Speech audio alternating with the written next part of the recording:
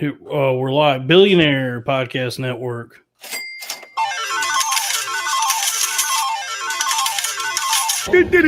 Fill her up. Welcome to Corn Fed. Did you like that? I like this. I made that myself. I'm somewhat of a Luddite.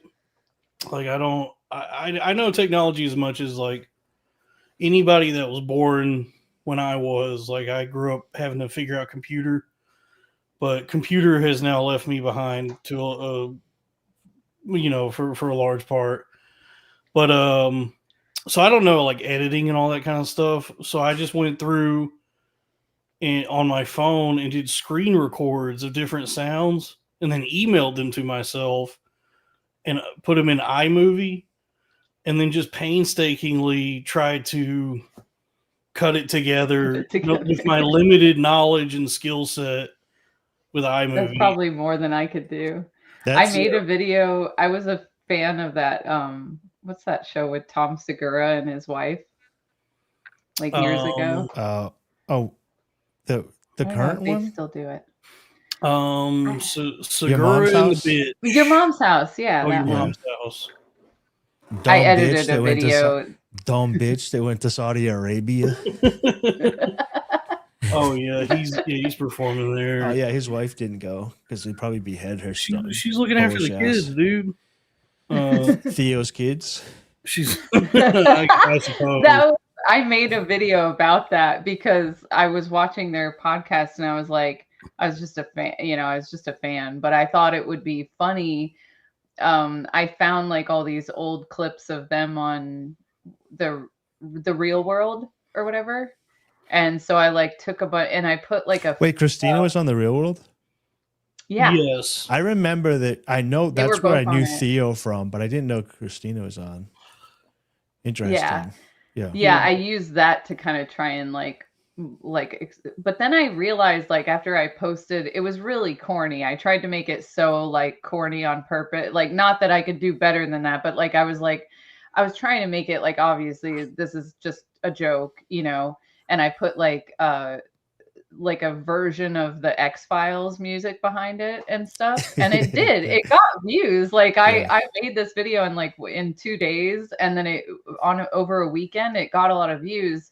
And then after a few weeks, I started to be like, I was like, they're actually married. And like, unfortunately, there's going to be people that watch this video and they're going to like think this is real because some people watch soap operas and they think it's real. Like they're going to just, so I like deleted it. Yeah. My mom is really upset with Victor from Young and the Restless. Right?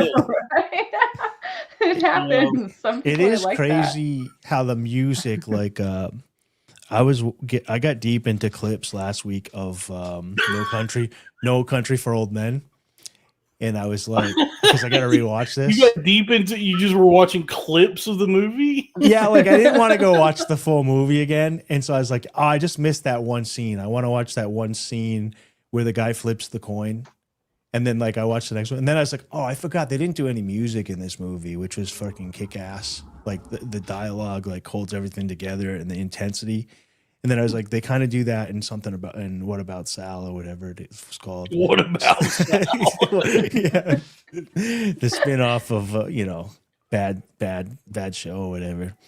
But I was thinking about the opposite of that. Wait, what is What About Sal? Is that a Coen Brothers? So are you saying Better Call Saul? Yeah. Oh, Better Call Saul. What about Sal?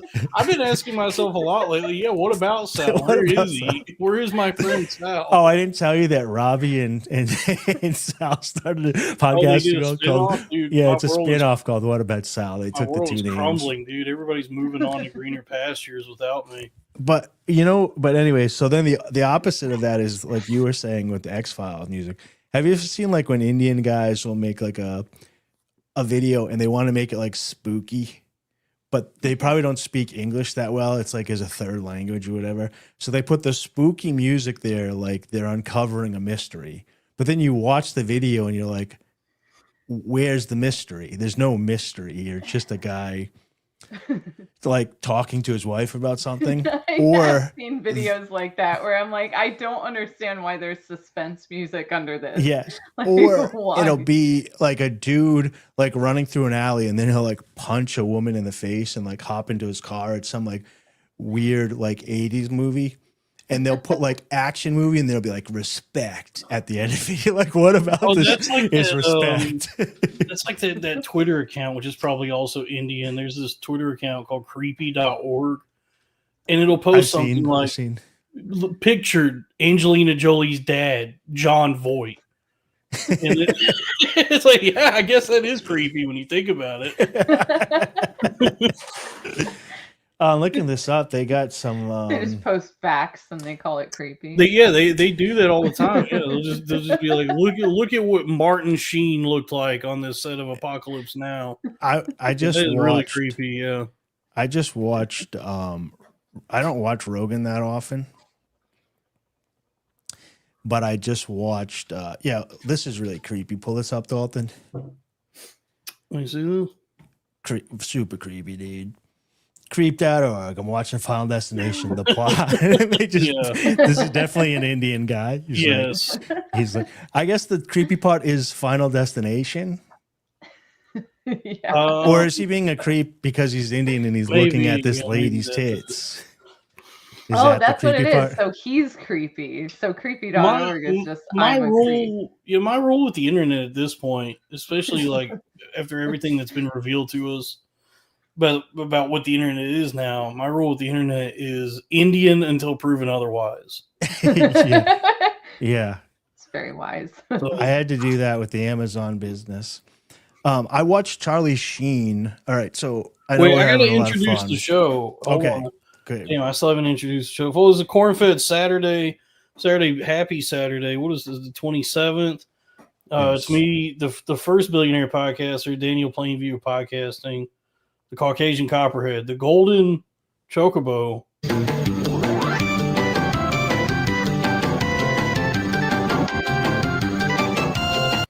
Dolphin Pruitt.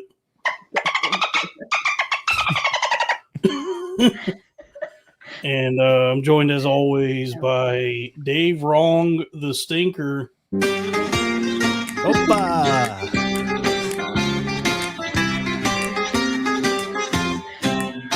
I didn't know you had theme music. We just started this. I've been playing with I got the soundboard going. I like that. And we're joined this week by Zora. Good God Almighty. Hello, Zora. Hi. Yeah, so I will What say, song was that? That is a he used to be in a band called the David Crowder Band, and now he just goes by Crowder, and he's a Christian music artist in Crowder, and that's his song "Good God Almighty." so that suits me. Perfect. Yeah. so good. This is a good segue into what I was going to say about. So with the rebranding of the Crowder Boys Get some super chats going. and everything that's going, thank you for the super chats. Oh, everything that's going on with the Crowder Boys. Sumo Dog. It's Squeeze's dog, Sumo Bear, and he's a sweet What's up, little dog. Sumo Dog? Shout out Squeeze's dog. What you braiding into tonight? Challah bread. The end of the Crowder Boys or the rebranding of the Crowder Boys, I think it's been good for you. It lit a fire on your ass. The show has got different sounds. You're all fired up and passionate about the projects now. Yeah, I think it might have been a blessing. What pure, unbridled anger and righteous indignation do for you creative. Harness it. Harness that energy. The energy of just being fucking pissed. Yeah. So Zora, isn't Zora? It's like the fish people from Zelda. I just made it up. When I first got on Twitter, I was trying to make like there's a scene in Amelie where she dresses up like Zorro. So I was just like, oh, it's like a female Zorro. Oh, okay. Yeah, because in the Zelda games, when you go to the water temple parts, the fish people it's the Zora tribe. Yeah, they're the tall, lanky fish people. Yeah. Ah. Yeah, in Breath of the Wild, they're pretty sexy. You know, it's Nice. it's such a good series. Now it makes me want to go play Zelda. I've never played that. I haven't played video games since like Street Fighter. Like Sega Genesis was like my last Oh yeah. Well, Zelda's era. cool. There's so many Zeldas. I mean, yeah, Breath of the Wild's the last one I played, and that was probably my favorite experience with any of them. Like out of all the ones I played over the years, that was the one where I said, "Man, I feel like I'm on an adventure." Was that the GameCube? No, the Switch. The last one I played, I actually rented a GameCube from GameStop or Blockbuster, one of those like spin-off things, because you couldn't really. I didn't own one. I didn't know where to get one. Yeah, back in the day, you could rent. You could just rent a console. I rented the console and I rented that and started playing it. I was like, this is super good. So then I actually went out and I went to like a record store that was like a thrift store, record store where they sell used stuff that wasn't GameStop, and found a GameCube, and then I got that game, and that was the last Zelda I played. But I was like, these aren't as good as the 64s, so I went back to 64. Yeah, GameCube would be Wind Waker or the Ocarina of Time, like Master Quest. It was the one where like the bow was different. Like you had to do a bow, and I remember being in this room where it's like circular, and I had to like shoot something in the I don't know. In the center. I'm not too knowledgeable, or I haven't played like that many. So yeah, I played Breath of the Wild a lot, and that's how I knew Zora. Zora's our guest now. She's not a fish. She's She met me a long time. I'm surprised. So where are the pups? They're behind me. Under her shirt. They're sleeping on the couch. I was gonna say dogs are a big get here. So I thought the puppies might be running around. Yeah. Zora, how is your sourdough game? Gimp gladly wants to know. I don't even know how to make sourdough. I bought a sourdough starter and I have not started it. So okay, do you make any kind of breads? No, I've never made a bread. I've made banana bread. That's a good bread. That's a good bread. Yeah. Oh, what's your favorite type of Gatorade? What's your favorite flavor of Gatorade? Oh, I know this though. I did have one. It's the not the orange one. I guess it's the blue one. The blue correct. one. Correct. Good answer. You passed. Yeah. I failed. That's good. When they asked me my favorite Gatorade, I said Fierce Grape. So I guess you're supposed to say the color, not the flavor. Philistine. Yeah. So everybody says the color. I'm like one of the few people that said did Josie say the flavor too? I can't remember. I think there was one. Might have. We have one other person that said the flavor. Most people understand that it's colors. There's certain things that's colors, not flavors. Gatorade. Gatorade is colors. Yeah. Popsicles, like those popsicles, the freezer pops, the tube. That's colors, not flavors. That's Hawaiian Punch. There's a few different things. Yeah, the white Gatorade is good too, though. Yes, the cum Gatorade is pretty good. There's ice. Yeah, there's one that's like a milky white that does kind of even. Dude, you know what? Good. So they need to start making Celsius with no caffeine in it, because some of the flavors they have, like that's called soda. They have one that's like mango marshmallow, pineapple, like whatever, like all the flavors. The pina colada one.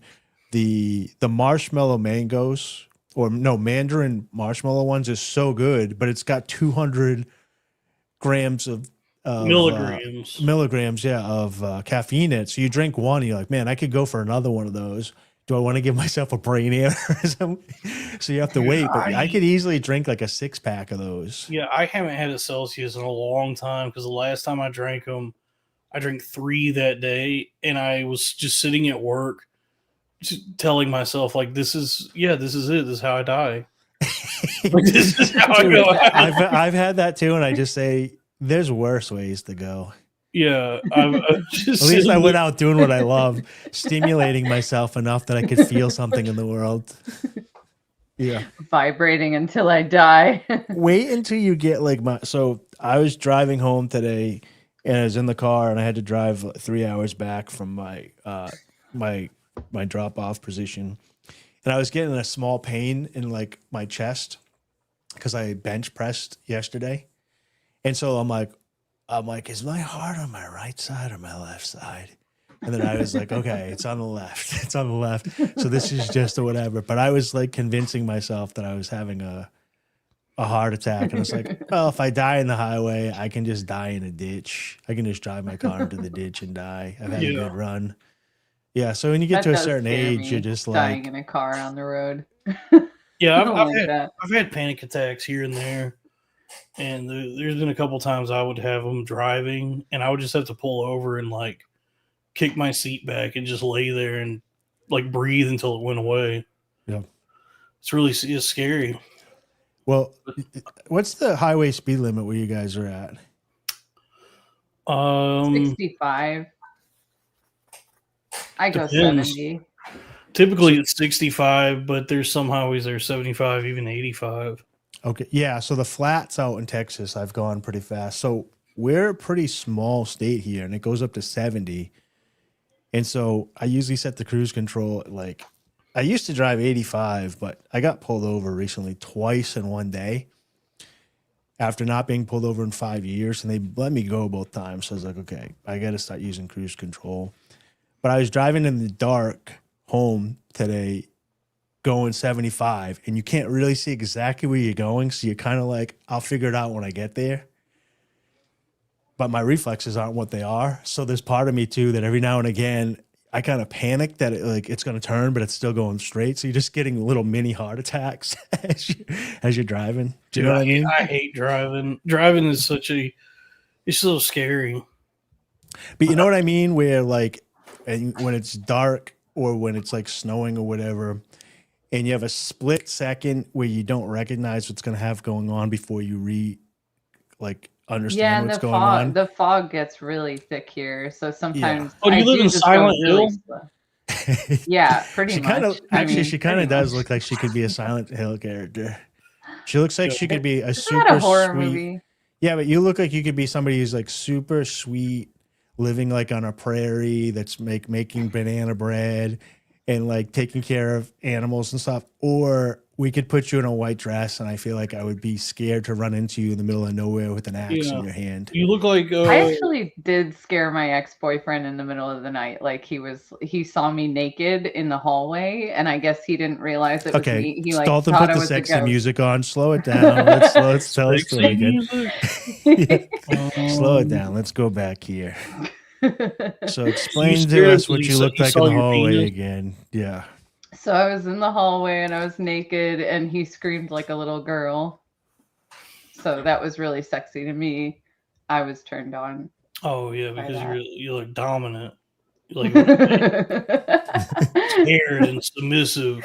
But he did, and he Peaky. didn't get over it for like, it took him like 5 minutes to be like, oh, you scared me, like as if me being naked was something I did intentionally to freak him out. Girls is scary, and I do get pretty scared. I'm not scared by breasts, of course. So breasts are cool. That's good. But between a woman's legs, every time I'm just like, whoa. That's It fair. is so scary. That's fair.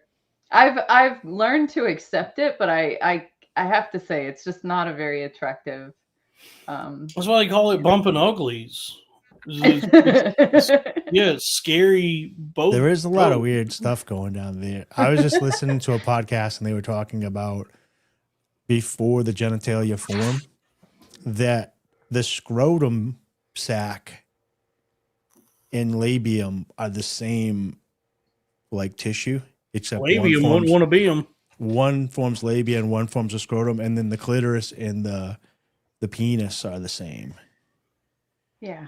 So the penis I've heard that. grows The same from kind of the tissue. clitoris. Yeah, and then some of us, and some women have large clitorises, and some men's penises are like large clitorises, but they're tiny penises.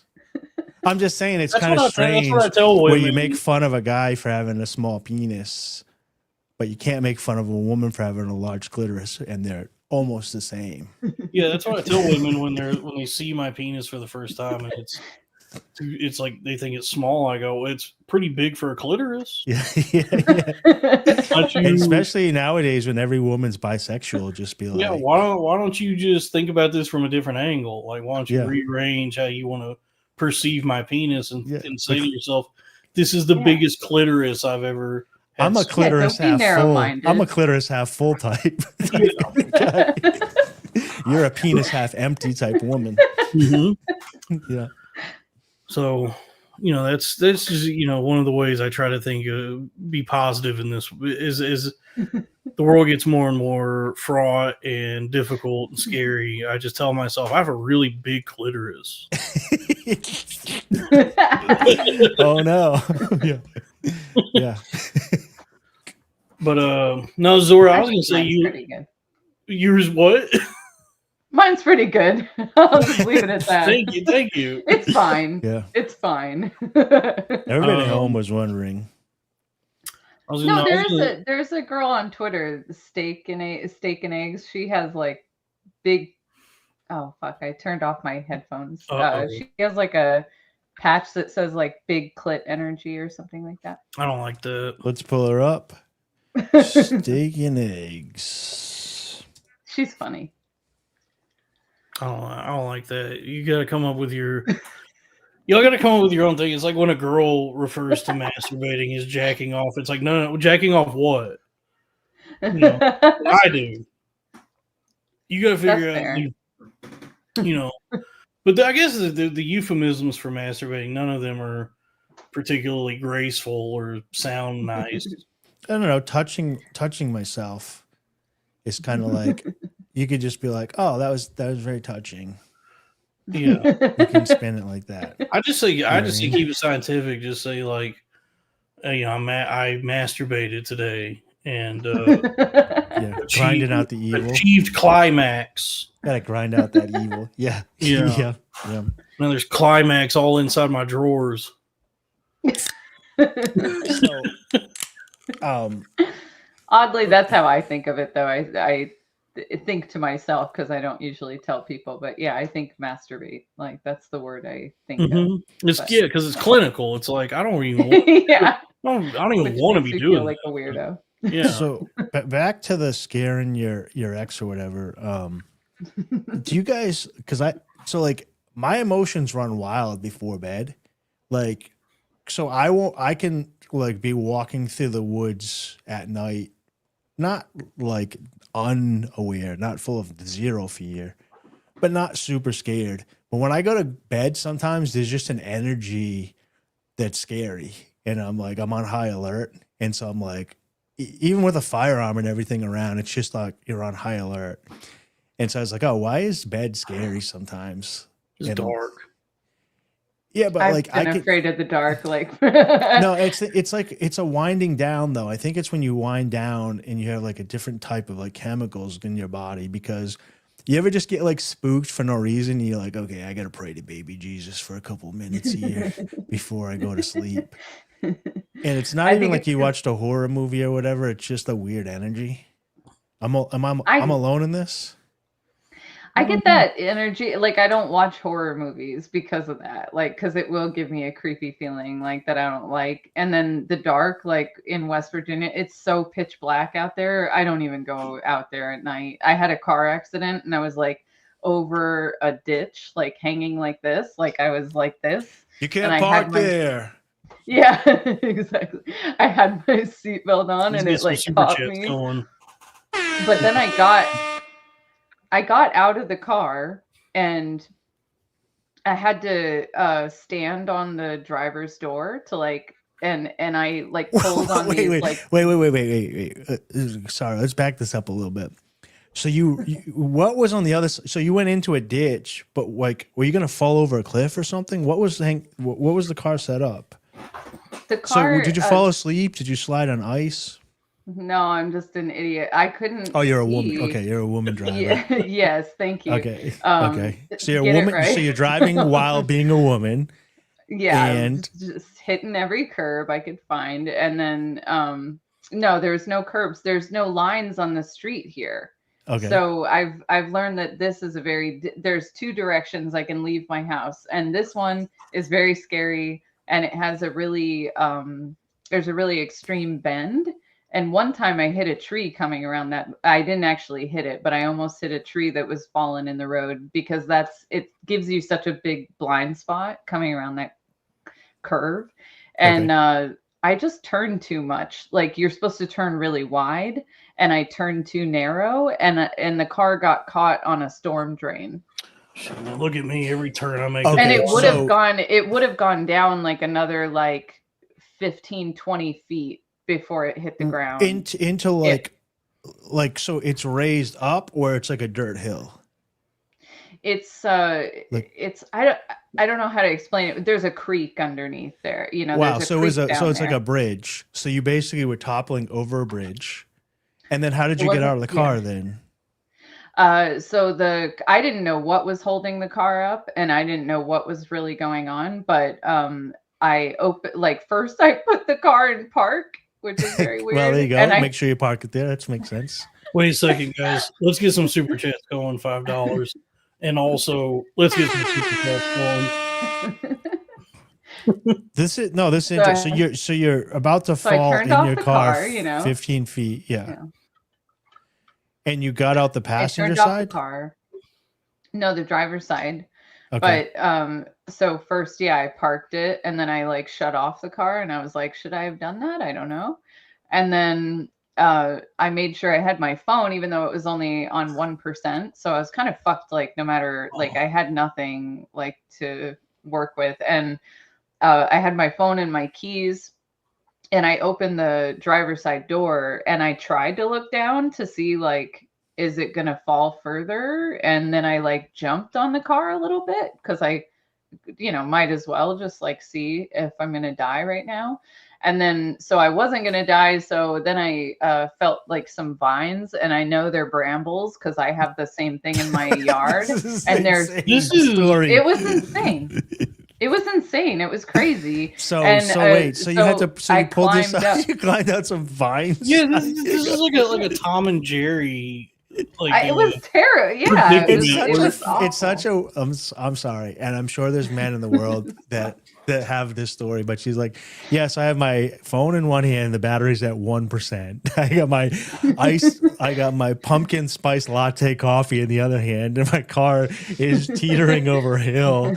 So I grab some vines naturally, and I crawl out. So what did you have to do? Get in the road and like flag a stranger down? There was no one. I mean, there's a house like down the way, so I walked until I found a house, but it was quite a ways away from where I was at.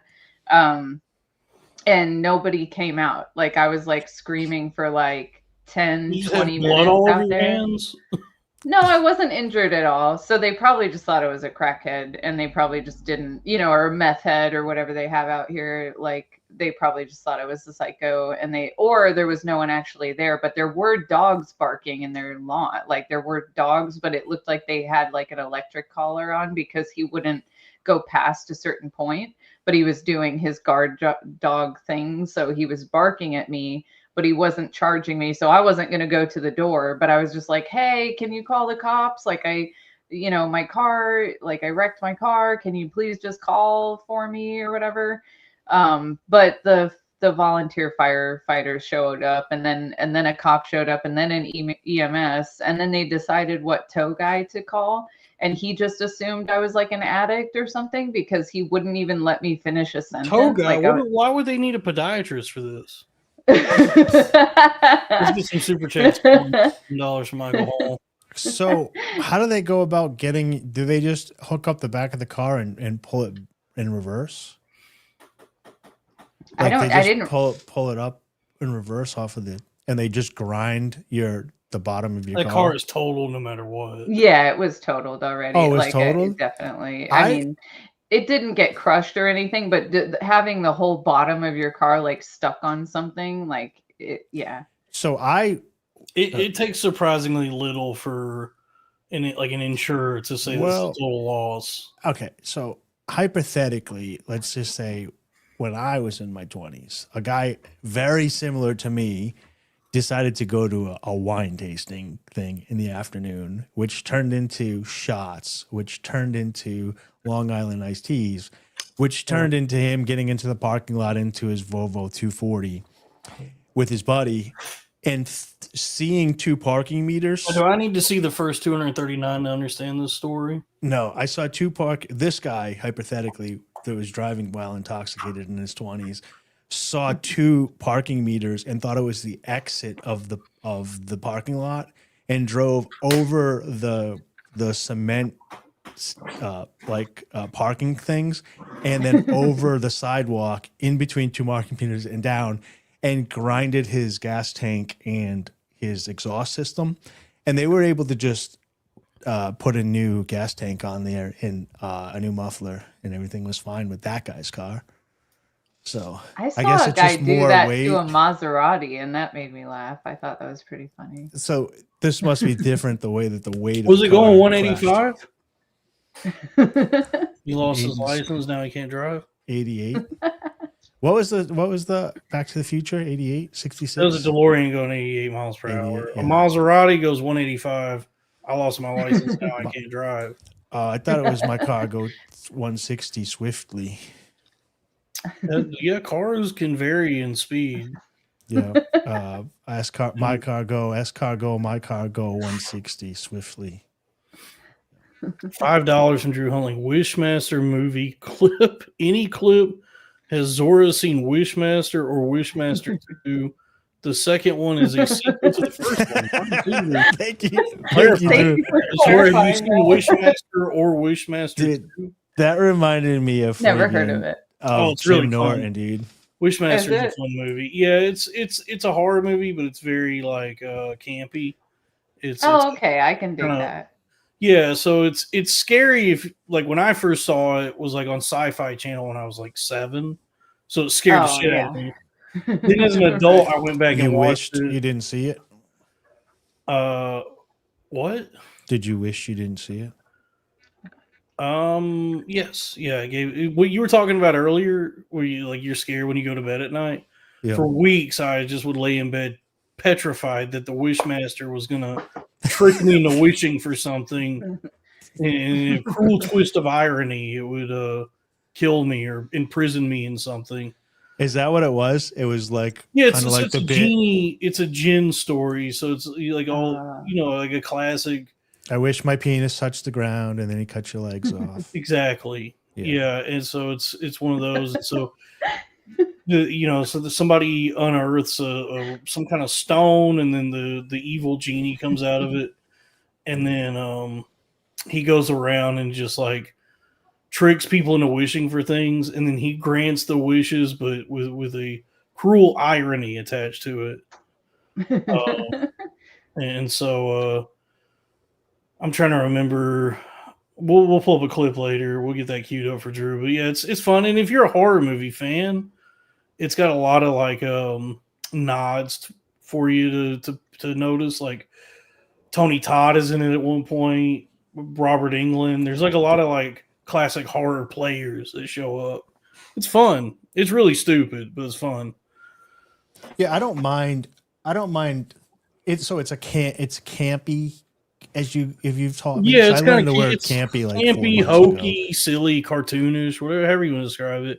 To Yeah. me, it's not it's a horror movie in as much as that is the genre officially, but it's not something that it instills any fear in me. I watch it and I go, this is tonally, this is horror. It's scary, I guess, in the way. But it's obvious. It feels to me like the movie's just supposed to be fun. I don't know. Where's Dave? I don't know where Dave is going. Zora, I was gonna say you do kind of look like White Wednesday. Yeah, I Looking used white. to. Yeah, some people used to call me that because I like doing the braids, but it's really just because there's no other hairstyle that I can do, or just have my hair down. braids Yeah. look cool. That's a cool look, and you don't really see that. The only place I've seen is Wednesday, and it's 15 years old now. But the Coen Brothers, True Grit, they did a True Grit 15 years ago, and that Haley Steinfeld, She's the Okay. main girl in it, so she's like a teenager in the movie, but she has that same braids going on. Oh, Oh, dog. he woke up. Oh, now both of my co-hosts and the guests have walked away. Oh, Dave is back. What does this say? $20 from Bill Parsons from Odessa, Texas. Odessa is where my high school marching band would go have. That was where the area competition was. Like you go to regionals and then area, I believe, and so we would go to Odessa to compete against other marching bands to see. I don't really understand how it was judged, but I guess like who was the best at band. And we would go to Odessa. It's not a fun town. It's in the middle of the desert. Shout out Drew, the homie, and Sumo Dog, and David's concrete, not cement. You are correct. Thank you, Bill. What? What was he talking about? A baller? No, the bollards, the like the parking things. One's got sand in it and one's got gravel and water. Satyagraha. Gesundheit. Oh, I was listening to I've been catching up on Lemon Party because I've been doing so much driving. Oh, you've been blowing old guys? Yeah, I mean a couple old guys running a train, human centipede on one another voluntarily. But they brought up Bill Maher. They love Bill Maher. And then they brought up Mariska Hargitay? Yeah. And they were talking about how her mother has a documentary about her. No, Mariska Hargitay made a documentary about her mother. Yeah. Well, that's what I mean. Like they're talking about how the documentary is about her mother, and then she's in it. I didn't know who did, but I didn't know who she was, and so I looked her up. And because I just didn't understand the lore over the last on the 20 Crowder years, you haven't seen a single second of Law and Order. No, I haven't. I was an NCIS guy, and then I stopped watching TV, so I don't have a TV. Okay. So NCIS has that goth cutie on it, so I get that. Oh yeah, Abby, yeah, Jethro. You got the goth computer whiz. Yeah, and so, but anyways, so I was listening to the lore of them and all that stuff, and I was like, it's so hilarious how many people that are extremely online know all this other stuff, and then if you bring it up to anybody else in the whole world, they have no idea what you are talking about. Yeah, I have like an encyclopedic knowledge, or at least like a directory in my mind full of absolute nonsense that doesn't benefit me or anybody, just completely useless information. But it's a lot of it. Like anything going on the internet or on TV or whatever, I'm at least aware of, if not intimately knowledgeable. Well, her name is so Mariska Hargitay. But Mariska Hargitay has been on Law and Order for, I think, like 20 years now. So. Yeah, I know who she is now, and when I looked at it, I just never knew her name. But her name is so strange to say that I just thought it was a bit, and it's an actual name. Mm-hmm. You know what I mean? Like, just look at the spelling. Well, that's the joke. I can't believe I got to explain the joke. I know that's the joke. The joke in the Love Guru. That's the joke in the Love Guru. Is her name sounds like some Indian nonsense, like mantra type speak, and that's the joke in the movie. And they burn the joke so early in the movie because it's like within the first 20 minutes, he says it to Mariska Hargitay, and it's like. That should have been saved for the end of the movie. That should have been like the big punchline at the end. Yeah. But now that you've kind of ruined it already, and we still have another hour of this Mariska Hargitay joke that you've already kind of, seen to its conclusion. It's a bad movie. I forgot about most of that stuff, and you jump into the Crowder Boys, and there's just like a bunch of like. Oh yeah, we callbacks and stuff. We've just totally stolen it, and we just say it to each other nonstop now. Yeah, so like you just are like, okay, whatever. I don't need to know every meme that goes on the show to enjoy it. And so then it came up. The show doesn't even exist anymore, so you don't have to. It's a fresh start. I thought that. All right, I didn't know. I thought you were keeping the show, but we are keeping the show. So anyway, that iteration. Forget it. We have a guest. Zora. So Zora say to you for you to agree to be on the show. Will you be on the show? Oh, nice. See, it's as simple as that, folks. It worked. It worked really good. What is the dog? What's your dog's name? Drew wants to know. That one is called DAO. DAO. You know, Oh, like crypto. Like what does DAO mean Sure. again? It was like D. No, I was going for the Tao Te Ching, which is actually the title of that book is spelled TAO.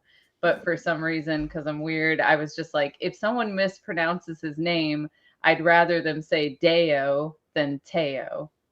I don't like Teo. 6 foot, 7 foot, 8 foot bunch. DAO is also decentralized autonomous organization. Yeah. Oh, Yeah. see, I didn't even know that. Yeah, I just thought it was the Buddhist way of saying the way. That's it is with Tao. No. The TA, yeah. But So wait, Tao, are you Buddhist? Oh. I was She's- raised a Scientologist. So this is why I Whoa. wanted to have her on the show because if I didn't know if you wanted to bring this up, but I mean, there's many don't reasons I mind, wouldn't have you but, in the show. you know. But the fact that you were raised Scientologist and you're no longer there is a great segue to ask a ton of questions. How fun I don't is know it? Tom Cruise. Did you get to work on a boat? I wish it wasn't that much fun. No, I really so like if I were to tell you things about it, if a Scientologist were to hear me, they'd probably go like, "Oh, she didn't even study Scientology." It's just that I was raised with it, so I know a lot about it culturally. I know how they talked about it, and I did all the like children's courses. But by the time I was a teenager, I learned how to trick the e-meter. Like they would make you use the e-meter, which is like a version of a lie detector test technology, but it just works. It's a thing from Dave and differently. Buster's that you sit down and you hold on. You put a quarter in, you hold the two silver things. Yeah. That's exactly what it was, just reappropriated for this reason. And so you had to do it just for the school that I was going to. I was going to like a Scientology school, and so you had to like attest to things like if you finished it was kind of like homeschooling where everybody went at their own pace. So you had to do like a check sheet and study your textbook. And at the end of the check sheet, whatever you had to do, you had to like attest that you finished it. And I learned how to make the machine like let me go. Like if you achieve a certain result, they'll say like, okay, you're done, you can go. And I also did that in like a Dianetic session. You just proved my mind, by the way. So like in school, when we take a test, Yeah. it's because we're attesting to the knowledge. Yeah. No, Dalton, did you know that? That's like Hotep etymology that you just did, where you just like take a word and break it down. No, but that's what she's saying, though, right? Am I wrong? Am I misinterpreting that? I think it's pretty close in the meaning of it. I don't know if those definitions totally align, but I bet it is. I close. did just white hope that. Yeah, when you attest to the truth, You take a a test. test, and that's how you the truth is the right answer, and that's how you attest. Did you? Yeah, basically, Yeah, a I test would means to affirm to be correct, true, or genuine. Oh wait, Zora, To certify a signature. Oh, so yeah, you take a test, you attest to something. Wait, Zora, can you real quick? Can you explain that? Can you explain Tao again? Yeah. What, the dog? Just like no, you said it's like a Tao. What? The Tao Te Ching, which in Okay, thank you. I knew he had something ready. it's the legitimate title of the book. No, I have it. I have the Tao. I have one of them. I have the Tao of something. I have a book, which is Tao like of this Steve big. with Donald Logue. I have it. I have that book. I can show you. It's a real I've heard book. of it. I've heard of it. So It's- did you were you made to, or did you ever read any of L. I Ron's don't. I novels? lied. Yeah. Well, no, not a novel. I've never. Oh, I've never read his fiction. only the I got my green religious. screen on. Oh, only his gospel scripture. Yeah, only his God. Yeah, because when I was a teenager, I bought a copy of Battlefield Earth Oh and his no. Art of Peace. I I have used to this. have that in my purse, that exact book. So this has got a lot of stuff about the Tao in it. Yeah, and Yeah. I tried to read Battlefield Earth in about, I'd say I made it about 100 pages, and I said, this is a big piece of shit. Worse than the John Travolta movie that everybody was mad at me. The saying movie it was might terrible. the movie might have some redeeming value just because it's like so Because it's so goofy. kooky. The Yeah. book it is just a slog, man. It's he had no presence of like how to at least just edit. Dude, it's such a big book. It's just like there's so many words that say that amount to nothing. It's such a like boring big pile of shit. And I guess Yeah. it's like he's like filtering what would be his either. I don't know. Did he write it before? I think he wrote it before he came up with Dianetics and all that. But it's I have no obviously. idea. I think it does read like it's almost similar to like we're trying to read Ayn Rand, where it's like, oh, this is like some weird religious or religion or philosophy that is being filtered through a novel. Yeah. You know, and so yeah, just Dianet. I guess like Dianetics is where he really refined his thoughts and his skills. Some people are really good at it. Stephen Pressfield, as an author, one of my favorite authors, he wrote 300, but he also has. That was written by Frank Miller. Well, oh, it was. So Yeah. what was the? Oh no, he did Gates of Fire. Sorry, he did Gates of Fire, which is similar to the 300 story. And then he wrote a book called The Art of War, not The War of Art. the War of Art, whatever. Yeah.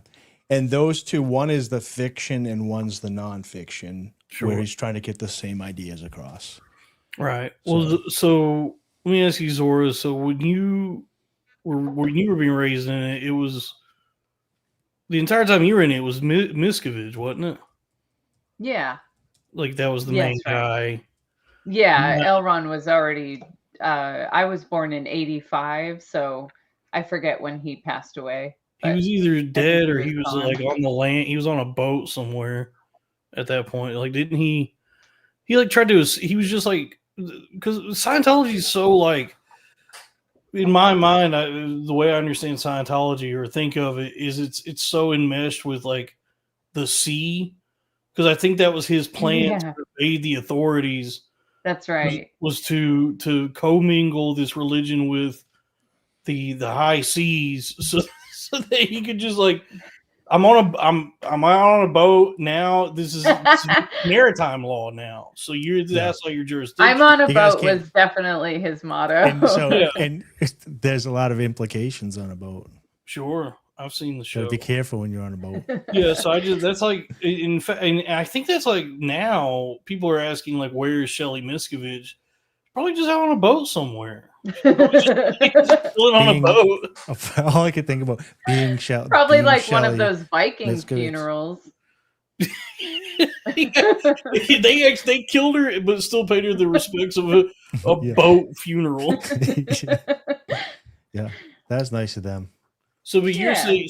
saying you were raised up in it, and Yeah. it sounds like there was a time when you were a kid that you at least either believed it or were forced to, but you were pretty much like had seen through the ruse by the time you were a teenager. Yeah, that's what happened is like I was like, I am not that smart and I'm tricking this e-meter thing they have. So come on, this stuff's gotta be bullshit, right? Like I was like, I'm not I mean, if I can figure this out, like You were what the hell clever is enough going to on here? you were clever enough to figure out. Well, if I'm this stupid and I can That's get one right. over on this religion, then this must be. I swear to you, that was exactly my thoughts. Was like that's where it started. Was because all I had to do was imagine a field of grass with bunnies hopping in it, and that's what would get me a floating needle. And I was in a Dianetics session. I did it at school a few times, and that kind of started shaking my like. I was sort of like, "What's going on here?" And then and maybe I actually completed the coursework properly, so maybe like both was true. Like, but then I was in a Dianetics session, which is like Dianetics is basically psychoanalysis. I mean, with his own backstory to it, like he tells you about why your bad memories harm you or affect you, but it's basically psychoanalysis. Like later, I figured that out. I was like, But oh, so you're isn't it telling me like he just kind of ripped off psychoanalysis and rebranded it, and like, yeah. And then he also made a book called The Way to Happiness, which is the 10 Commandments. Like if you read it, it's literally just the 10 Commandments. it's an incredible con job. Like he was Yeah, yeah. one of America's great confidence men. Much like Joseph Smith or Yeah. It was like now that. Sam Altman and Peter Thiel would be like the guys now. The thing is, like That guy's scary. Tom Cruise, Will Smith, they don't. Do they admit to being in it? Or they don't? Tom Cruise does, but I think like Will Smith has a Scientologist vibe. Yeah, so Will Smith, and then Chef from South Park, right? That's true. That's another thing. They do pretty well. So there is some sort of like hierarchy, and there is some sort of proof. So like if you can get to like middle management in Scientology, I can see why you might stick around, because you're like, okay, there is some like proven people in this. Yeah. If that makes sense. You're just swabbing the deck like one day I'll be the one. I'm going to be in Bad Boys 4. I know it. I'm going to be an extra in Mission Impossible 27. There's actually a lot of kids that I grew up with. Any of the kids that had money ended up going to LA to try to be famous, and then they got hooked. Most of them got hooked on heroin. And then no, this was Florida. I'm from Clearwater, Florida. Oh, that's like the home base. That's HQ. Yeah. Yeah. Oh, do they call it Clearwater because you're clear? You going clear? I wouldn't doubt that they're related. No, I mean, like it's a military naval organization board. So like he used like a military, like all the titles and stuff are pretty much like a military system. Yeah, he was like he was run like a business. Was it Elron? He called himself like an admiral or a. Yeah, he said he was. Yeah. And like, did he fake his death? No, was there something with him faking his death though, for the second in command, or something like that? No, I think he just died. Yeah, I know he's supposedly dead now, but I think there was something that happened between the higher ups at some point where they had to like hand it over without it looking like there wasn't supernatural people involved or whatever. I remember something. I'm just remembering back. I don't know anything about the queen from King of Queens was on Rogan talking. Elron died, and then David Miscavige took over, and David Miscavige like brought Scientology into like the next the higher echelon or whatever, because like all the Tom Cruise years have been with Miscavige. Like Miscavige was the one that I think like when Tom Cruise was starting to kind of distance himself, like. He was in London filming Eyes Wide Shut with Nicole Kidman, and Miscavige was very aggressive about getting Tom Cruise back.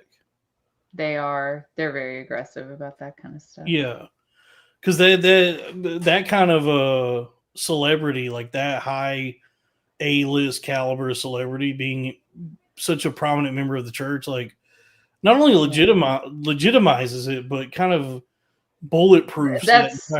He's like the Jesus. That's their whole thing. Their church. Yeah. My theory, and this is just a theory, I never saw it myself, but my theory is that if, let's say, Travolta is super gay and likes to grab butts in massage chairs or whatever he did, like let's say that he's that type of guy. These people are so valuable to them that it doesn't matter how they practice Scientology or if they're ethical per the rules or whatever. They would probably just have a whole team around them, give them whatever they wanted. Oh, you want gay sex? Sure. Like have the gay, but socially, culturally, it's not, you know, they wouldn't be okay with that. But like if you weren't a celebrity, but if you're a celebrity, I'm pretty sure they just tell you, oh yeah, Tom Cruise, you're doing Scientology perfectly, you know, and like, yeah, John Travolta, you can suck all the dicks you want. Like that's L. Ron Hubbard would have been really proud of you. You know, I don't think that there's Wait, so like, you're trying to tell us you there's know. no ethics involved in Scientology? Well, it sounds Only like if you're poor. If you're poor, then yeah. But Then they it shame sounds you. like no. What I'm getting from this is just an understanding of like the right way to do Scientology, which is become famous first. Yeah. that's then- exactly correct. Then Yeah. do Scientology to bolster your own station as a famous person. So Well, it I gives was you trying like, to think of it like a chicken and the egg. So, which came first, like Tom Cruise's rise to Well, fame or so- Scientology? the fucking church is the Scientology Celebrity Center, so I think they target celebrities. Yeah, like if you're not Jewish and you want to get some power in Hollywood, you join Scientology. Well, so I heard that he was dyslexic, and here's what Scientology does do really well is like there's You cure dyslexia? yeah, like there's a high, like they highlight literacy. So like if you have problems reading or like you have maybe gaps in your education where you didn't get like that good of an education, they'll make you feel like you're fixing that. Like and I did see an interview where he said that his dyslexia was corrected through that. I will So, say, I don't know. when he went after Brooke Shields for like big pharma medication or whatever, I was like, all right, I kind of like this guy. Do you think all that stuff's bullshit? It's they're first not world wrong about problems. that part. Yeah. Yeah, you know, they hit on some things correctly, and then other things like the rampant sexual abuse and covering up of that. That's right. Well, that was That's all crazy. that's bad. You were telling me that they don't really see age of consent in the in Scientology. Oh, you thinking about joining now? Here's what I'll say. I'm not a Here's what I'll say at about all. that is they believe in past lives, and there's a gray area there because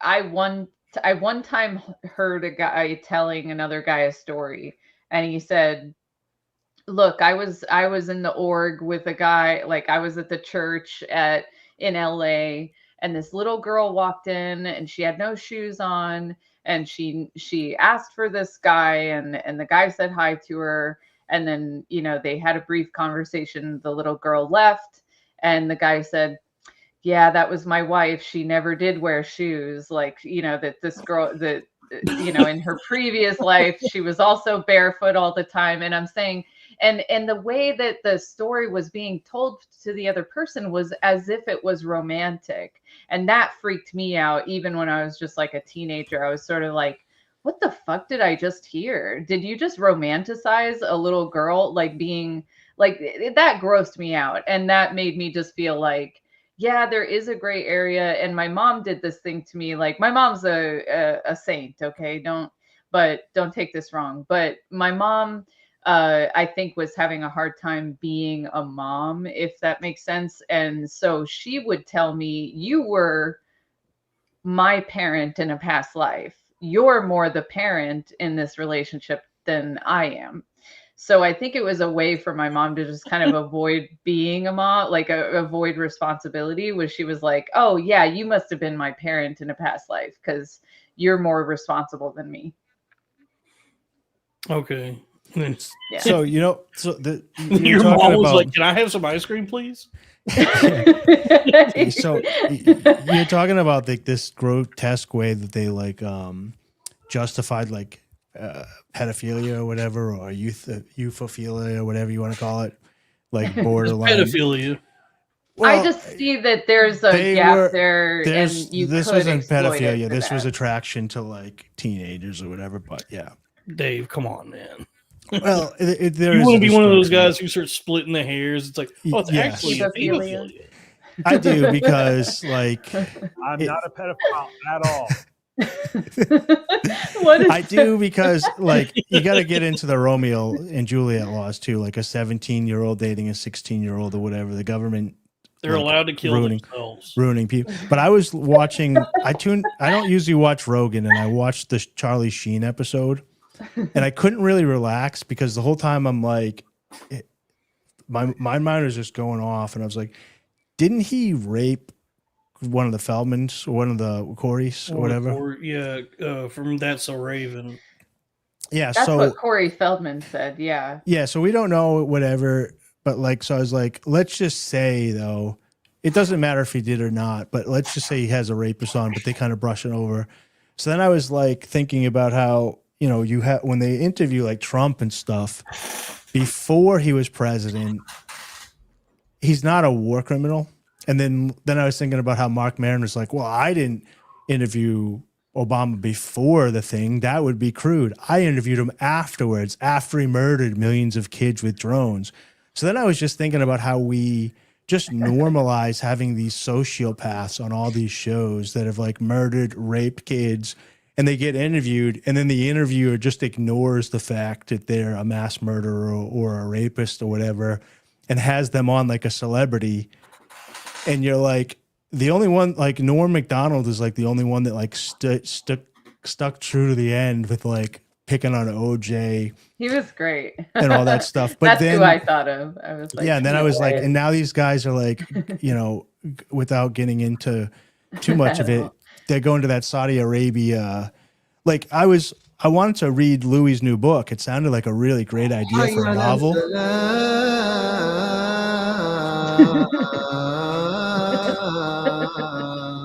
Louis' new book sounded like a really good read for a novel. And it's like, well, now I don't really even want to buy your book because all the stuff you talk about integrity over the years is I kind want of to buy scummy. any book written by a comedian. Although Norm's book was good. The premise is the novel of the idea. The premise is pretty good. The story is about like a farm boy that was 10 years old whose father dies and his mother is so distraught but they're so like just poor and whatever that they just say after the father dies or whatever, the mother just tells the 10-year-old boy like, go away, you just be better off on your own.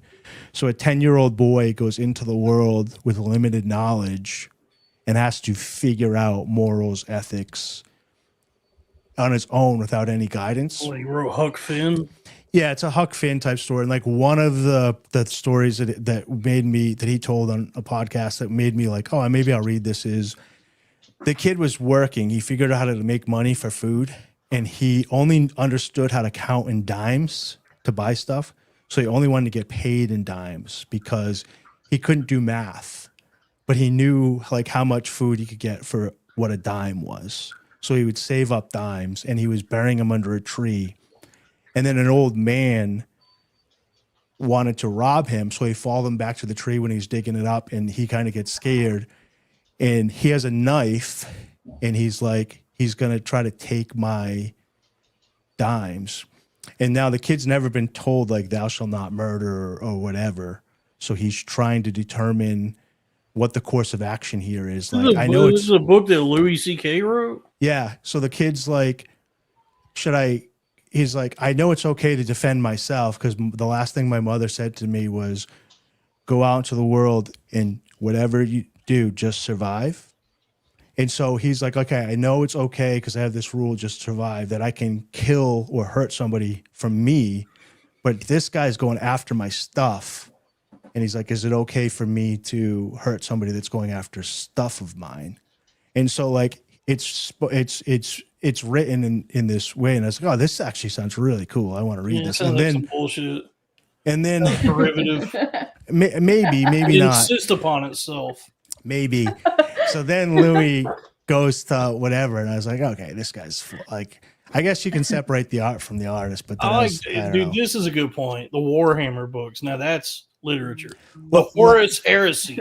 Last thing to dot and put a T, when Shane was charging for Patreon and Louis C.K. gave him a big talking to about money, and you know what I mean? Like, oh, what do you need the money for? Why are you charging these people? But then he goes and takes the money to perform in Saudi Arabia. It's like, what's the How do you square that circle? Is he saying like it's okay to take money from them because they have so much, so steal all you can from the rich without any integrity? Or You don't no. Louis is a performer. He presents himself in one way to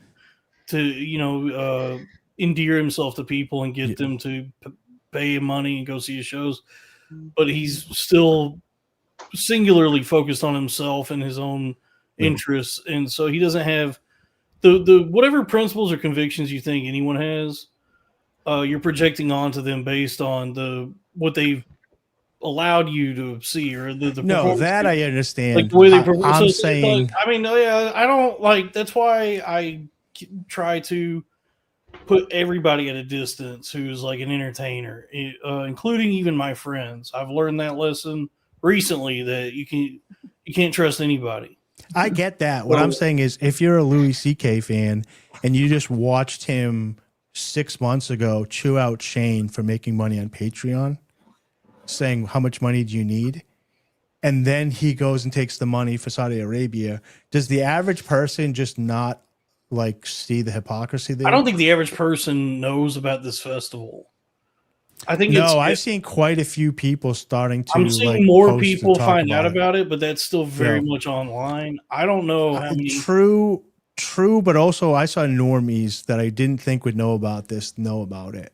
But you're right. The average person in day-to-day life does not know. You're right. Yep. Yeah, the average person will look at that flyer and go, "Damn, I wish Gabriel Iglesias would come to my town." They're mad that he's going to Saudi Arabia because they just would rather it's like, oh, he doesn't come through Tampa ever. Why is he going to Saudi Arabia? Yeah. Oh, I can't even get a flight to Saudi Arabia to see him. Yeah. I can't afford the flight to Saudi Arabia, or I would go to that show. Zora, by the way, I want to ask Zora, did you didn't ever encounter Danny Masterson, did you? I actually did meet him when I was a kid because I was friends with this rich girl. No, not like that. That's treacherous. Be a woman in Scientology standing face to face with Danny Masterson. Yeah. No, this girl that I knew from school was very wealthy and lived in the same neighborhood as him. I didn't know. I was at her house, and a friend of hers called and said, come over to my house. And she goes, oh my God, we'll go over to his house. His brother is Danny Masterson. And I was like, oh, wow. Okay. And so we just, we're like, let's see, we're 13, I guess, 14-year-old. And the kid that she was friends with, his little brother was around our age, but a little younger, I think. The one that was on Malcolm in the Middle? Huh? The one that was on Malcolm in the Middle? Was he? There's another Masterson. I didn't know. Yeah, because I saw him DJ in my college town. Which one was he? Oh. Francis on Malcolm in the Middle. Oh, Francis. Yeah, I didn't know that was his brother. After his career washed up. I love that show. After Malcolm in the Middle, he got into DJing, and I saw Danny Masterson's brother. I think Bryan Cranston was actually better in that than he was in Breaking Bad. You encountered Masterson. I saw him jump into his pool that was in his backyard. Like we were in the backyard, and then like we were just hanging out with his little brother, which I didn't even know his little brother was an actor. Like I wasn't in this circle because I was a poor kid in Scientology, which is like a whole other thing. Right. If you're poor, you're not even really a Scientologist. Yeah. But like, I was hanging out with a wealthy girl, so she kind of knew this person, and we were just in their backyard, and then his brother came out, Danny Masterson came out and jumped in the pool. I'm happy that Ashton Kutcher didn't murder you. Kutcher. Yeah. I'm happy that he didn't murder you. Was this when that 70 show was on? Yeah. Oh. Like I knew of like his name. Like I knew which 70 show, Dalton. One on Fox titled That 70s Show, starring Danny Masterson. Oh, that one. Okay. Mila Kunis, Laura Prepon. I think this happened because I think this happened in like probably the 80s or 90s. Not Joanne Rupp. Who Mila else? Kunis. Ooh, That's it. yeah. How crazy is it Are that they still like married Deborah again? Jo Rupp is her name. That's her name. what? they are still married? It went Okay. full circle because if he didn't marry her, it's kind of creepy the stuff that they were doing with the age difference. And then Yeah. he was like, starts thinking, I'll date a really old lady and I'll be the one taken advantage of. So it'll get the heat off Yeah. me. And then I'll swoop back around to the girl that I had pair bond with me and I'll marry her afterwards. What does this mean? Go It's dog. almost then- biblical. Is And the then only Bruce Willis made out the best because he just shut his brain off so he didn't even have to think about his ex-wife being with him. He's just like, I'm just shutting my brain off. Do you know? Yeah, and Zora, do you know the whole like sorted? Because I followed this because I like music. I like songs. Do you know the whole like I guess like the sordid affair that eventually brought Danny Masterson to trial? No. I just heard I heard he was accused of rape, and almost like I didn't really read that deeply into it, but there was a lot of weird stuff going on between like the teenagers and the 20 somethings when I was in school. And there was a lot of like drama, and it was kind of like a box of hamsters crawling all over. Like everybody was sleeping with each other. Like it seemed like a lot of people were cheating, and there's a lot of like they're not cool with homosexuality because of promiscuity. Like if you ask them like a bunch of, well, why is that? And it's like, well, it's because it's promiscuous. Like it tends towards Yeah, they don't promiscuous settle behavior. down. But then when you look at how all the straight people in Scientology behave, they're all being promiscuous. So it's the same type of ethical issue, you know? So. Yeah. Well, Except one's an followed- abomination with God. I was kind of following that, Which as they it don't was- really care. Like they don't really care if you believe in God or not. I was kind of following that as it was developing because I like songs, and two of my favorite bands are At the Drive-In and Mars Volta. So the lead singer for both those bands, a guy by the name of Cedric Bixler Zavala. The entertainer. Cedric the Entertainer Zavala. Yeah, and he got into Scientology how many years ago to try and quit smoking weed. And while he was in the church, that's where he met his now wife. And I only knew of him because I love those bands. And then one day that Leah Remini show was on, and she was interviewing him. And I was like, wait, why is that the drive-in on the Scientology show? And so come to find out, he just in getting to know his wife more, and she started opening up about what she had experienced in the church. He was the one who told her. He said, "So I hate to break it to you, but it sounds like you and a lot of your friends were raped by Danny Masterson." And I guess like because of the way the church is, or the way it kind of indoctrinates you or whatever, they just didn't realize that that's what was happening. That Danny Masterson was just like full on abusing them. And so like he decided to take a stance to like go to war with Scientology, or he was trying to bring him to justice. He was like very outspoken against the church, and that church just like tortured this family for years. And to the point where I was like, are we gonna get a new album soon? He was like, no, because battling the Church of Scientology. I have a question. So not to be like insensitive, but like, was it statutory rape? I don't know. I think it was like full on. Like, so how do you? It might have been children, but it was also like he forced himself onto them. Well, this is why I was curious, because like if it's statutory rape, then I can understand how you can manipulate somebody into thinking it's not rape. But if it's forced rape, did he go into why she didn't realize she was raped? I think it just had something to do with just the fog of the religion itself. Just or maybe she was so traumatized, like it was just something she didn't want.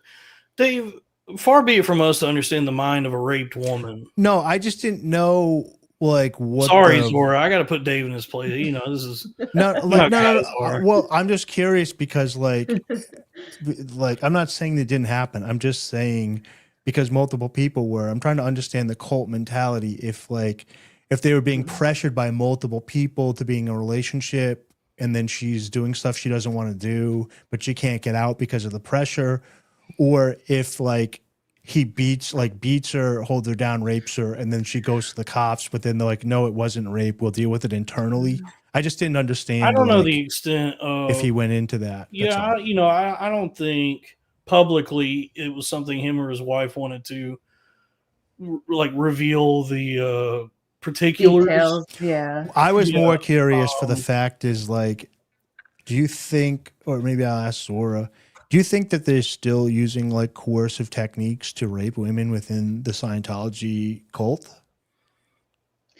Well, like I think of it like the thing there's a like power. It is like power dynamics. I hate to sound like all modern about this, but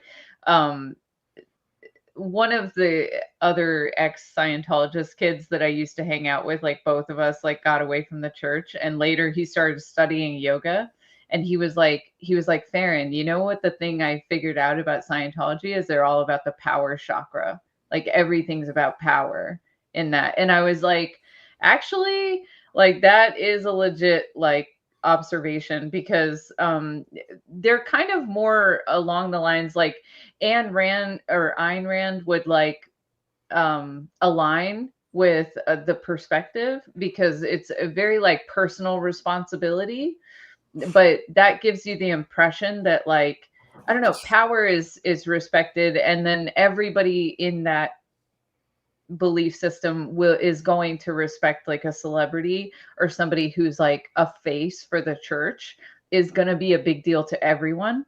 So like if a girl feels like she's been violated by a guy, but he's a celebrity in Scientology, you're going to be like, no one's going to believe me. She already knows that like everyone's going to be against her.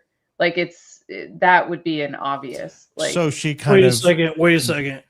I do not appreciate the things I'm seeing some people in the chat say about at the drive-in in the Mars Volta. Cool. Be like, yeah. So is from Jared Leto in one of those bands? No, that's 30 Seconds to Mars. They suck. Okay. They shouldn't even be in the same conversation. But some of the things I'm seeing in the chat are really teeing me off. Y'all need to cool it on that. Show some respect. I'm just curious to like what it was, if it was like I don't know. I did hear that he had forced himself on some, or I did read that. And if that's the case, he's in prison. I think often there was like partying, so alcohol or whatever could be involved, where maybe a woman might have second thoughts about what was okay and what wasn't, or how she was thinking at the time or something. Because at least in my experience, the teenagers were all drinking. Like they would write reports on each other for doing the same thing, because everybody, it's like being everybody rats each other out. So you have like a culture where you self-rat, you tell on yourself and you tell on everyone, like it's self-correcting. So it's self-policing. So they teach you to be basically like rats, and you rat on each other and you rat on yourself. And no one likes a rat, a dirty rat. We got a rat in a mix. I hate putting people's name on paper because of that religion. Like I hate putting, like it's like almost like prison people like say putting paper on people. Like I don't put paper on anyone. Like I'm not going to put your name on paper. I'd have to really fucking hate you to put your name on paper. I'm kind of understanding now, because we were talking about it yesterday or the day before, about how just socially there's people that put a lot of emphasis and excitement on social ranking. Like in high school, you have like a social ranking, then they leave and they have a work social ranking, then they get into the real world and they have like a social ranking in community. And if you're not somebody that does that, like myself, once you recognize that that's what's going on around yourself, you're like, oh, this makes a lot more sense of why I'm not successful because I'm like, I'm just going to keep doing this merit-based thing that I do. Why am I getting, oh, I'm not And no one kissing gives ass. a fuck about Yeah, it. Yeah, I'm it's not all kissing ass. favoritism. Yeah, it's all favoritism, nepotism, That's how and like humans are. hierarchy. Or like Dalton mentioned, like in the New York comedy scene, it's like putting your dues in to like rise through the ranks, and they're all like pecking order each other like a bunch of monkeys or chimps. This is crazy. Yeah. This guy says I'd argue Mars Volta only has one good song. No, that is an insane thing. No. You got all of D. Louse in the Comatoriums. You got Sonnet Lumiere, Inertiatic ESP, Roulette Dares, parentheses, The Haunt of, Drunk Ship of Lanterns, Cicatrice ESP, Aritarka, This Apparatus Must Be Unearthed, Televators, Take the Veil Serpentax, I believe. That's all of them. And then you have all of Francis the Mute What's as that well. meme where the guy's like, You have all of Francis the Mute. You have Cygnus, Visman, Cygnus, Widow, Elvia Alviesquez, Miranda That Ghost Just Isn't Holy Anymore, and Cassandra Gemini. Now, I will concede that as much as I love Amputexture, all of it, that one may have does not rise to the heights of D. Louse or Francis. But then we're right back in the action with Bedlam and Goliath. I think every track on that album is incredible. And then where I will say the band starts to divert from the sound that you grow accustomed to is with Octahedron. But I love that album and Nocturnicate. I like the pop album they released in 2022, the self-titled, and I like the new album, Lucro Sucio. So that's just a false claim that he just made. yeah. And I like take that, I like the first EP, Tremulant, and I love the live album, Scab Dates. So Zora, you were in a band at one point. You were a lead singer in a band. Yeah. So you have a musical background. So I have a question for you. When you reach out and you listen to music, are you an emotional vibe type person? You like music, you like chill to it, you vibe to it, or are you a message type lyrics person where you like listen to the lyrics, music is secondary, you're looking for a message within the music, or something completely different that you experience? Well, I like some music specifically because of a message. Like I really like Joanna Newsom. She's a harpist, like very girly. Like I like really, really girly music, like Joni Mitchell, and Joanna Newsom, and Fiona Apple when I was like a young girl. That was like one of my first. I like favorite Joni singers. Mitchell and Fiona Apple, and I've listened to a couple of Joanna Newsom's albums. The harp, all the music is great, and then she starts singing, and I'm like, what the fuck? So I had a theory about her. I had a theory. Yes, I have a tendency to like things that are kind of less than palatable. And there's a guy that did a cover of one of Joanna Newsom's songs on the acoustic, and I'll post that because it's palatable. Like I know, but once you hear the screeching of Joanna Newsom, and she doesn't screech all the time, but she definitely did in her first couple albums. But I actually had a theory, like when I would listen to her stuff, I was like, I think she's regressing into childhood when she's singing. Yeah, because she sings like a baby. She does sing like a baby. She sings like a. And sometimes she's I have no idea who she even is. It's insane what she sounds like. But her lyrics are fucking amazing. Yeah, the lyrics for that one song. They're so good. Dude, you're not too far off. You're not too far Jingly off. keys, No, jingly keys. No, that's so crazy. No, she's been brilliant since the beginning. But Yeah, I also lyrics- have been a fan of Ani DeFranco, who also makes some weird, grunty, unpalatable noises during music. So that doesn't bother me as much as it bothers other people. The reason I ask is because when the chat is picking on Mars Volta, when Dalton introduced Sal and Cornfed to them, maybe 8 months ago, I forget when. I went through and I was like, okay, let me listen to these guys. And at first I was like, not my cup of tea, but let me start at the beginning and experience what Dalton experienced through his journey. If you just want to vibe out if you're in a vibe mood, then Mars Volta is a lot of fun to listen to. And I think that if you're like looking for like a message, it gets harder and harder to pay attention because there's so many different genres. Some of them aren't even in English. And so like you really just have to like, they would be in Spanish. Yeah. You're going to listen to and you know, he's a white Latino. So I'm a white Latino. These guys are all Latino. Yeah. So when you listen to it, for me at least, the lyrics become an instrument that are in there more than lyrics. What's a white Latino? Right here. It's like me, Dalton. Ted Cruz. I almost said Latino. Is that what it means? Joey Coco Diaz, No, Florida woman. Joey's full on Cuban. Like I always thought he was Italian. Florida woman. We don't claim him. We don't claim him. As a Theo Vaughn. He's not a white Latino. Or, he's Nicaraguan. He's Nicaraguan. Oh yeah. Is that like the difference between the two types of Spanish or whatever, like the aristocratic Spanish versus? Yeah, I guess you would say I'm like a Castilian. What to begin with?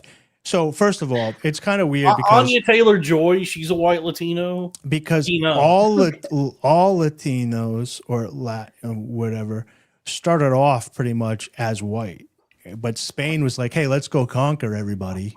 So they got in their ships and started banging brown people. And then they're like, oh, the equator's warm. Let's go party. And then they would go back to the Queen of Spain and be like, we've done it, man. We've done it. And like, what have you guys been up to? Don't worry about what we've been up to. And so then we have like all these people near the equator. But isn't like the original people speaking Spanish were from Europe, no? I believe so, yes. Yeah. Yeah. Dalton's ass got colonized. Is that okay? Yeah, I'm a white Latino. I'm a mestizo. No, I'm not. No, I don't know. My granddad, my mom's side is Cuban. So, is John Leguizamo brown? He's Puerto Rican. Yeah. You don't look brown. He's brown. Let's watch 30 minutes opening of The Pest. Let's go ahead and watch the opening of the Pest. I was just thinking we should watch the opening of The Pest. I did like that movie back then. Dude, I kind of did too. When you guys are ragging on The Pest, I was like, I don't know. It's, you know what? Another movie that's like The Pest to me is Little Nicky. The first time I watched it, I was like, this stinks. And then you keep watching it and it's like, all right, I dig this. This is kind of good. I kind of liked it the second time I watched it too, Little Nicky. Let's go ahead and throw up the opening of The Pest. Hell yeah.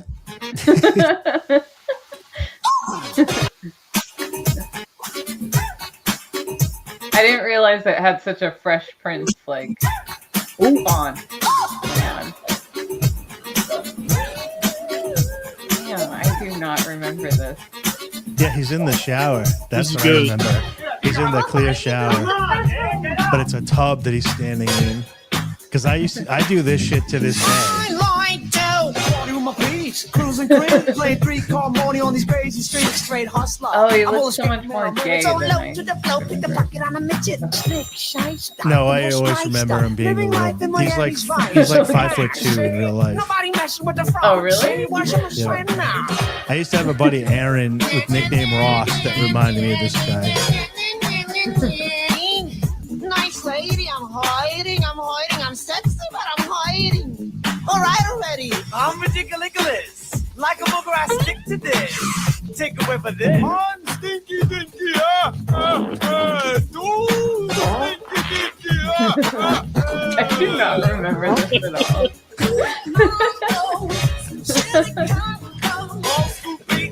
They don't make them like this anymore.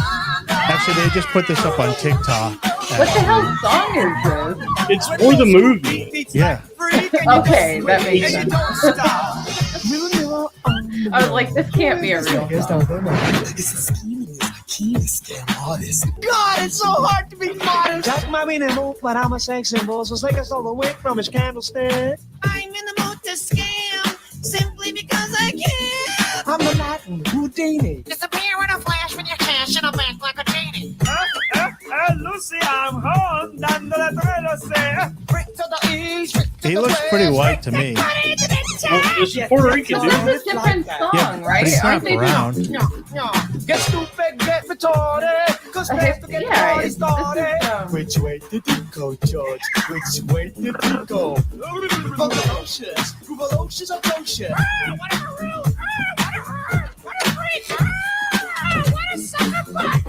I'm a man of a million disguises. I'm as crazy as you make 'em mistake. My life, I'm so scientific. Hate to be specific. E equals MC squared. You to them over the This is literally just rapper's delight. Damn, I'm Okay. That's rapper's delight. Like that song is just rapper's delight. I think like- so, yeah. Like with Zamo being weird over it. Okay. yeah. I just wanted to make sure I wasn't being crazy. And it's, I guess it's supposed to be the idea of it, like conceptually, it's supposed to be like a Greek chorus. Like it's supposed to be the thing that, like the way like a play will have an opening number that explains what is about to happen. Like it gives you just a quick summation. Or hear me out. Maybe they were just like Fresh Prince of Bel-Air, but John Leguizamo. Yes. Yeah, it's an intro. It's a thing to like You're the female Nick Mullen. What if it's Fresh Prince, but it's a gay Puerto Rican guy in a shower? What would that be like? I guess he is gay, yeah. But it's just supposed. But the thing, where the movie like falters, like where it fails to Where it deliver, really starts to fall apart. where it fails to deliver on how amazing that song is, and What's he? He's a folly of his own devices. What do you Well, say? it's that the song establishes that he's some kind of huckster, that he likes to do scams. Yeah. But then the premise of the movie is that he crosses paths with convicted pedophile Jeffrey Jones, his character. And then the from that moment forward, the rest of the movie is just the most dangerous game. So he agrees to a thing with Jeffrey Jones where he's going to let Jeffrey Jones hunt him on an island, and if he can survive, he'll get like a bunch of money. So they just abandoned this entire the premise of this song that he's a scam artist, and then they just do the most dangerous game. And I think that's really where the movie fails, is that I always took it as promises a movie about John Leguizamo scamming people, doing like 3-car mining shit. But no, it's just a rehash of a story I had to read in middle school. no. So what I took it as is instead of doing a montage to build up who the character is, the beginning is saying like this is a witty, city-wise con artist. Right. So they're like, he's fun, he's witty, he's comical, he's a con artist. He's like, he survives in by whatever. And they jam his whole like life history into that beginning. And then you kind of know what he's up, like why he can survive being hunted. Yeah. It's like, this dude's scrappy. But because it was done by a bunch of cokeheads in the 80s and 90s, like they just didn't overthink That it. checks out. Yeah. But real quick, let's go ahead and Pull the trigger. just as a quick little thing here. Let's go ahead and take a look at the store. It's bpnmart.com. That's Billionaire Podcast Network Mart. So it's BPN as in Billionaire Podcast Network. That Bang Bang Mar gang is scary. The gun's pointed right at me. So it's bpnmart.com is the store for the network. And we have currently we have shirts. We got a black t-shirt and a white t-shirt. And if you look here, we got available in sizes small, medium, so large. there's going to be a lot of smalls left over with this audience. 2XL, 3XL, 4, all the way up to 4XL. 4XL is already sold out, I'm pretty sure, with this audience. No. Not yet. Yeah, and so you guys are fat slobs. The big boy sizes are sizes small through extra large are $38. 2XL is $41, 3XL and 4XL are $42, or 3XL is $42, 4XL is $43. And you might be saying to yourself, you know, why the shirt costs that? It's because it's 100% cotton. It's an incredible shirt. Yeah. And it's you know the axiom, you get what you pay for. What you get when you pay for this is a really great shirt with an incredible design featuring an iteration of a show I do that does not exist at this point. So it's very exclusive. These are the only ones of these that'll ever be made. If you're black, don't worry. You don't have to pick the 100% cotton. We will Like mail it directly the three to of you. us, the three of us over at the Crowder Boys, decided on a design, collaborated with Lily to make these and build the website, and we were all in agreement and working together. And then one of the co-hosts, abruptly quit the show right after she had printed everything and built the website. If you guys have like a niece or nephew, maybe you could buy a small for them, a Crowder Boys small for them. Like I sent you that clip that I had posted to my Instagram. Like I had taken a clip from your show, and now I remember. Like I didn't remember I remember you guys saying poetry sucks, and that was like funny to me. So that's why I posted it. But you were actually talking about Henry Rollins, so I think I have to get one of your shirts. Oh yeah, he's gay. He sucks. Oh, it was with Zach. It was when Zach was on. We have the sticker pad. Oh, this was from the Loud Boys. This is from the Loud Boys. This is okay. Look at so this. that's we got so the Crowder Boys was the off spin of the Loud Boys. It Boys. wasn't a spin off of it. It was an original idea, whole cloth, born from. In fact, it was originally Crackamico reached out to me begging to come on Corn-Fed, and I said, "Of course, sure, anything to help somebody." I made Crackamico. And so we had a great time on that, and then we eventually did something together with Robbie and said, let's keep this going.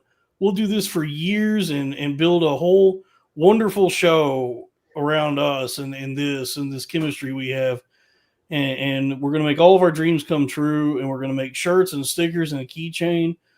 And then Craig abruptly quit because his daddy and boss, Louis J. Gomez, I don't think told that's him why he quit. that he can no longer be associated with us. That if he wants to succeed in his business, that is hearsay. I don't think that happened. That Craig, no, I have it on good authority. Okay. Louis said, "Hey, if you want to keep getting the coffee money, if you want the coffee money to keep rolling in, you need to cut ties with these guys. They're holding you back, and they're bad look for you. And by extension, I don't think that's true. that I do, and that's what Louis said to him. I don't think that's true. And so now we have, but we have all this wonderful merch. It's the only of any of this that's ever going to exist. And then moving forward, we're going to have some great things, big things coming to the network. I mean, look at this keychain, dude. We'll probably get sued by Nintendo for this. So since Louis found out that that's bpnmart.com.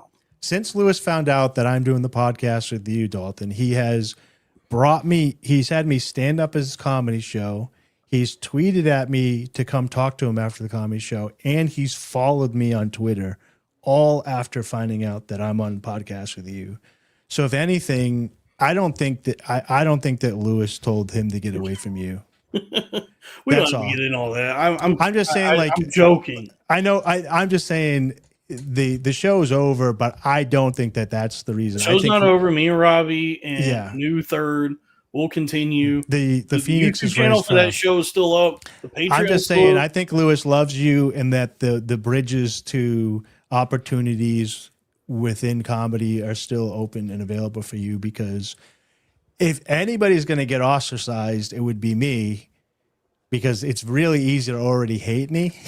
So to do the opposite would only say that he doesn't dislike you and wouldn't tell somebody to get away from you. Was Craig promoting this earlier?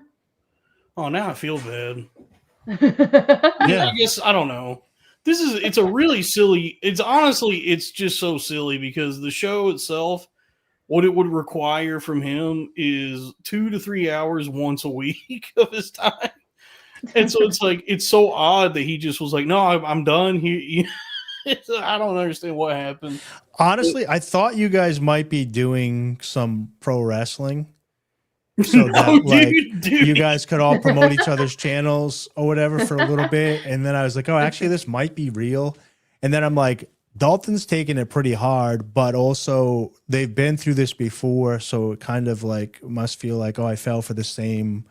Like when I mentioned this before, I listened to you, the end of you and Robbie, but like when you're dating somebody and it goes bad, and then you get into another relationship and it goes bad again for the same reason, and then you're like, okay, well, now it's shame on me. So I think that you and Robbie were like, this oh, guy fuck, is again? constantly in the chat, just being nasty and mean. Who, Crabman? No, Runaway. So this antisocial freak, Runaway Slav. I never. Which, thanks for subscribing to the Patreon, Runaway Slav. It's like, he says I have a lot to feel bad for over the last few days. I don't know. I don't have anything to feel bad for because the way he handled it.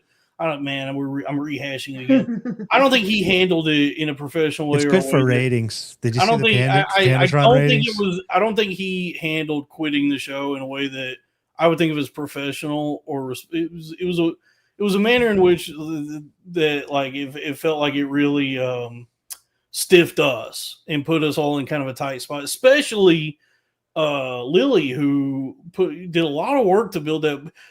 I guess what I'm saying is I'm not going to feel bad about anything. I will say, in the interest of moving forward, professionalism and keeping the peace and just trying to be a good person moving forward, because I think if I continue to behave the way I have, that's where it gets bad. I will say it's all good. I just want everybody to the shirts already printed? Yes, everything was already everything. I was going to say maybe you could put Steven Crowder's face. No, everything was already printed. That would be fun. And it's not Steven Crowder. The name of the show, people I know, but that's why it would be funny. People wonder, like, what does the show mean? It's like I explained earlier. It's contemporary Christian musician Crowder. I thought it was the Loud Boys, but the Loud Boys are louder. And then there's no Joe Gorman. It's Crack. No, it's because we're big fans of contemporary Christian musician Crowder. Hear me out. A Christian diss track, right? You can just rap about it. So don't communicate to Crack Amico. No, I hate the devil. Yeah, have you and Crack thought about getting into a rap battle together? Like, you could be Biggie, obviously, and he would be Tupac. I think that's a good direction. Yeah. Just only communicating. I mean, I don't want to feel angry about anything. I don't want to like harbor any ill will. It's just that right now I do. So I just have to just try and maintain my composure and not allow the lesser part, the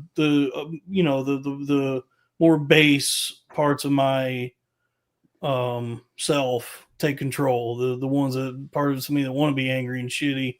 I just have to keep onward and inward. Is what I say.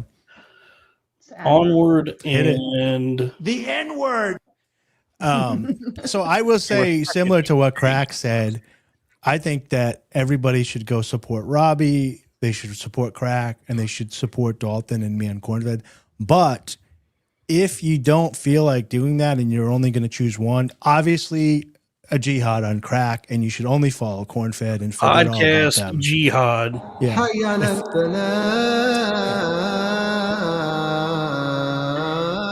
If we're being sincere that's good here, for your diss track. yeah. If you want to pick sides, and that's how you feel about it, then obviously pick Cornfed. And but if you don't want to pick sides, then follow everybody. Speaking of jihad and Scientology, religious cults. Zora, have you read Dune? Have you seen Dune or read Dune?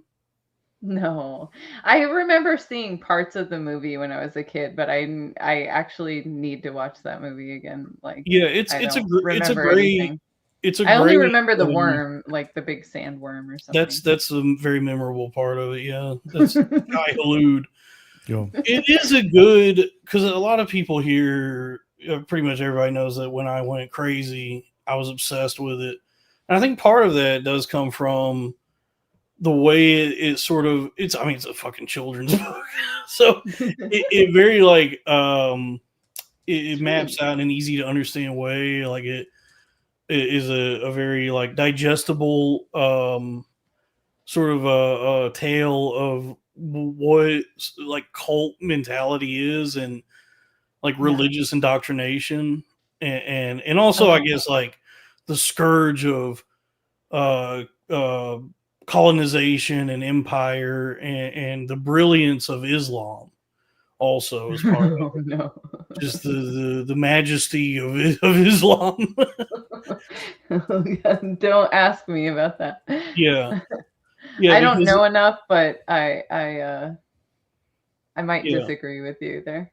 Well, actually, that's the part of it. Like the big thing in the story is that it's all cults. It's all like people, like higher up people have been disseminating like religious dogma to further their own ends. So even like on the main planet Arrakis, where the people have been oppressed and subjugated and all this, they have this prophecy that they believe in, and they all are. It's like a messiah cult, right? Okay. But like what you discover is that their belief system actually was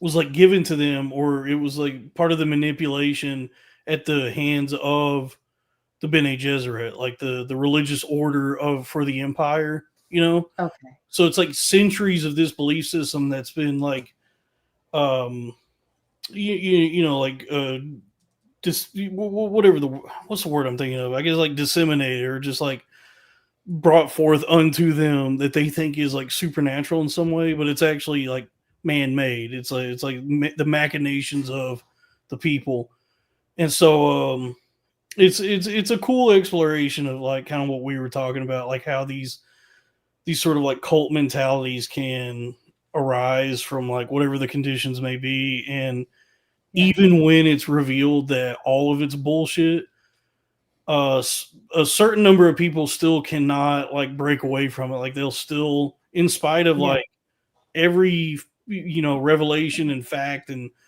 not bit of knowledge that refutes what they believe, they will still lead go forth as part of an intergalactic jihad that sees the deaths of billions. You know what you might like, by the way, Dalton, because of Dune? I take it every morning now. Is methylene blue. You put it in water and then you drink it, and it supposedly helps with the ATP, and it has been helping my energy levels. But isn't there in Dune, the book or the novel, don't they drink some sort of blue like memory? That's juice? so like the main like resource that's sort of like Dune's like unobtainium. That's a more that's one way to think of it. It's like any story about like extracting resources from a place, right? That's like the driving force of this story. Yeah, in the, what was that, Wakanda movie? Vibranium, yes, vibranium, yeah. Oh, I thought they had Nikeanium. All right, relax. So yeah, Dune's like the precious resource that's the thing that can only be found on this planet that the Empire wants to mine and rip up out of this planet is called the spice melange, which is sort of like the fuel. It's similar to like the way we would think of oil, but it's not that they need fuel. It's that dude, I'm getting in the weeds here on this. It's that like years and years prior to this, they destroyed artificial intelligence. That there was a jihad prior called the Butlerian Jihad. That was a war between the sect of humanity that thought computers were cool and the more religious, punitive, I guess like pious parts of the human race that said that we cannot have machines that think like people do, that we have to be the top consciousness or the top thinking thing. So there was a jihad, and then the more religious sort of pious, like anti-AI part of the human race won, and they drafted up this like treatise or something about how technology is going to work moving forward. Anthony treatise? Yeah, and so they outlawed any machine that could think like a person. So basically AI, right? So the AI was actually able to navigate space. Like the AI could traverse, like could travel through space, navigate it. When they got rid of it, people, regular people, just trying to navigate space couldn't. It was like too difficult. But then they found out that this spice melange gave them some sort of like Spice melange. extra Making me think sensory. of LA. Yeah, it gave them this like extra sensory ability to see through the stars and navigate these freighters, these spaceships. And so that's like the main reason they want to harvest this spice from this planet is because they had these so the guild navigators can have the resources they need to pilot these ships through the stars. And so the whole story is, I guess, like analogous to like here on our Earth, how we have the ability to do like infinite, clean, cheap energy, but because of like whatever goofy reasons we're not doing that, we still are extracting resources that are like seeing the subjugation and oppression of people and, you know, dirtying up the planet, all that.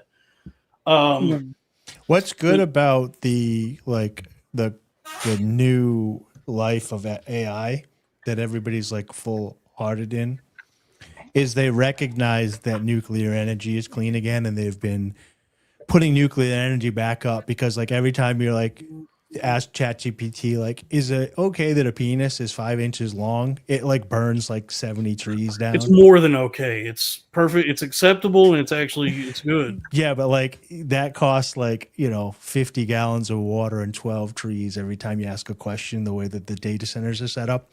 So now like the tech companies have convinced people that, oh wait, nuclear energy actually is clean and because they need more energy for all the AI stuff. Oh, I noticed that. I did notice I'm frozen. My earbuds are fucked. Hi, Zora. How are you doing today? Hey. Yeah, so everybody thinks Dalton's back. I didn't even get to try to creep out Zora live on here. You know what, though? Go ahead and creep her out because I got to go piss real quick. I'll be right back. Okay. I should have watched Dune. Yes. Dune. Hold on. Dalton loves Dune. So I will say a couple things, and not to throw Dalton under the bus. So one, Dalton loves Dune, and he loves the book, and he loves the movie. But also, when he was having a very stressful time in his life, he hyper focused on Dune. So it's been woven into a huge like love. It's a huge passion. Well, I've only read the first 2 books. It's just that, yeah. I wasn't saying that in a bad way. When I was going through several months long psychotic episode, I also happened to be reading Dune at the time, and there's just so much in that book that kind of illuminates just a lot of like thoughts I'd been having, but in a way that made where I started to understand, I guess, just like human nature better in some way. But because I was so like paranoid and conspiratorial, I was connecting it to so many other dots that may or may not have been valid, but then spiraled into me having to go to the psych ward. So it is. I wasn't saying it bad. I was just explaining that it's a small part of your identity. That's all. So she knows why you get so excited about it. Well, as a new member. Well, I just was going to say, corn-fed family. If you want to watch Dune, everybody praises the Denis Villeneuve movies that just came out, the ones with Chalamet, and they're good. Don't get me wrong; they're billion-dollar movies, and they're very well made. But I really, I have a soft spot. I really love that piece of shit David Lynch Dune, because that feels more like Dune to me. I guess like that's the only one I've seen. Even though the new movies, on every metric imaginable, even David Lynch would say are better movies. They don't feel as much like Dune as the David Lynch movie, because David Lynch, like the original Star Wars is like that, right? Well, it like never felt the same after that. That is, I do agree with that. I think it's more that like so much of Dune operates in like sort of like dream space. Like it's such a like it just feels like when you're having a dream. And I feel like the new movies don't capture that feeling as much as they just are like a spectacle. Like they look really cool, Whereas David Lynch's whole style, like his his whole shit was exploring and operating within like the dream realm. Like all of his movies are like a similar to like just like having a dream, Yeah. And so that's where I would say, even though the David Lynch Dune, even according to David Lynch, is a bad movie, I love that movie, and I'm always happy. I hear that. Kyle MacLachlan. We gotta wait. Do we have a suit? Kenny's here. Kenny T. Strangle Chef. Merliska Hargitay. It's my birthday in 7 minutes. When did he send this? Ooh, happy birthday! We still got 4 minutes left, unless he's in like China or something. Waiting for my shirt. Yes, Kenny ordered. Thank you, Kenny, for ordering a shirt, and happy early birthday. We still got 4 minutes.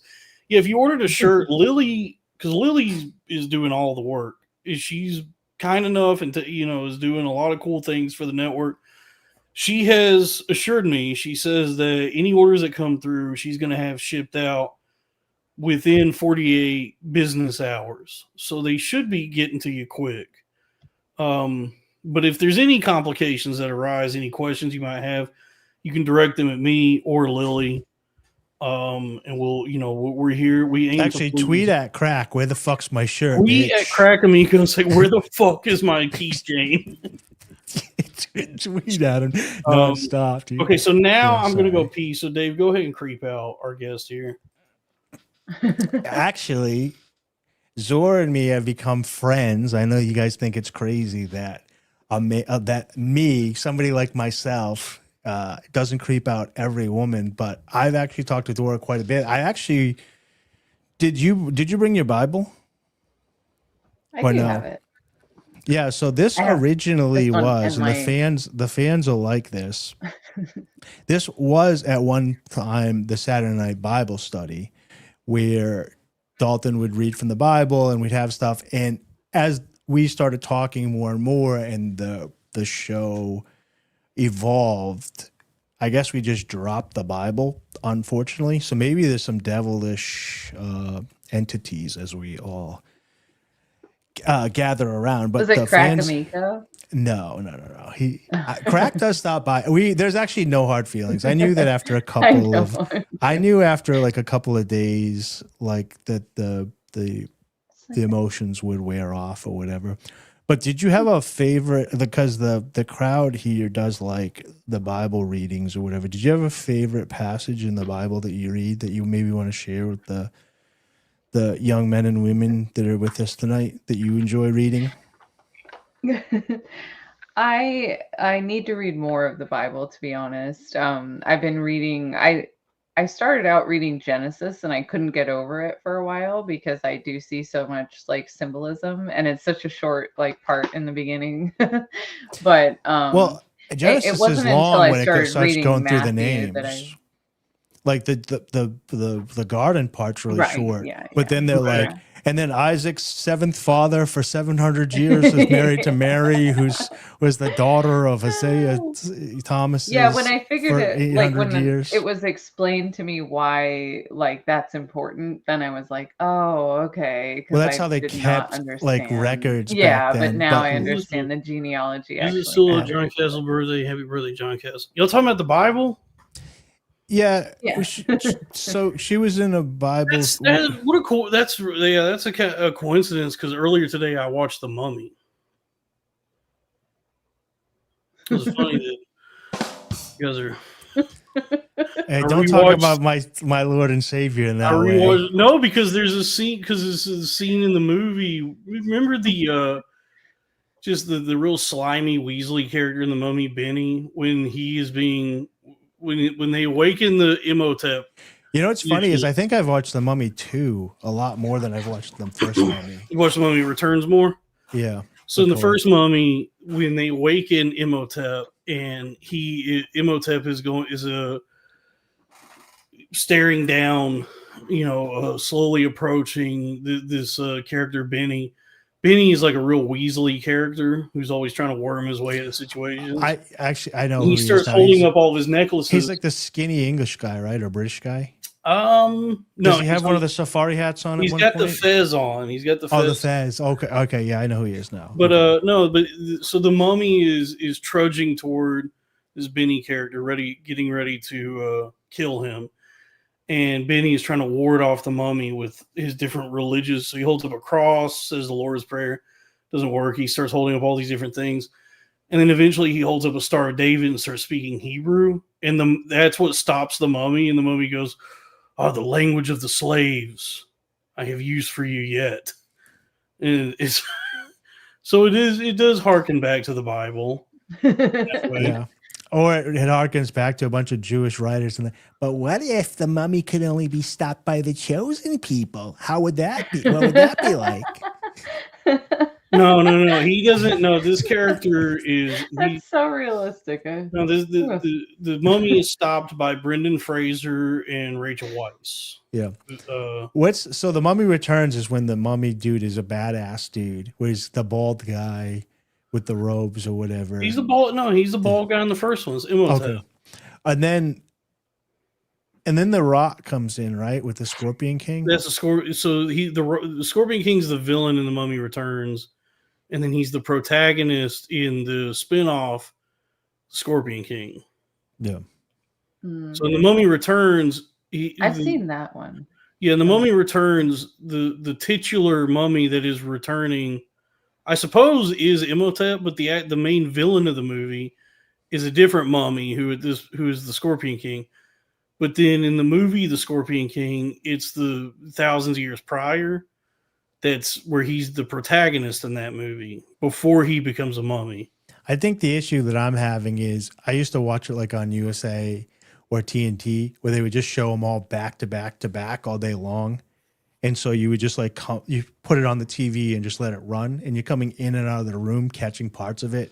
So I've lost track of where one begins and one ends now. And I have a theory actually about the Mummy 3, because the Mummy 3 is Chinese or something. Like it's a bad movie. The Mummy comes out in 1999. The Mummy Returns comes out in May of 2001. Both of those movies are pretty favorable toward in their portrayal of Islam and like Arabic cultures. Yeah. Well, you know, some things kind of changed come September of that year. Did the Chinese one come out in a leap year? It came out on a because it would have to come out on year on 2/30. 2/30.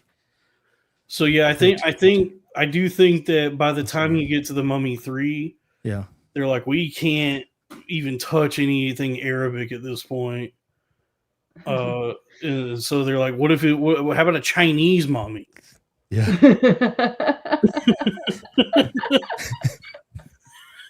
And that was kind of the end of the franchise. Chinese mummy rules, dude. No one believes that though. Chinese mummy. Yeah, well, it's like Tomb of the Dragon Emperor. Okay. We wouldn't be doing this if all their walls are made out of paper mache, right? You just wrap them in the paper. Chinese mummy, Mugu guy, mummy, rice paper walls. low mummy. It's late. Bobby's mummy. You know what? From Bad Friends. I'm Bobby's mummy. I don't watch these dude. The only podcast. You've never seen the clip? I'm Bobby's mom though. I don't pay That's attention like to other shows. I do my show, and then in my own time, my leisure time is spent. But that's like the viral listening clip. to things like sci-fi, ambient, dystopian soundscape, 3 hours, and then I go to sleep. Well, you won't like it, but the fans at home are gonna love Bobby's mummy. I listen to Goku healing tank POV 10 hours, and it's just the sound of like you lay in bed, bubbling, and meditate to that. Yeah, I just put that on and I lay in bed and pretend that I'm Goku healing from a big fight. Dude, this is so crazy because I'll do this too, right? I'll pull it up. I will lay in bed. I used to listen to the Ford 32 Hertz healing music, and I will lay in bed and I'll be like, okay, God, start healing. Let's relax here. I'm going to relax and you're healing my body, God. And I would lay there, try to stay all still, imagining God healing my body from my toes to my head. Especially when you get sick, you can really lean into some, all right, I'm laying back and God's healing my body right now. Let's go. Yeah. Am I the only one that does that? I tried so- to psychically fix a vehicle while it was like breaking down because I didn't know what to do, and like my dad was freaking out because his truck was like gonna do something wrong, and I envisioned like fixing it, and then we made it home. So I mean, Oh, you're explain talking that. that's some Okay. Akira. that's That's the Akira anime stuff. I'm talking about Wanda real Park. science. When you sit there and you imagine God healing your body, me. that He But here, designed. this is It's like completely I don't different. listen to or watch any podcasts. I barely watch TV and movies anymore. I just lay in bed and just kind of zone out to this. Hell yeah.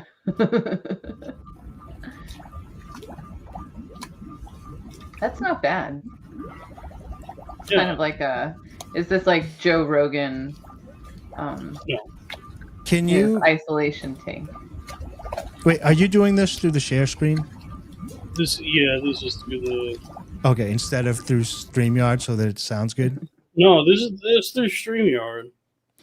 Can you do it? 'Cause I was gonna say, can you play one of the good vibey Mars Volta songs for Zora, but play it through the present so that it gets like we can hear the music well and it doesn't. How do I it's not do through that? Maybe only I can do it. Because Wait a second. Actually, I thought you figured it out last week. Let me or the see. week Hold before. on. Fuck. Why is it not? Hold on. So this since we have a little lull here, I don't know how to, because I think that if I have something playing on the computer, not in the browser, my mixer should pick it up. yeah. The problem is I got Spotify and this fucking app doesn't work. So let me see if I can pull this. Let me see if this will work actually, because I did want to try this. So next week, and please don't be horny towards Drew's sister, but we got Drew Huntley's sister coming on next week, and to promote her book. And Dalton and I also wanted That to book maybe did look cool. attempt doing a corn-fed radio once in a while. Can you guys put in the chat, would you be interested in having a corn-fed radio night where you guys can request songs through a super chat? And then if you wanted to, when you do request songs and you pay for a super chat song, we could pull you on air and you can react to it with us. Would that be something you'd be interested in? Let me see. Let me know if you can hear this. One evening as the sun went down, Can you hear that? the jungle fires were burning. Okay, so that means that's crazy. So that means that anything that's just on like an actual app on my computer Yeah. will come through the mixer, but Yes. anything in the browser won't. Interesting. Well, you know what? I will say this. This is actually because the chat was poo-pooing one of my favorite bands earlier. I mentioned earlier that I've enjoyed the pop album they put out in 2022. And so let me show you, this is such a diversion from their usual sound, but I like, there's a lot of songs. Dalton, like, he thought it was soda pop.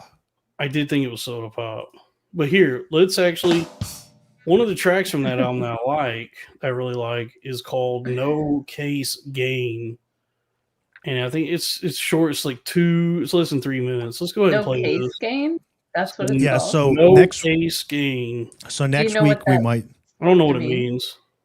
That's like a Scientology thing, I swear to you. Is it really?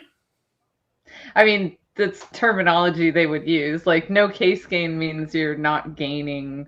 It means it's like if you're using Dianetic auditing, it's supposed to get rid of your like negative memories. And case gain would be like lightening your load. It would be like if you were making gains with your case, it would mean that you're freeing yourself of negative memories. Whoa. Wow, that's kismet. This is the song I was thinking of. And it just so happens to be one of their war against Scientology songs. I didn't even know that. Oh, Actually, shit. the lyrics to me are nonsense. It just sounds awesome. Okay, I'll explain Yeah. to you. No, Let I'm me just play kidding. Here, I'll hit play. Decode Corporate it. radio. Yeah, so next week we'll have Drew's sister on and probably do some Cornfed Radio with her Can y'all hear that? after we talk about the book. Barely. Turn it up a little bit. That's as Yeah. loud as it'll go. Mm. What's the name of the song? You want to pull it up? Yeah, let me pull it up on YouTube. It's called No Case Gain. This should be the golden album cover. Damn, dude. I was hoping the Spotify would work. Is it really about Scientology? You can, but it's or just something? not I popping. probably. Like, their music needs to pop. It really does for you to enjoy it. So, Let me see. what's it again? No case what? No Case Gain. Is this a Scientology song? Let me go to Genius and see if it tells me any of the lyrics. Yeah, I'll read the lyrics if it looks. But their lyrics are always so just like cryptic or even nonsense. I don't know. Yeah, Oh, sounds here we like go. lyrics. Okay, yeah, it sounds much better on this. So Well, go ahead, let it rip, let dude. me present this. Let me present this here. Here we go. let me Go ahead. Hold on. We gotta do Uh-oh. this too. Let me take We it gotta down. do this too. Patreon.com/cornfed with Hey, guys. Dalton Pruitt. Oops. Okay, right. Think you're here. So What don't is ignore this? that. Ignore that. What are we doing? Hold on. Oh, I hear that. What is that? Okay. Bring it Hey, bring we it gotta back keep up. keep the show going. Oh, Yeah, bring it back this up. kind of does have some. That's interesting. Is this a Scientology song? Well, like the line where it says, "With those multicolored defects from my past life crimes," that's very. Whoa, that that's does kind sound of on the Scientology. nose. Oh, come on. What happened? Dave, you got it queued up? I was trying to. Okay, hold on a sec. Hold on. Yeah. Wow. Okay. Yeah, because he's yeah. kind of saying, Okay. like, yeah, I got don't it want to queued come up. back. Yeah. Oh. Hmm. Is it? He's almost like They talking don't have a about music it's almost like video, he's so talking I about just was trying to- baptism and I think he's mixing.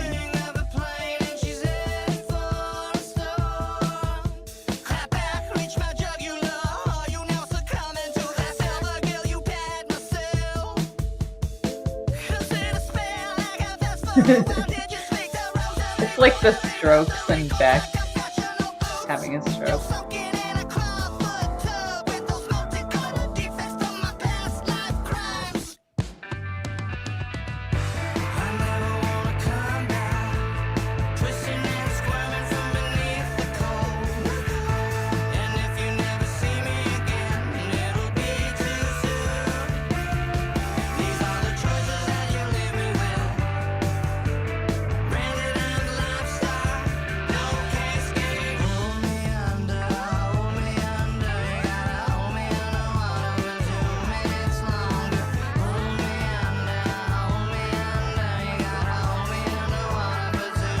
Imagine getting raped by Danny Masterson to this. Come on, man. I'm sorry, I have dark thoughts sometimes. I swear, I think there's like a metaphor for Catholicism, baptism, and Scientology in this song. I don't doubt it because that's like the kind of the DNA of this band. Sounds like all, yeah, it sounds like a mixture.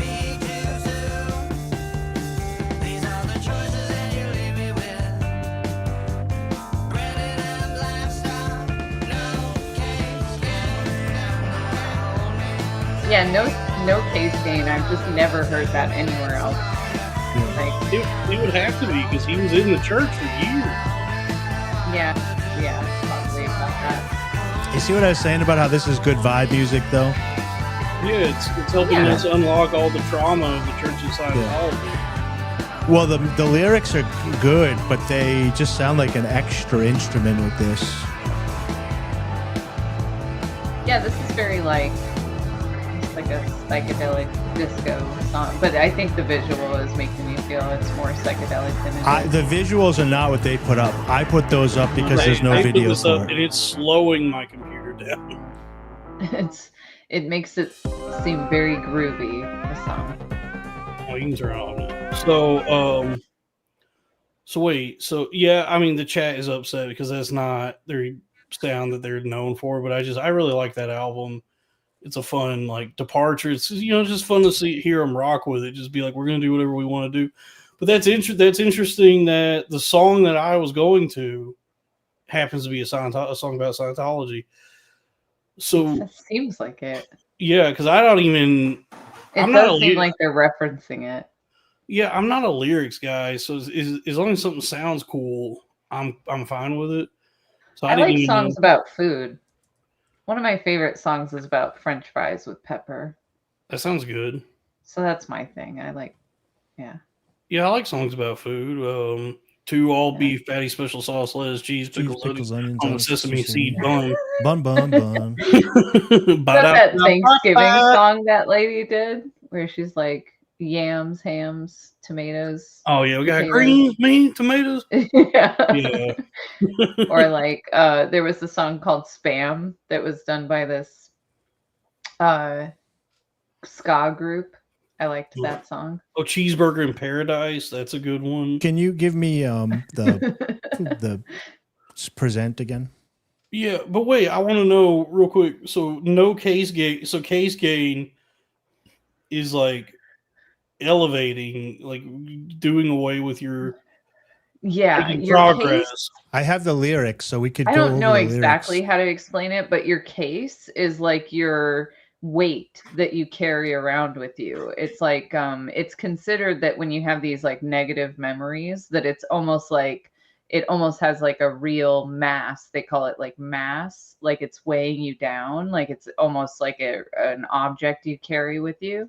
So when you have like traumatic experiences that you haven't cleared, that you haven't processed through auditing, then you're carrying it around. So I think that's what case is related to, is that the reason they call it case is that it's like supposed to be weighing you down. So case gain would mean you're gaining on that. So you're lightening your load, like you're getting rid of traumatic memories. So no case gain would be that you're holding on to the trauma.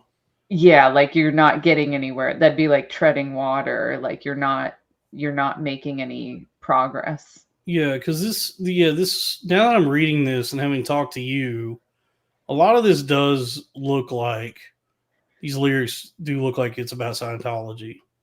Yeah, and like the Hold Me Underwater doesn't really relate to Scientology except for the sailboat aspect. You know, like the fact that they're ocean oriented. Maybe that's that. I didn't know that kind of reads to me as baptism when it's like hold me underwater longer. That sounds more like a metaphor for baptism, but I don't know. It is a nautical organization. In fact, the first draft for Dianetics was actually called Nautical by Nature.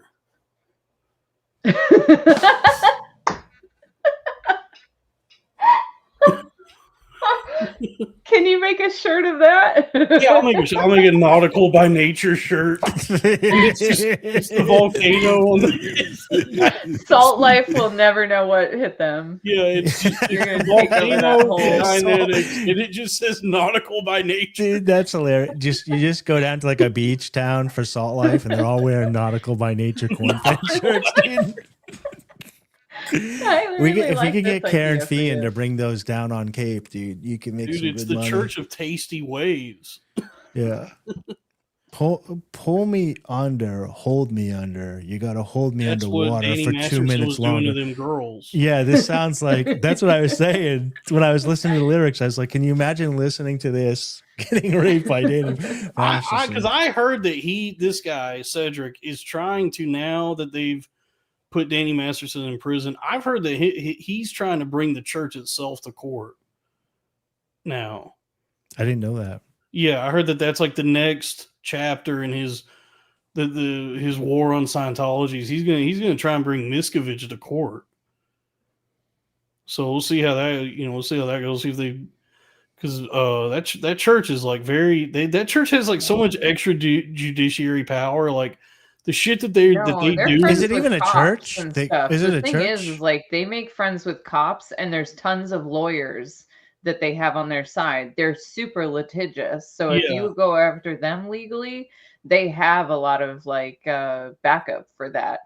And I think it's very difficult to go after them in court. And the thing is they do have that like fair game rule where like if you're against the church, if you're considered hostile to the church, you're considered fair game, which means they can do anything to you. You know what Yeah. that means, but yeah. Yeah. I didn't realize. I knew they were pretty big. I knew the Mormons were pretty big. The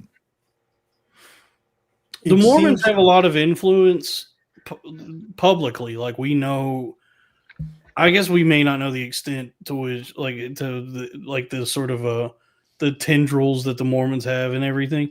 The Church of Scientology at this point, it seems like almost kind of secretive, but from what I gather, they still have quite a large amount of like power and influence across the country. It's just like I think in Hollywood they still have a good grip. I think with the general public they've went down in numbers, is what I've heard. The But South Park- you know what I like about I genuinely think South Park fucked up the the whole their whole thing by because wasn't it? I think that probably did do something. wasn't it that the stuff in that episode, all the Xenu shit that we all know about now, wasn't it that you had to spend like hundreds of thousands of dollars to learn about that? Yeah, exactly. And like Leah Remini revealed this thing, which I don't know, I haven't experienced this myself, but because I'm not rich, so I didn't go up the bridge. But if you go up the bridge, like levels, like you do all these courses and you do all these practices, right? It was like Prager that University. Yeah, that you get to a point where you've processed all these past lives, right? So they do tons of psychoanalysis on you. Dianetics is essentially psychoanalysis, and maybe it includes like bits taken from past life regression. So a lot of people will, they'll clear all their negative memories from not only this life but other lives that they can recall. And then Leah Remini said that you get to a certain point and they go, hey, guess what?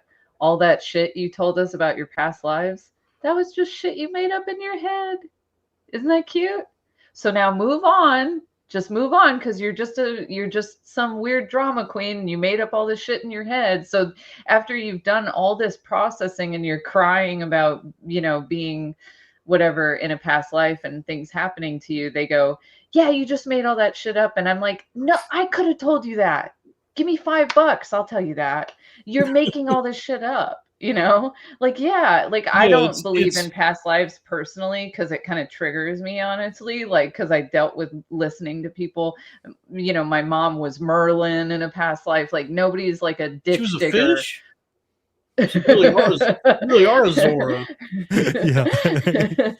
But goes full it's circle. like nobody is like a ditch digger or like some, it's like nobody comes up with like everybody that's lived in a used past this- life was a king. They were Cleopatra.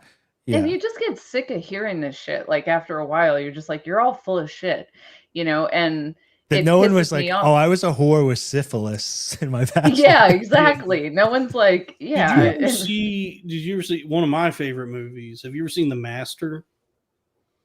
I've seen The No, Mask. I meant to see that though, because I heard That might it did traumatize seem you. That might interesting. bring up some bad juju for you, because Yeah. it's not about Scientology, but it is. It's just that Philip Seymour Hoffman in the movie is an L. Ron Hubbard type figure in the 50s. That's what I thought it was about. Yeah. Yeah, and he's Huffing leading this. gasoline He's not before he tries to make out with Mark Wahlberg. Yes. I think I've seen it. Yeah. No, he's leading a cult, and their book is called The Cause. Like that's the book he wrote, and I don't know if the movie ever gives a name to what the organization is, but the book that he keeps teaching is the cause. And so it's like the movie is really focuses on just like the characters of his character and the Joaquin Phoenix character and their relationship, and then kind of like the periphery of that is this cult Scientology-esque organization. I guess it's fundamentally it's a movie about two gay guys who are not admitting that they love each other in a gay way. Okay. It's one of the gayest movies I've ever seen that's not explicitly gay, but it's like, oh yeah, they're so romantically like in love with each other. They can't stop. He can't stop visiting him to talk to him. That is the movie is about that. Like that sounds right. Philip Seymour Hoffman and Joaquin Phoenix are so attached to each other. Like they have such a deep personal spiritual connection. Yeah, that they keep finding each other even as they go in and out of one another's lives. And so it's just their refusal to admit they're like refusing their own gayness that they're romantically in love with each other. But the way that they keep finding each other and all that, there is a scene where Philip Seymour Hoffman is like, I figured out who we were, how we know each other from our past lives. And it's what you guys were saying. It was like we were warriors on the battlefield or something, like hundreds of years ago in Sparta. That's always in Sparta by any chance. It was some army he meant. Yeah, and I just say those Spartan soldiers were homosexuals. Right. Yeah. I mean, dude, it's such a cool movie because it's the gayest shit of all time, but nothing gay happens, but it's so gay. It's the prequel to Brokeback Mountain. I heard about yes. I never saw it and I'm glad I didn't now. But was it called Sawdust or something? Sawdust? You mean Stardust? No, Salt Dust. Salt Bay? The Turkish guy?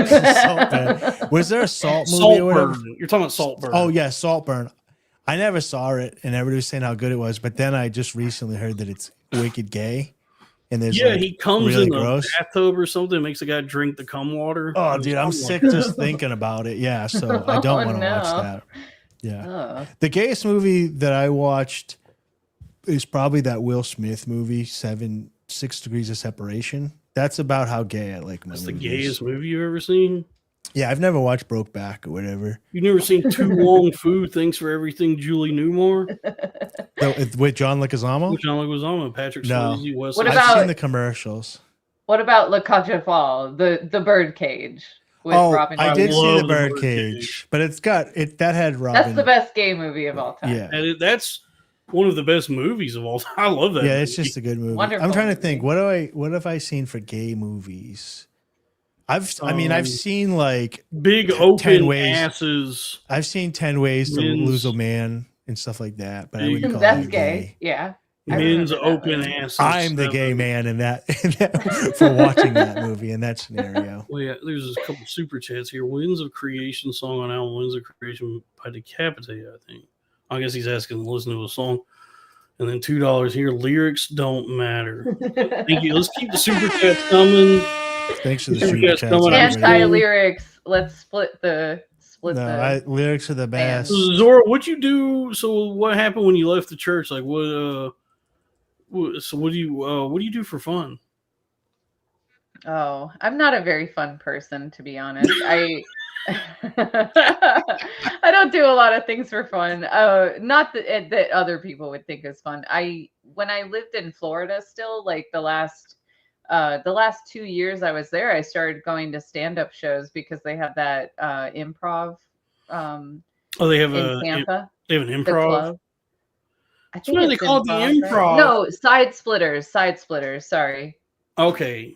The one that everybody says is a good club, like that one I went to. Like I saw. Now, did you ever feel your side split when you would go?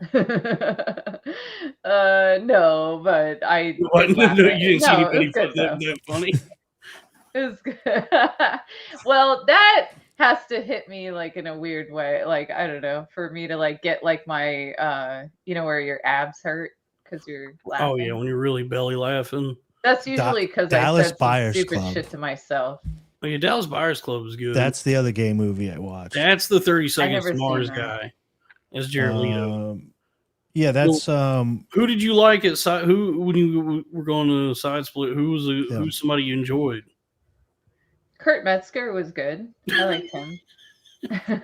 He is like truly one of the funniest comedians because I would like when I was a teenager, I would watch his specials all the time. I always thought he was very funny. Apparently, he has lost his cotton picking mind. I don't know. I don't know. Like I started like diving into that just to see if he's like, people, when you start talking about like Israel and stuff, people think you're losing your mind or war or whatever. And he does seem, from what I could see online, to be wearing a lot of more costumes. But I'm a costume guy. I dressed up as Santa and whatever on here. And I talk about it. So I was watching it, but then I found some podcasts where they just let him go. And he is connecting a lot of dots that that sounds like mania. I'm like, being manic. All right, you lost me. I don't know if he but can I don't exist know all outside these of things he's mania. talking about. He's remembering names and situations, and he's connecting all these dots. I like that show So- he does called Bad Art. He has like a female co-host, and she talks about art. Like they did a really good episode about Epstein or whatever, where they go over like his whole art collection and like who the art is by. But I was telling you, and I don't think you understood what I was saying because I was not insulting Kurt. I wasn't. It's just that he can be overbearing and obnoxious, and on that show, that's how Kurt he. Metzger. Are we talking about the same guy, Kurt Metzger, the giant ogre? Are you aware, Zora, that actually myself and 3 of my friends actually outdid him in being obnoxious? No way. In 2021, I was this was actually when I was going through my Kurt Metzger episode before he started his manic episode. But me and my friends were we did a podcast called The Loud Boys at that time. From the clip with Joe. Yeah. We gotten booked for Skankfest in Houston that year, and to do a live podcast, and they asked us like, here's a list of everyone that's going to be there. Out of these comedians, can you like name like 5 that you would want to have on your show? And we named 5. Oh my God, I forgot about this. Yeah, one of them was Kurt Metzger. And out of the 5 we named, he was the one that agreed. That said, I'll do it. And so he said, this is a huge get for them at the time. This is a good get. Yeah, we were excited. And so he was he's going to be our guest for this live show. We've never done. Sorry to interrupt. Was this before or after you guys had Dan Soder on? It was after. Okay. Because Soder was wearing. They had already been. Yeah. Soder So they had was already wearing pretty one popular. of my manic T-shirt designs that I had printed out. Actually, I'd given him a shirt, and he was kind enough to wear it there. So if you go back and watch the roast of Louis J. Gomez, when Soder goes up, he's wearing a shirt that I didn't draw that, but I paid somebody to draw that. Like, yeah, so they've already had some decent Dolphin Pruitt shirts.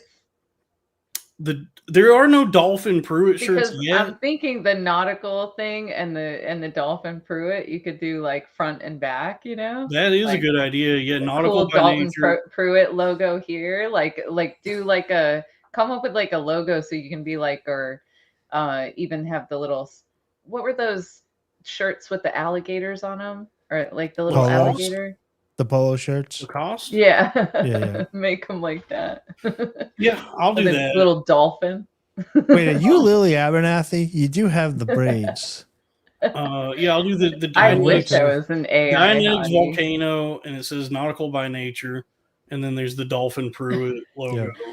I love that. So sorry to interrupt. I would buy that. So when Dan Soder was on, which was before this, he's a big get, and they had some people in studio. So they've had guys like him on the show already, and now you're at Skankfest with Kurt. So it's a good guest, but it's not out of your league at this point. Yeah, it was a good, but we were excited, and we'd never done anything like this before. So we were kind of nervous, but also just like mostly like really stoked to be there and be able to do this. Hell yeah! And then as the show is about to start, they tell us Kurt is going to be like 15 minutes late because he's doing stand up somewhere. And so rather than just the three of us go up and wait for our guests to get there, we said, well, we gotta bring someone on with us. So we grabbed a Zora comedian by the name of Mike Figs, who is just his natural state is incoherent and bouncing off the fucking walls.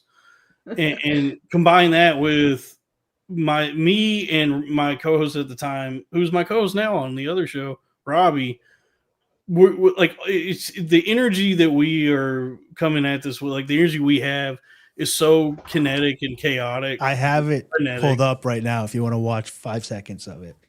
So what ends up happening is Kurt shows up. He comes on stage. We're like, oh, Kurt's here. And he wants to be Kurt, so he wants to really get it. He wants to get into the topics. He wants to start talking about some shit and really telling it like it is. We are not finishing a single sentence, and we're just like shrieking and screaming. And people are leaving the showroom. We're walking people, and Kurt even cannot get a word in edgewise. And then eventually he just goes, hey, is there anywhere I could go smoke a cigarette? And we were like, yeah, you can probably just step out and go smoke a cigarette real quick. And so he gets up, walks off the stage, and just never comes back. Yeah. So give me presentation for a second. He did an Irish goodbye. Yeah, we actually. That's my thing. To this day, I think we're the only people who have been too obnoxious for Kurt Metzger. Yeah. Been too chaotic for even Kurt Metzger. For a while, I was captivated by that Lewis and Kurt Metzger. Like, I think I watched that like 5 or 6 times before they went on tour. This won't end well tour. Here, we can play a little bit of it. Yeah, I got painful memory for me, but we can go ahead and play it. Okay. So this is right before Kurt shows up to give you feel the energy in the room. This is so crazy. Oh, that's Figs. Yeah, I know. Gentlemen, the fourth loud boy, Mr. Kurt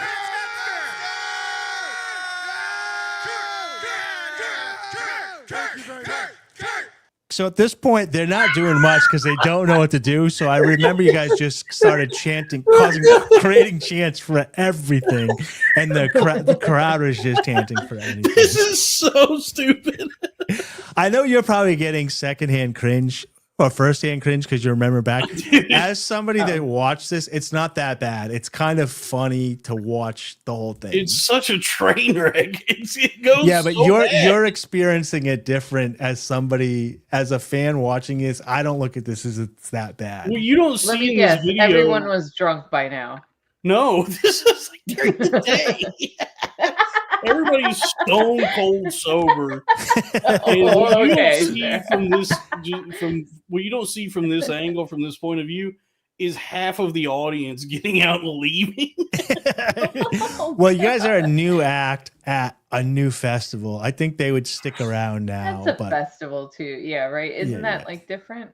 People come and go because there's multiple stages. There's multiple stages going. So. Yeah, so they probably heard Nick Mullen was sucking off Tim Dillon in the other room. They're like, "Oh, Tim Dillon's sucking off Nick Mullen in the other room. Let's go in there." I am on a massive dose of some kind of combination of drugs here, because this is like this is Babyface Dalton too. This was the inflection point. Like this is where I. Like finally go all over the edge. Like this is what ruined me, was like 3 days of just how crazy it is there. But this is 2021 right after COVID, right? Yeah. But I mean, so you got to picture that's the energy of everybody too. We've been locked down for years. Now there's this huge festival. This is anybody that shows up, one, right? This is anybody only the that's second Skink Fest. They had a couple in New York City, and then they had this one in that's Houston. Right. Okay. And it was the first travel one, I think. But you got to picture everybody's been cooped up for years. The people that go are like rebels because 1, COVID's still what's going on. Right. 2, they're Skankfest fans. 3, they're like, let's go see the Loud Boys. Every time I've ever been to a concert with multiple stages, the audience was like that, like hard to keep like their attention because they already are thinking like, oh, there's another band playing over there, like I don't know. Well, go ahead and let's watch like a minute of this. Kurt. Well, okay, before you get excited, I agreed to this because I thought it was a Proud Boys meeting. Just finding out that Look Jews how are young here you now. guys are. Yeah, we're so fresh. We're so hopeful. It's L' Out Boys. Loud Boys. Yeah. Well, thanks for joining us, Kurt. You missed. I can't believe this is only 4 years ago. Like Robbie and you look so young. Figs looks so young. Dude, Joe looks the same. Kurt looks the same. Just life just beat us to a pulp after this.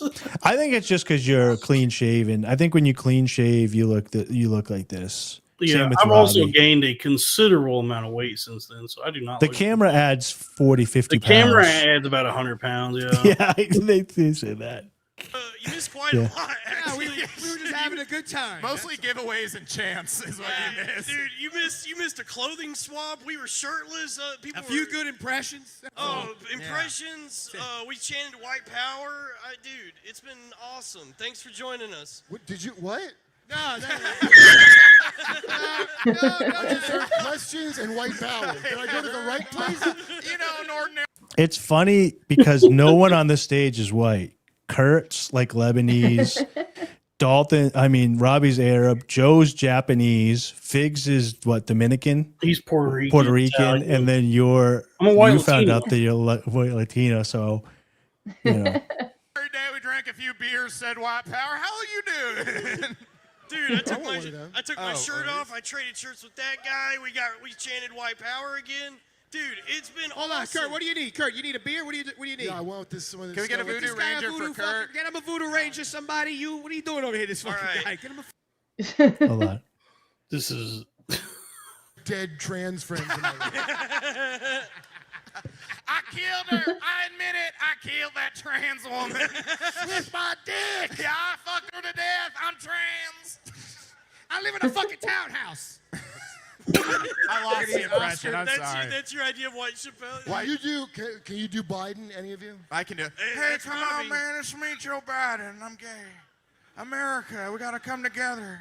We got to come together and be gay. I'm trying to focus on Kurt. He doesn't look like he's like having a bad time. I guess he might have actually had a good time. He just decided like I'm gonna go smoke a cigarette and I'm not coming back.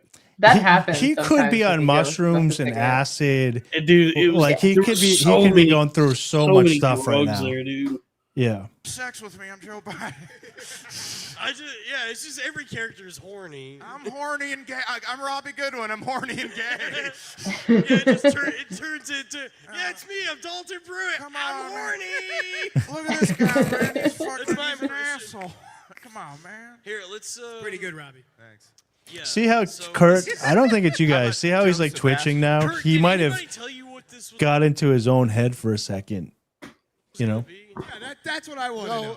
No, I mean, this is a podcast. And he's had Yeah, the that's cigarette all out right. for Listen, 30 can I seconds smoke now. this real quick? Right, You you're go lighting outside. up, I don't know. Spark it up, Smoke man. right here or no? There's guys in the back that look like they don't want Spark to. that shit up, brother. They're saying no. They're saying I no. pretty respect sure the it's a venue. law. right. That guy's like lifting that? the You middle can- finger. You want to pop that outside? Why is that guy lifting I'll the be middle back. finger? I'm gonna go. Christ, Thank like you. that All joint. right. Oh, I'll we be right can't back. Kurt, man, scare everybody. No, He'll be no, back. no, He'll be no, back. He is not going to be We're all back. just talking over each other. Jesus, Bye, so Kurt. much. Oh, he hasn't left yet? Oh, Thank shit. you, Kurt. Do you think he likes me? I No, know. absolutely not. He likes us. Oh, He likes us. Guys, You guys we laughed at me. fucked He that just up. got it. We really fucked that up, guys. Yeah, That half was the crowd crazy. left, and the other half looks like tired. We're gonna have a good time. Manifesting. Sorry we're not Tuesdays with stories. Hey, all right, I'm gay. Guys, it's cool. Hey, oh, comedy, tragedy. Hey, oh, hey, oh, they're booing me. Boo this man. Oh, This is good, dude. This is is almost good like when stuff. Bill Burr turns the crowd around, dude. all right. Ooh. I haven't gotten this many boos since I was in Luigi's Mansion. All right, okay. Folks, Comedy. Gay. folks, Kurt Let's talk is about gonna, Luigi's Mansion. What's going on with Kurt Professor is going to Egad? come back with an entire barrel full of free T-shirts. There's no way Kurt's coming back to and the all will stage. be Are you guys having fun? Yeah! I love that his mic, his water, and the beer just sitting there. Fun. All right, wait, another impression. Someone give me another impression. Enough about us. Let's get into the crowd. We're just chanting the word by the fun. amount of chicks. Hot chick. Yeah, we hot counted chick. 5 Hot earlier. chick. Oh yeah, wait. Now would be a good Hot time chick. to announce Look at her. the first annual Loud Boys Fuck a Fan contest. Everybody. I love the cameraman finally was like, Kurt's not coming back.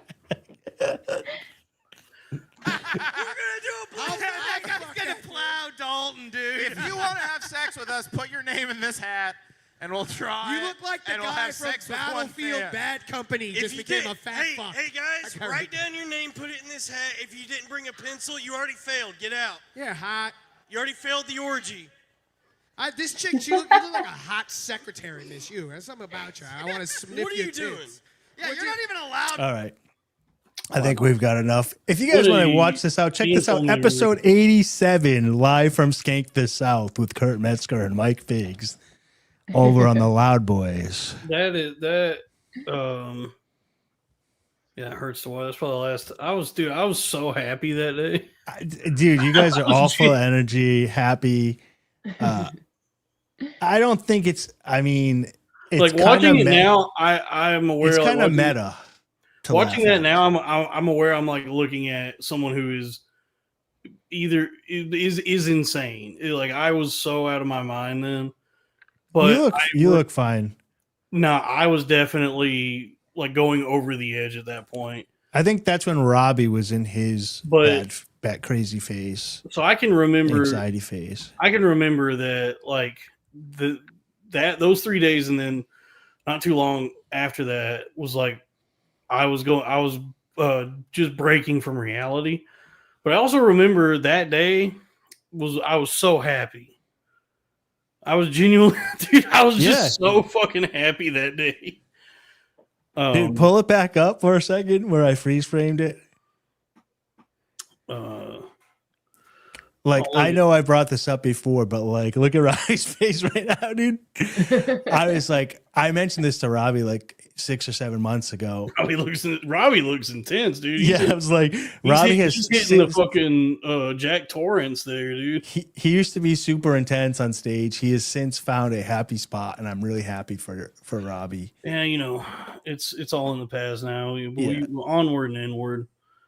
Yes. So that was We are racist. Nick. Oh, Dalton. Come on, man. It looks like you were having fun. I don't know. I was having a great time. It just everything that happened after that, those 3 days, was really bad, and I'm still recovering from it. You know how many But people what's in good? the My chat meme right coins now are- would my meme love? coins are going good now. You know how many people in the chat would love to perform at Skankfest, and you were able to perform?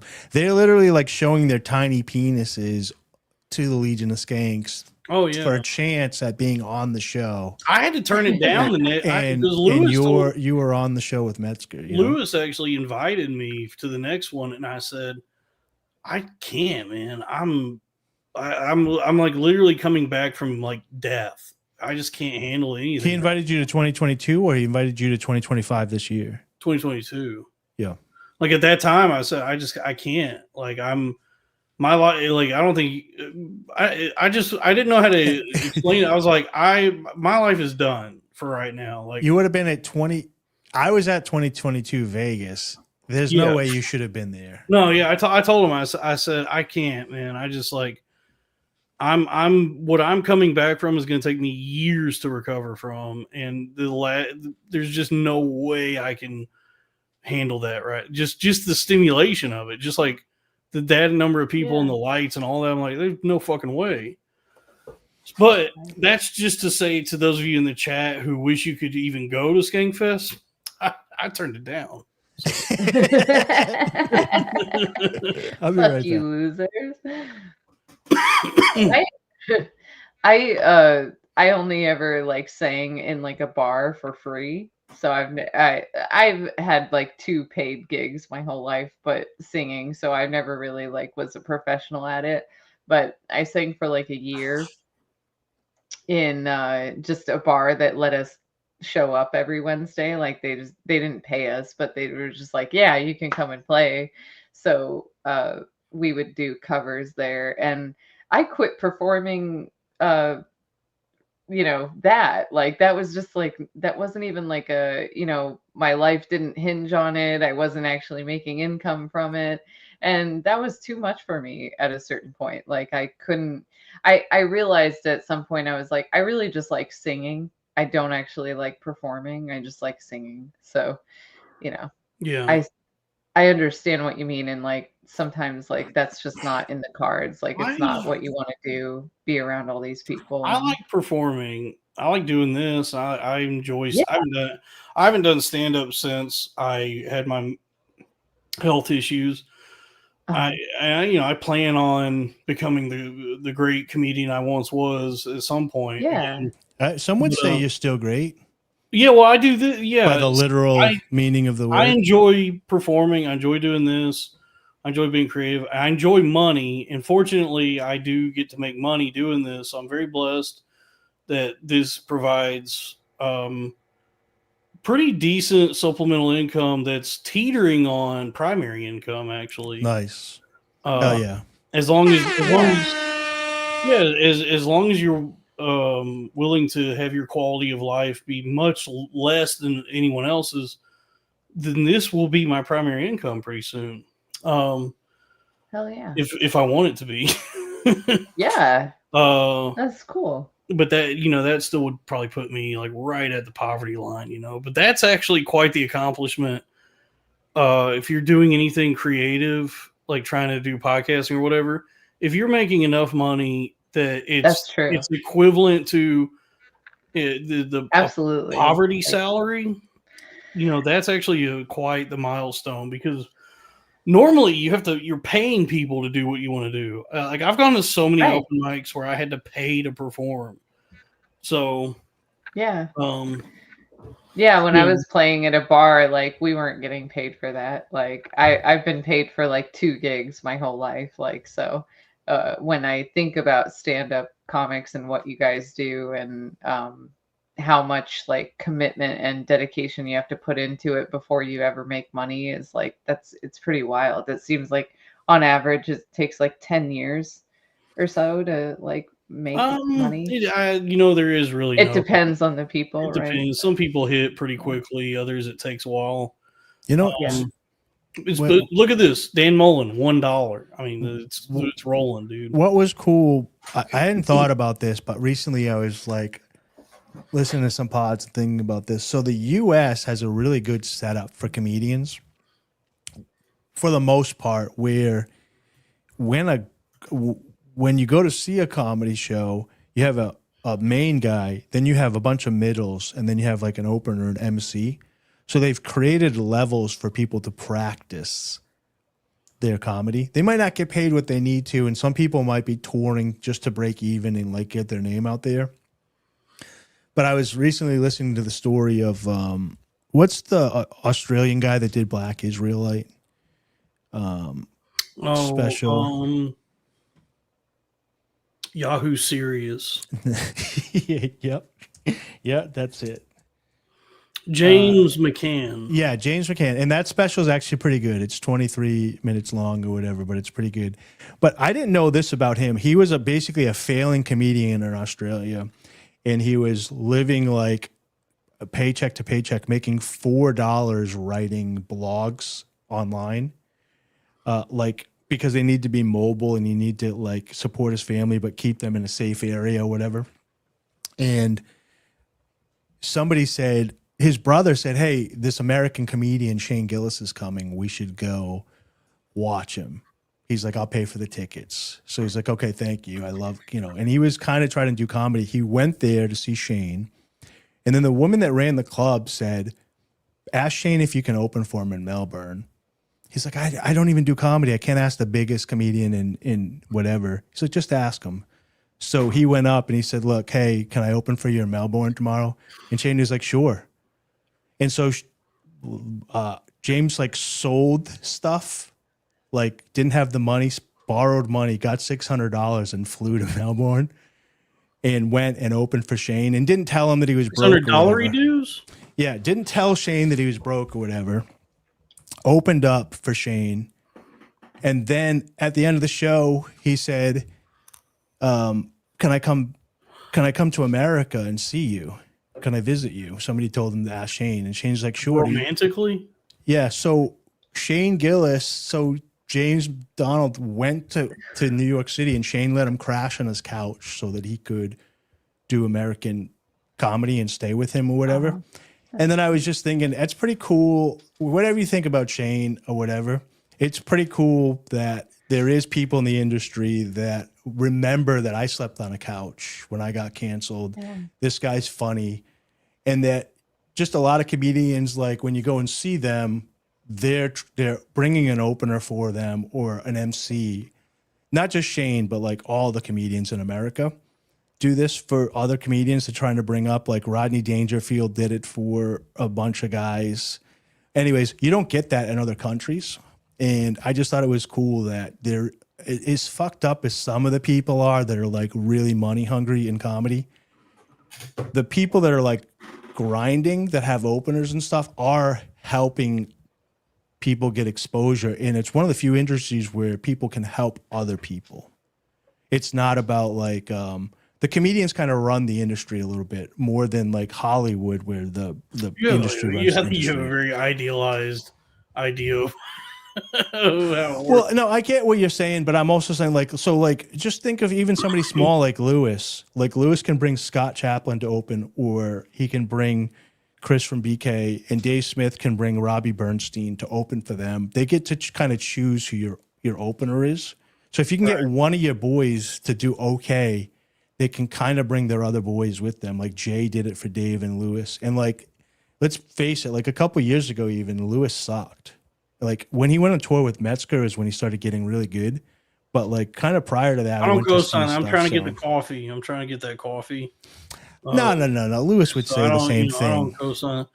Why are we talking about other shows? I don't want to talk about. I'm not talking about other shows. I'm talking about the industry. I'm talking about how it's cool that people within the industry can help one another. Let's watch the scene from Wishmaster. The ones that aren't dickheads. Now look at this. See, this is what I was talking about earlier. Just a little wink, a little treat for the horror fan. This is this fella right here, this bald guy. That's Reggie Bannister from the Phantasm movies, making a little appearance in this movie. So you see it in this. One of the fun things about this movie, there's a lot of like horror players, a lot of horror, actors known for their horror roles that show up and have little parts in it. That's just a nice little fun little nod to the horror fan watching Wishmaster. Let's go ahead and watch this clip from Wishmaster. Hey, you left customers in there. That's not a good way to run a business. Don't tell me how to run my business. You're a fucking bum. Well, you don't tell me how to run my life. You're a fucking prick. I'll talk to anybody I want to. You don't own this fucking sidewalk. You want to know something? I do own this fucking sidewalk. You want to know why? Because I pay fucking taxes. Fuck you. No, fuck you. I hope you die, you sack of shit. I hope you die, and I hope you float down the gutter so I can fucking... No. Bald-headed baboon. Don't touch a monkey paw now. Complected afterbirth of a Chinese gangbanger. Educated idiot. I own the sidewalk. I pay taxes. I got your taxes swinging. I'll tell you what you can do with your taxes. And I hope they poke a hole in your kidneys when they're heading up towards your throat. I hope you rot in hell. And that goes for you. Should be a libertarian monologue. A friend, perhaps. Tell me. Do you really mean those curses you hurl so freely? Damn right I did. What would you do to have them come true? Cigarette and a handshake's about all I got right now, pal. Not quite. You have a soul. That I'd trade for a shower and a jug of Jack. Then the death of your enemies would consider a bargain. You really are fucked up, you know that? But I do like the way you think. Indulge me then. What would you have happen? Give it some thought. Enjoy it. Hey, should only get cancer. Should only get cancer and die. As you wish. Welfare checks, food stamps, and another thing. Hey, buddy, you okay?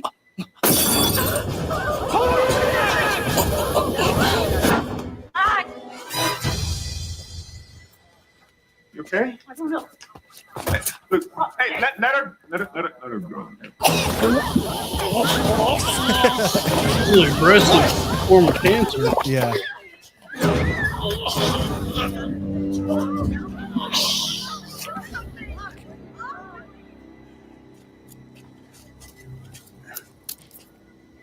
So, was it worth it?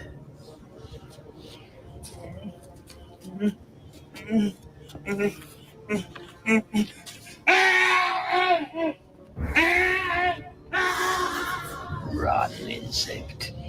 Run and tell those you will what you will. Tell them there is something loose in their city. Something which feeds on wishes. That would have scared the shit out of me when I was a kid. Oh, Holy dude, shit. Sci-Fi Channel when you're 8 years old. Oh my god. I was scared from the Leprechaun previews.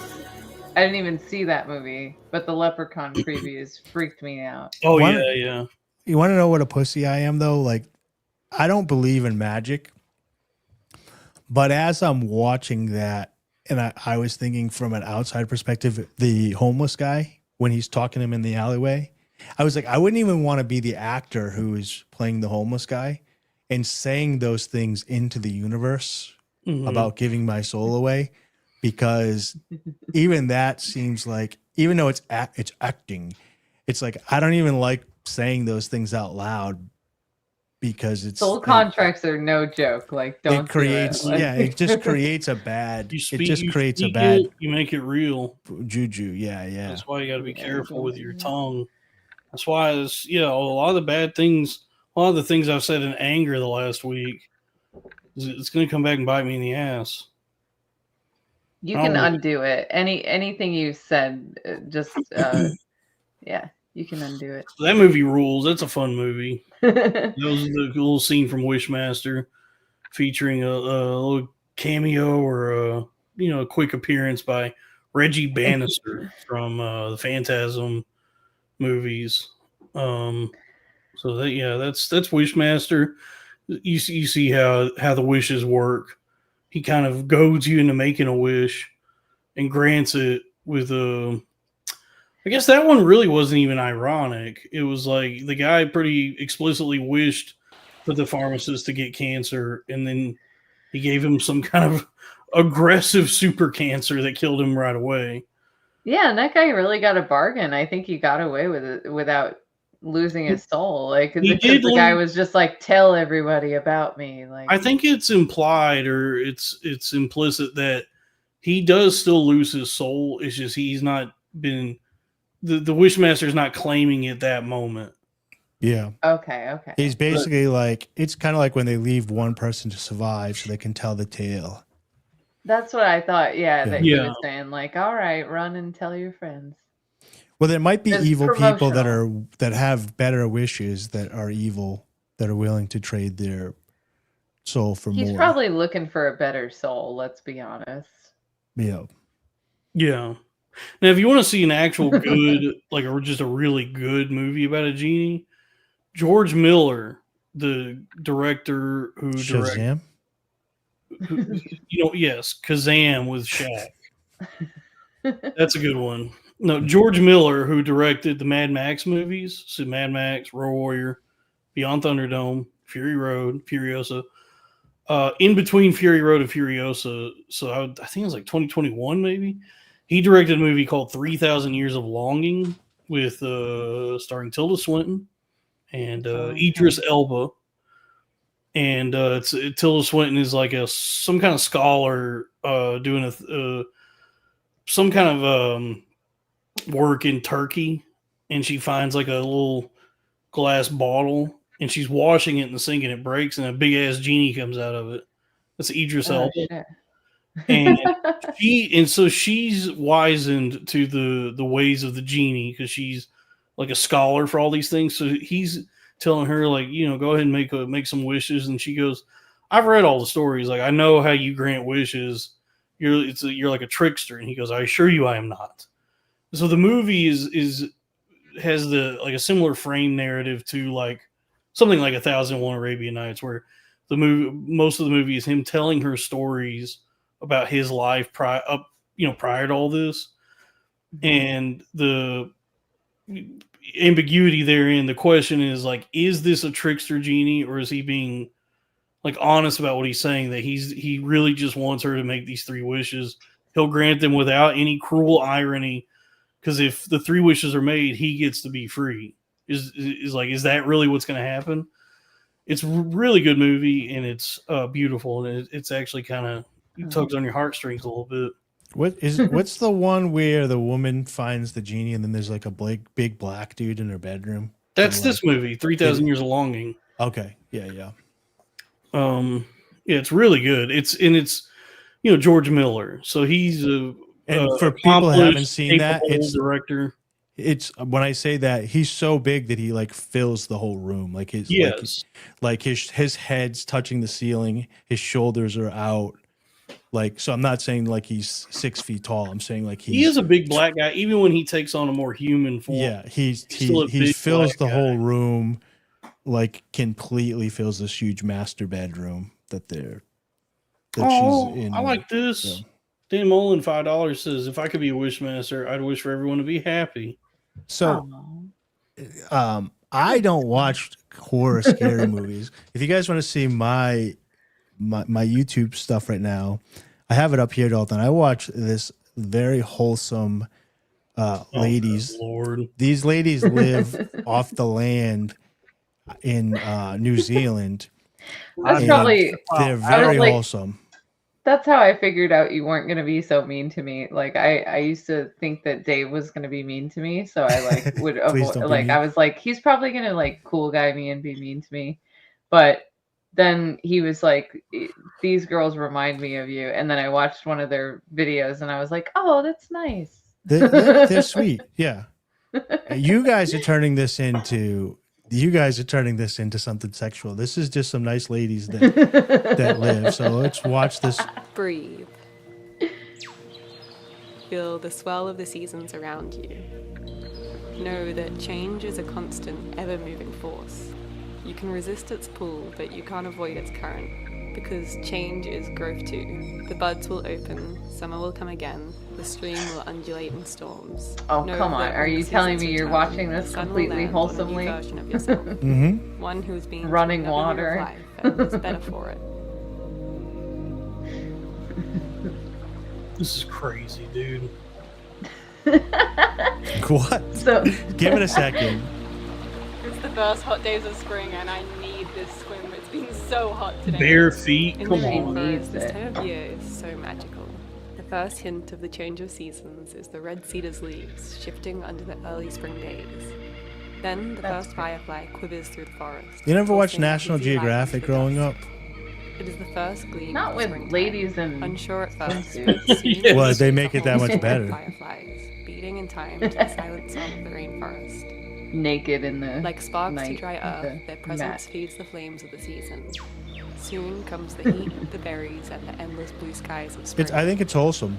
Spring brings a rebirth. It is to the forest. wholesome. The earth wakes up from rest, and with it, the dragonflies encircle, the cliffs are soaked in a pink haze, and the mountains glow in green growth.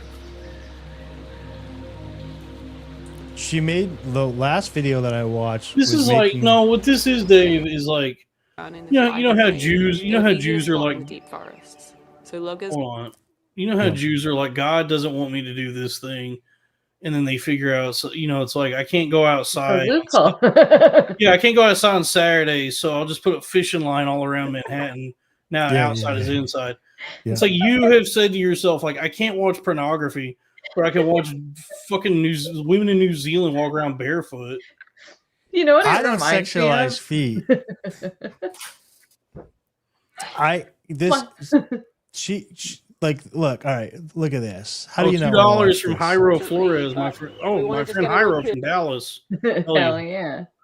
Maybe Look, play the girls a little more. Put the screen on a little bit, just for a second, for Drew. Is crazy. This is for Drew Huntley. Jacking Look at off this. to this dog. No, I'm not. You guys are turning this into something more than it weeds from is. this paddock will mean that we're able to plant more native trees and fruit orchards, and without the constant overgrowth of weeds, they could thrive. This is where the animals come in, because their job is keeping the weeds under control. So we have this paddock half planted as an orchard, so there's quite a lot of... So, anyways, they talk about, and I didn't know this. I had a magnolia tree growing up in my front yard. Did you guys know that like you can eat magnolia leaves? I mean, the flowers, and that since they're seasonal, it was like a delicacy. And like I watched them bloom every year and then fall to the ground, thinking that they were poisonous. But I wouldn't have they thought they were live off edible. the land. They wait for like certain fruits, then they can those particular fruits. Then they know like a lot of the stuff. She's building like a hut on the back of her pickup truck, but because she did the measurements and stuff of like the transmission, she ended up making it out of bamboo so that it'd be light and removable if she needs to move it to store with it, but it also won't wear and tear, but she can use it to camp out in the wilderness. I think it's a cool channel. You guys are sexualizing this nice lady that's No, I out with trust. her I animals. trust that you're a wholesome, above board guy. My ex. It reminds me of my ex because he said that he had watched so much porn and gotten to such like an extreme point that like none of that turned him on anymore. Like the extreme stuff didn't turn him on anymore. So he had come like back full circle to like watching videos of women fully clothed because he was like, now that's really hot to me. Yeah, it's the But then he also told me I should do. He was like, you know what you should do? Videos of just like cleaning the kitchen with just like maybe the possibility of a nip slip.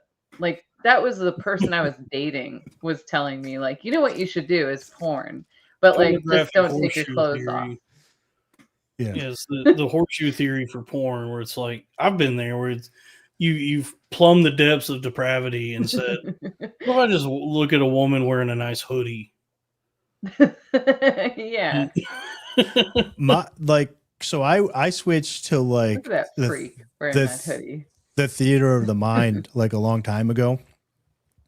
And what is kind of creepy about using theater of the mind is well, your mind. Yeah. So you know, you're using memories or things that you've seen or whatever. But then if you're inside or like busy or alone for long periods of time or just like hiking, you run out of like material. So there is a hall pass type aspect of it where you have to go out into the world so you can take like eye screenshots of things that you can turn into fantasies later on in the world later on. You know, I'm not a pedophile at all. So creepy, dude. No. So like, you know, it would be this. So you guys are online scrolling to find content. I go out in the real world and scroll for content. No, I go to a website called spankbang.com and I type in Adriana Chechik. I go to I look for Whole Foods. I type in Abella Danger. I go to Whole Foods on a Saturday night. I type in Riley section, Reid. and I go. See, men are so visual. You guys, I do feel for you guys that you're so visual sexually. Belladonna. Like, I just, it takes me like 2 minutes. I just need to go to bed. So I can, it's all up here. What are you doing? Words? You don't picture a fireman or something? A bill of safety. That's what it looks like. That's how I do it. Whoa, nice, dude. Not Romano, Veronica Avlov. He said that's a good one. So wait, so like ladies don't have to like think of pictures? Like you don't have to think of like a fireman or I don't something? have to. What do you think of the written word? Like what do you think? What What are you thinking about in your? It's sensuality. So it's just like a. You're thinking of the emotion, sensuality, and you're like, okay. No, it's like it's sort of visual, but it's not that visual. It's more like imagining a touch, or like almost like if you were watching porn, but you're only focusing on like the close up of like someone, a grip or something like that. So like I'm creating somebody grabbing stories. you in a certain way. All right, so I'm creating stories in my head. So I'm creating my own. I'm the master of my thing and the star of all the movies that I create in the theater of my mind. But then I run out of characters. So I have to Harvey Weinstein. I got to go out and be Harvey Weinstein and go to the grocery store and find some new people that I cast through my movies. Yeah, I don't even enjoy it. Like it's like at this point it's like it's just maintenance. It's clinical. It's like That's how I feel about it, Yeah, because but- it's very quick. It doesn't take very long it's at not all. something I'm I just even trying to wanna- get to bed. Yeah, it's not even something I want to do, or even I don't even want to be talking about it right now. This is not appropriate conversation to have with a lady, Dave. But since we're talking about it, yeah, it's just women are sexual beings, Dalton. Okay, they have needs just like men do. I don't see them as objects. I see You them don't as, see them at all. I don't see them as objects. I see them as people that have emotions, needs for connection, love. You know. So we have the rare ability to look into a lady's mind, a lovely lady's mind. I do it. Like, don't you lose sleep though? Like for me, like especially if I'm busy in my life and I have to do it for like medical purposes. Dana, I'll to start your realizing mom. I can't sleep, so I'll be like, geez, I'm like I've waited too long. I need to take the edge off, and I didn't even realize it because I'm Angela not sleeping. White. Are you reading the chat? No, I'm I just. don't think I let it go that long. Like I Violet do need it to Myers. sleep. Yeah. Um, Zora, did you turn on chat, by the way, or you Atlanta kept it off this Ocean, whole time? Remy I kept LaCroix. it off. I tried to turn it on, but it never turned on, so I haven't seen it at all. Okay. They've been pretty good. D. Williams. In order to get I was into it for curious future, what happened when you showed pictures of me at the last one, and then I was like, I can't watch that before I go on their podcast because it's gonna freak me out. I don't think they were super mean or anything. Yeah, when I Not showed the super two, mean. I showed a couple pictures of you that you have on your No, it's public Twitter. Yeah, I believe you. Francesca James. Who? What are you naming right now? Just the things I search for. Oh, okay. Um, I search for Bobby Starr. Skinny woman in the produce section wearing dresses. That's what I search for. Skinny packs. Let me go check the pasta section and see if they're trying to get any jars off the top shelf right now, because they'll ask me for help. Women and then- having trouble opening jars. Dude, you go to the grocery store, right? And the women will have difficulty getting stuff off the top shelf, and then you help them, and you get an opening to talk to them. Corey Chase. And worst case scenario, you turn that into a spaghetti sauce fantasy later. Spaghetti. It's only You've heard of spaghetti westerns? This is a spaghetti sauce fantasy. It's only really one or two assholes that give the whole chat a bad rap. Yeah, it's usually the chat is usually pretty cool, pretty chill. Like a lot of good, nice people in here who do super chats.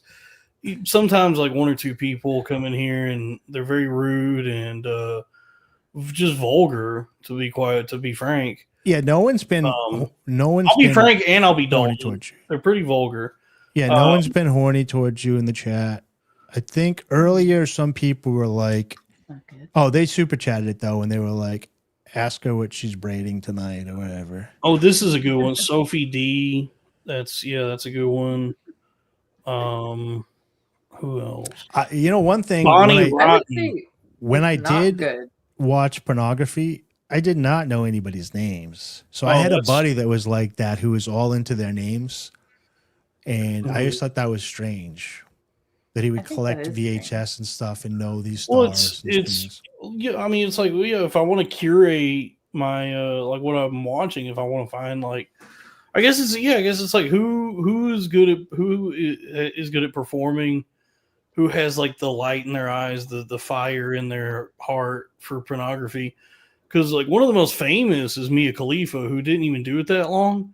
That's like a name a lot of people know, and she was like bad at it. I know her. So like there was a time if you went on, she was bad at it. Yeah, there was a time like if you just went on X videos, the front page, you would probably be presented with a Mia Khalifa video. And I'm so curious what you mean by bad at it. She just didn't throw her back into it. Like she just didn't seem like she was enthusiastic. She didn't seem like she was. Yeah, it just didn't seem like she really wanted to be there. She would every time she fucked a black guy, she would use a condom, but not with white guys. And I was like, well, we know what this. Well, she had some integrity. She doesn't like Israel. Yeah. She just didn't have the passion for it. Whereas like somebody like Kinsey Reeves or Emily Willis, you could tell they love this so much that they'll be dead by 28. And I think Emily Willis is on track because she's like in a permanent coma right now. Yeah.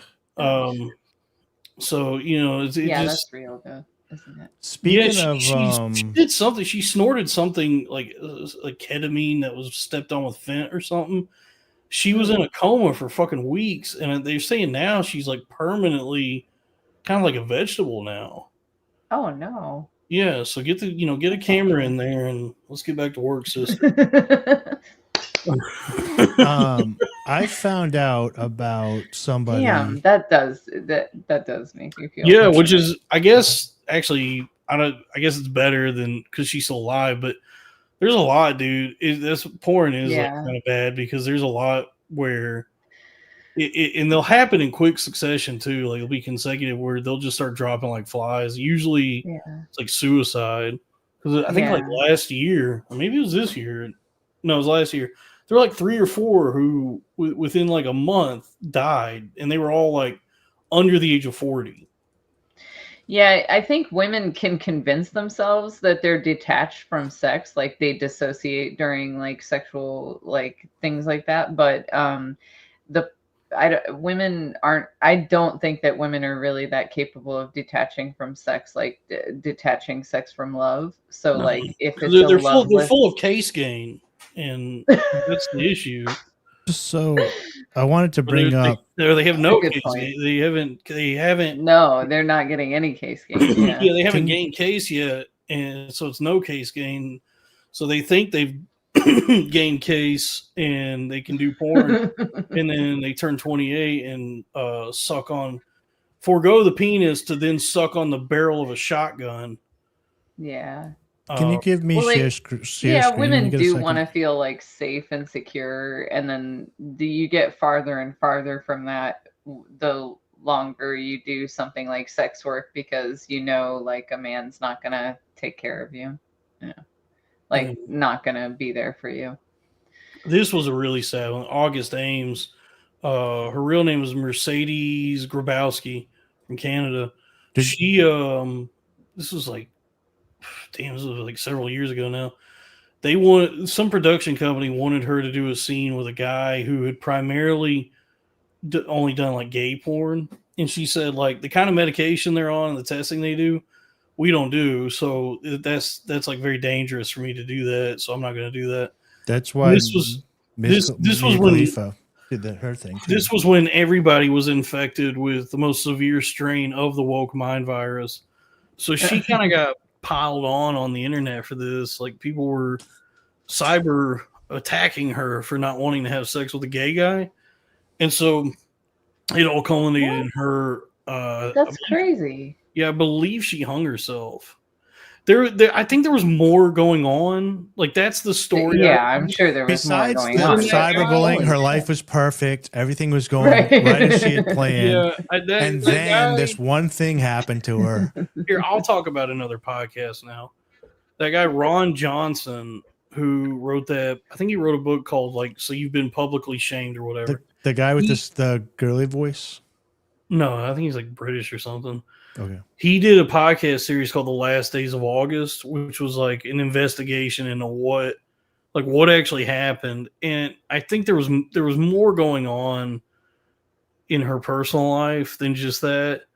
And I didn't listen to all of it because it was very sad and honestly kind of boring. But it seems like there was more going on with like her relationship she had with her family and her husband or something. I would guess, yeah. So I got a happy story about a porn lady. Okay, what is this? I know you guys are gonna call me a boomer, but is this? Do you know about Sophie Rain? Yeah, she's a porn actress who's never had sex. She's a OnlyFans model who's not a porn actress that recently met Shaq on her 21st birthday. But I had brought this up to Zora, and I wanted to have you listen to this because she's shaming Bonnie Blue. I'm a virgin.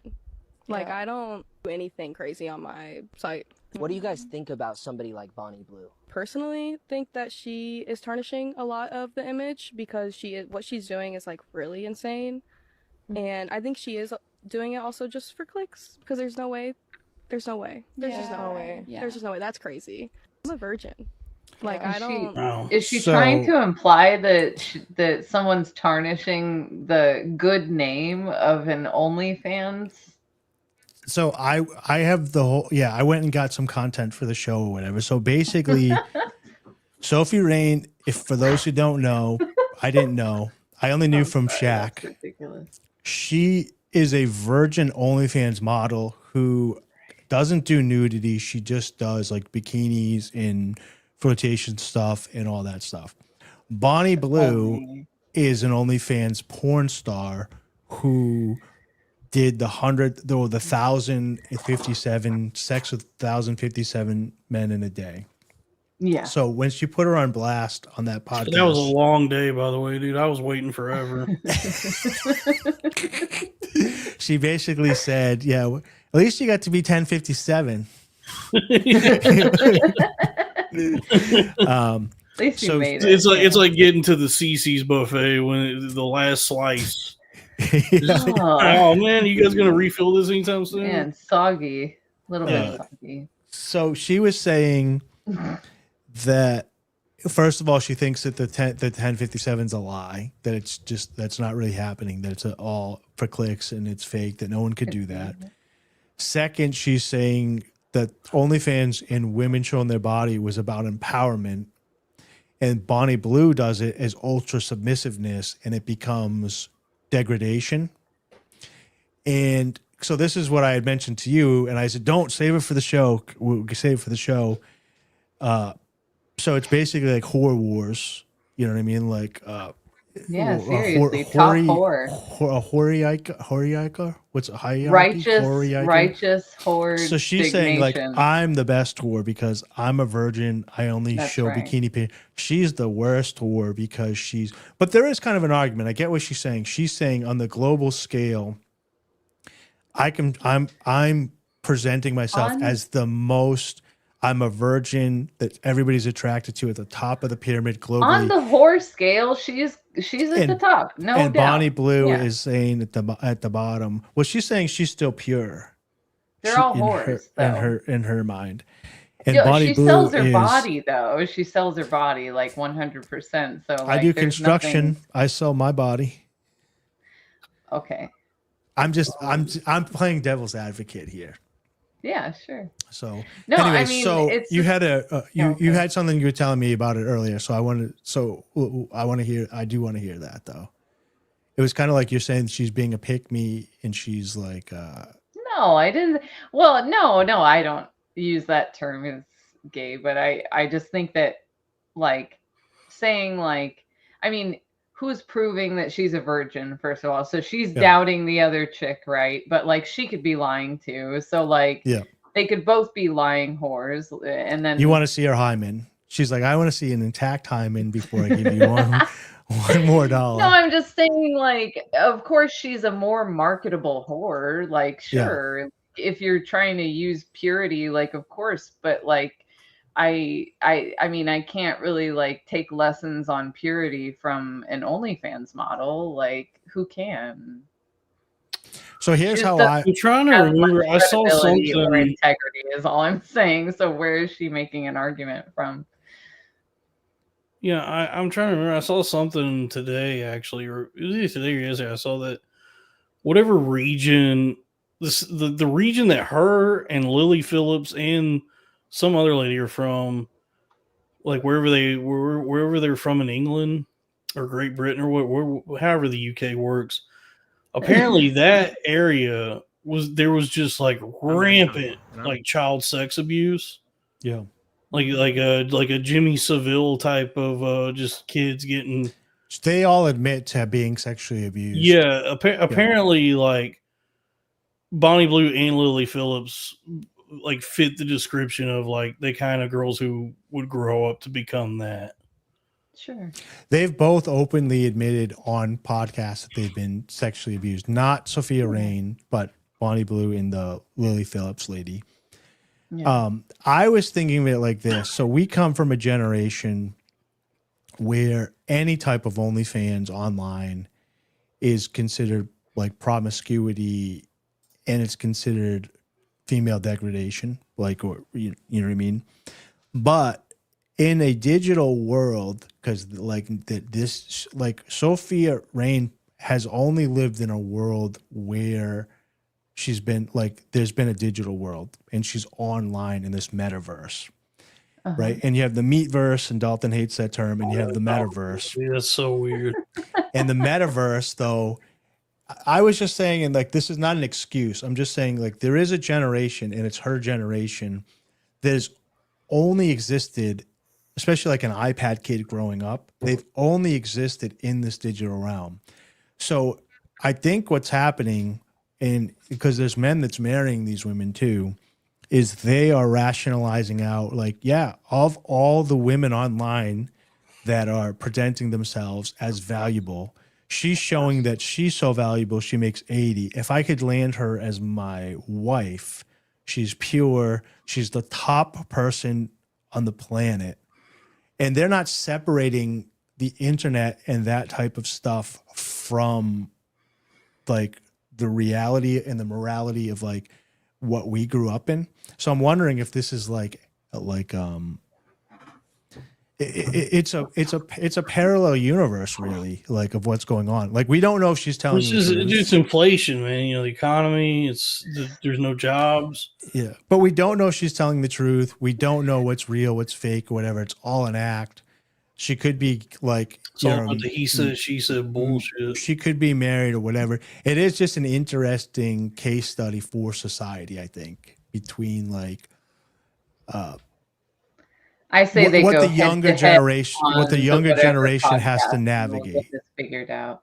Like the younger generation, what they navigate, different than somebody like myself that I grew up without the internet, saw the inception of the internet, saw the inception of public internet, and now like people that live on the internet.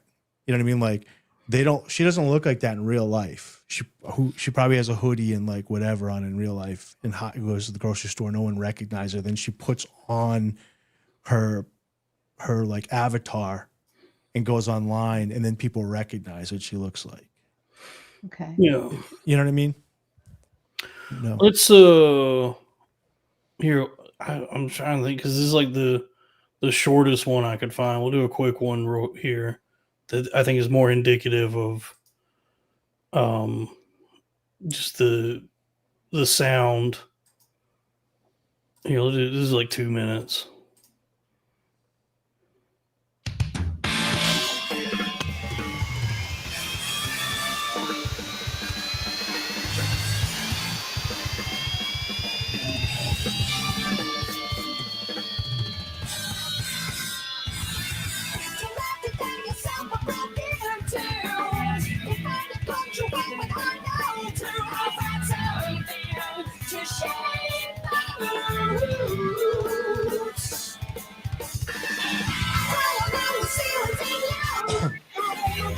It doesn't sound as good through StreamYard.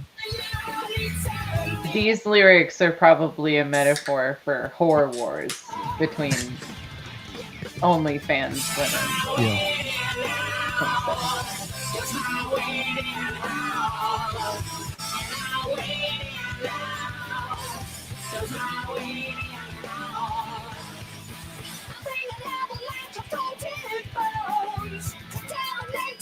Have you ever seen them live, Dalton?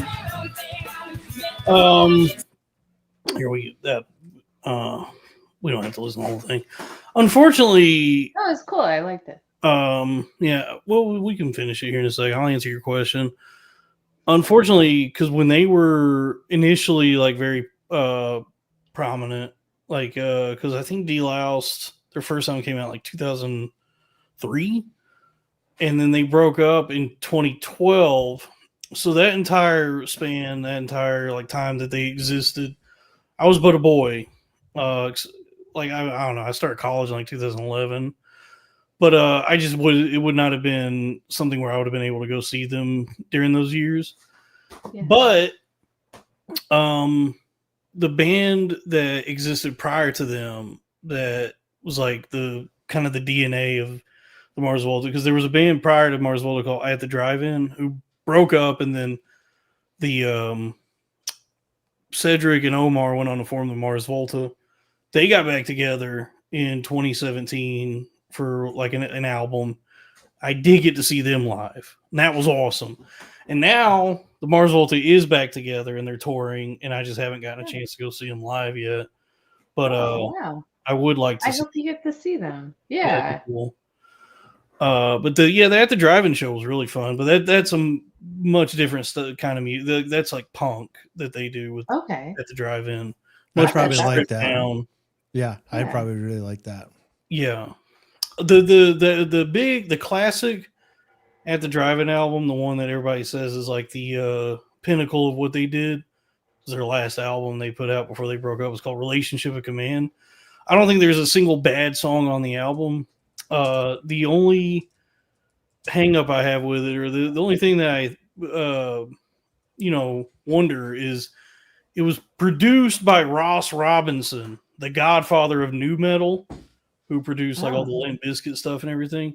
They didn't even they did not initially want to work with him, but because that was like so popular at the time, they worked with him, and the album is very much like the production on it is much more it's just it's more production than the two albums and the EP they did before that. And so there's the album they did before that's called In Casino Out, which is recorded live in the studio. So the whole band showed up and played the album live, and that's how they recorded it. And I like the production on that way better than Relationship of Command. Even though I would say the songs of Relationship of Command are like more evolved, like their musicianship has improved at that point, but the production on that one, I do think it is a little more produced than it should be for like a punk album. I will say it's a fun exploration. Like I said, like it was about 8 months ago. I went and I started at the beginning and I found their first album. What I did like about Mars Volta, I watched them. I listened to them for because Dalton was so into them. I wanted to see why he liked them. Yeah. What I liked about it, for me, they make albums. Nowadays people like songs. You listen to them in any order. There's no build up. There's no like if you go to them, you can pick out songs that you like or whatever. But they were good to experience. Like find their album, play it in order, top to bottom, and watch how they set it up, and they're very enjoyable in that way. Like they build and I love that. Yeah, where it feels like a journey, like a story. Like the first album's about their friend who died from a heroin overdose, and the second album's about a journal they found from a guy who was looking for his biological mother. And then the third album, Amputexture, is more thematic. It's not like a concept like story. It's just all about like religion. And then the album for the song we were just listening to, that album's called Bedlam and Goliath. I don't know if it's a concept album that tells like one story, but it's based on what they think is a cursed Ouija board that they were playing with at the time. Or something like that. And then Octahedron, the album after that, is like a pop album. It's just, songs. It's not like all one. And then Nocturnicate is another concept album about something, I don't know what. And then they broke up for many years and got back together, and they did the album. There's a self-titled album that has the song we listened to earlier, No Case Gain. That's another, they do like a pop style on that. Then their latest album, Lucro Sucio, is just like I don't even know how to describe it. It's just kind of like a meandering exploration of sound. It's very Spanish too. Yeah, sometimes there's a song, and then a lot of times it's like they're just kind of playing music that's not, it has no real direction. It's really, I like it. The funny thing about it though is like it's Mars Volta Fish. They were touring. They were band. opening for Deftones on this like tour that Deftones just did, and apparently they were just playing that new album front to back.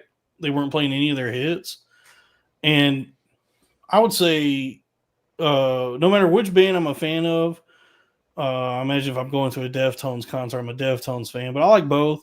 If I showed up to a concert and I'm stoked to see Mars Volta and they just play a new album, I would be grateful that I got to see them perform, and I would also be really fucking upset. Play Freebird. I would be like, yo, what Freebird. the fuck? That's the dichotomy of like being a performer that I didn't expect when I was singing, is just like doing what, like the singing is an art, you know, where like you know, you're working on your voice and you want to hit these certain notes and you find a way to do that and you've mastered that or whatever. So that's like the art itself. But then the performing, it involves caring about the audience having a good time. And like it didn't occur to me. I had so many like comments from people, and I was not getting paid to sing, you know what I mean? Like I was just getting up like singing these cover songs, and then at the end of the night there'd be some old dude telling me I should get a tambourine, I should dance a little, I should, you know, and I got sick of that. I was like, I don't want to fucking hear this shit. I'm not even getting paid to do this. And these, you know, people are coming up to me, and then I realized like, oh no, I'm the asshole. Like I'm a performer. I'm supposed to like do what people would like, and here I am. I'm just being selfish, and I'm just singing songs that I like, and I don't give a fuck what they're experiencing. And I was like, oh, I'm not a performer. I just like singing. Like for me, that was a whole revelation. I was like, oh, I'm not a performer. If I go see Larry the Cable Guy and he not once says "get her done," I'm demanding give me my fucking money back. I brought this up in the early days of Dalton and I doing this podcast. But when I did music or whatever, and Dalton will relate to this because it's similar to comedy. So you write a song and you get a melody, right? Then you play it with the band and you feed off one another back and forth. And then it changes because you're having fun. And then you get good enough that you're going to do it in front of the crowd. And then you have to get real life feedback, and you have to change to get the crowd into it. And if your band's good, like when I was doing the punk songs, if the crowd liked the part of a song and they were getting juiced up and they like wanted to fight and mosh, but I would repeat back that, and the band would pick up on it and they would repeat that music. So we could really explore. But you have to be so good at the lyrics and whatever and working with one another that you're now feeding off the energy of the thing. I do suck at music, Drew, but I'm a very entertaining person. That's why one of the reasons you show up every week. Picture that on stage, but me making you mosh and screaming slurs when I sing and talking about how the government sucks and anti-war for the past 30 years. You can find me, if you do a deep dive, you can find our practice stuff on YouTube, but we were a punk band. You want to experience it live. You want to mosh. You want me to jump off stage and punch you in the face and like have fun, you know? Oh man. Drew actually requested a song, or he paid for a song. We'll listen to like a minute of this. Drew, this is so fucking stupid. This is an insane thing to demand we do on the show, but he paid for it. Drew better be nice to me. His sister's in my DMs. He better remember that. I'm sure. I'm sure everyone's gonna love this.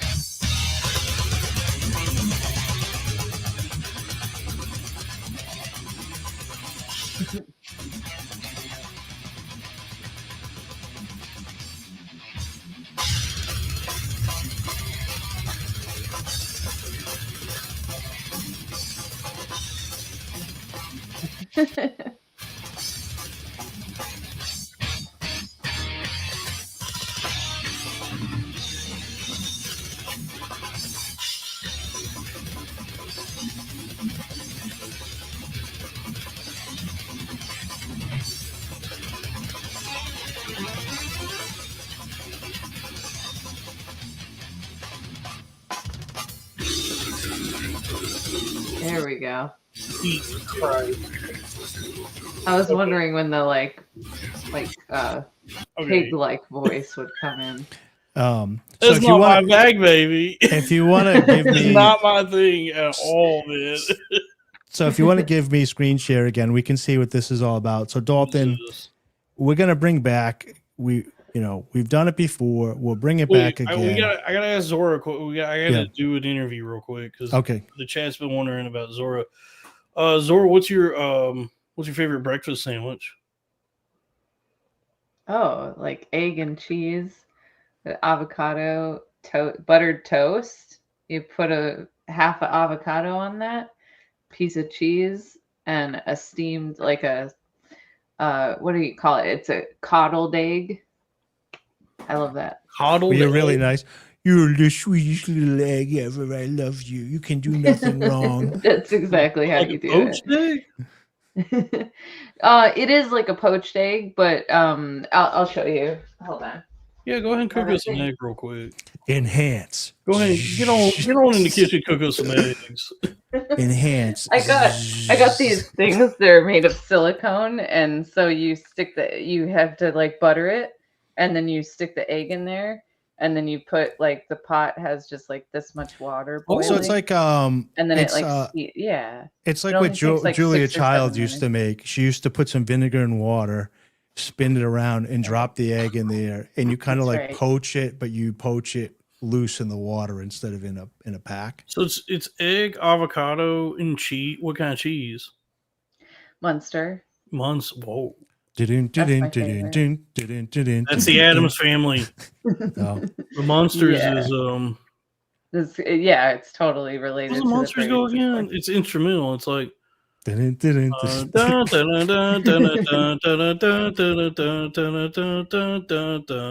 Monsters. Yeah.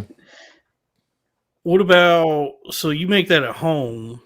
That sounds good. My Munster cheese is crazy. I usually go American for breakfast sandwiches and burgers. I would eat that. I go American because all American cheese is like, it is like the shitty substandard cheese as we think of it, like Kraft singles or whatever. But what makes American cheese good for like sandwiches like that is it is actually like cheese, like cheddar cheese that's been mixed with like an emulsifier. I believe it's sodium citrate. And so when you buy like Kraft singles or even a nicer American cheese like Borden maybe, that kind of cheese is good with eggs. Yeah, just like American cheese, because of the emulsifier that makes it American cheese, it melts better than any other cheese. So it's great for like if you're wanting to melt a cheese onto a sandwich. That's true. why usually if I'm making, I've been criticized on Twitter for lack of cheese meltiness because I don't really care about cheese melting. It's all the same to me. Like, oh, it's all gonna come out the same. So I just like slap a piece of cheese on there and like however much it melts, that's how much cold. You put cold cheese on your hot sandwich. Yep. And then I put a hot egg. So I have like I can't say I agree with that. Buttered toast and then cheese. Okay. and then you put the warm egg on top, so it's like slightly melted, but not All right. really. I can see because sometimes I will do an English muffin with mung bean egg substitute, and I'll Yeah. do thinly sliced feta, and I put the feta Mhm. on there cold because if you melt even a cashew feta, it just turns into a liquid. It doesn't stay Yeah, together yeah. like an American cheese. It turns into a soup. Yeah. So does Munster turn American into like a cheese- soup if it melts? American cheese is perfect for melting. Yeah. I mean, other cheeses can melt, but they don't. It's difficult. Well, they say America is a melting pot. That is true. Yeah. Yeah. What about? So that's your favorite to like if you're cooking. What about like If I'm making it, if yeah. you go somewhere? Where do you go to get a breakfast sandwich? I don't eat out anymore. Me neither. I do. I would Because I would get because, like a breakfast burrito, like McDonald's. Like I'll eat like McDonald's breakfast, but it's been a long time since I've done that. But or like Denny's. I used to go to Denny's in Florida a lot, but that was usually just because they were open late and you could smoke inside. So I guess maybe probably Waffle House would be better than Denny's, I'm sure. But I haven't been to one of those in a long time either. Okay. I have a 'Cause, yeah, weird like, palate a little if bit. I'm going so. out to get a breakfast sandwich, Mhm. you know, the McGriddle's good, but it's also kind of an affront unto God. It's too excessive.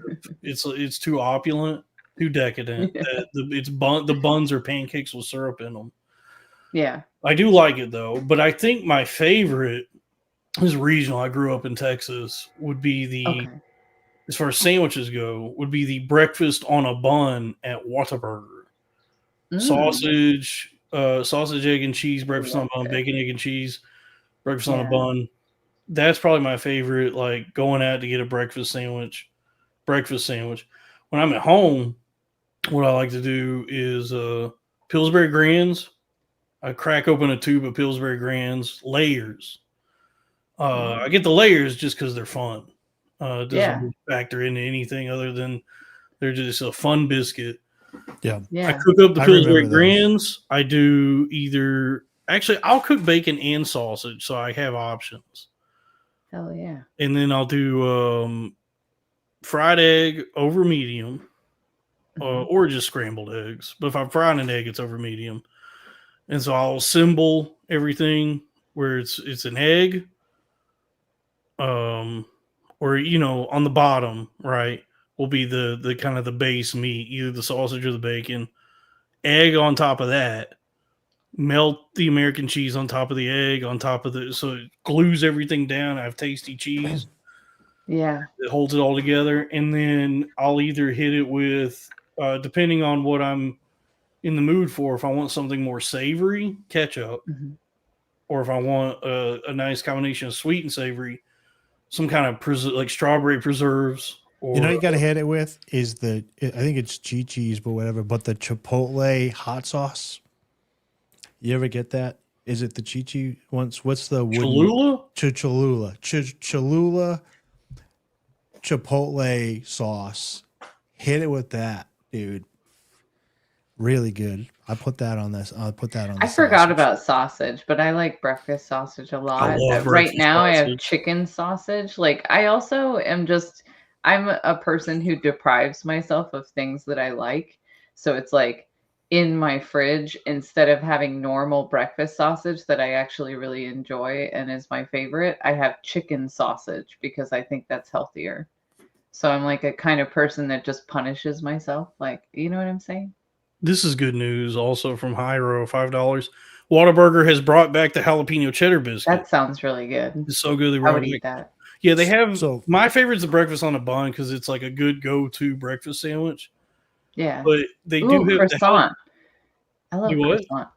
Croissant. Well, yeah, I think Wendy's has a croissant breakfast sandwich, or Wendy's or Burger King or Jack in the Box, one of them. Yeah. But yeah, Whataburger also has a jalapeno cheddar biscuit, and then they have the honey butter chicken biscuit. That's a good one too.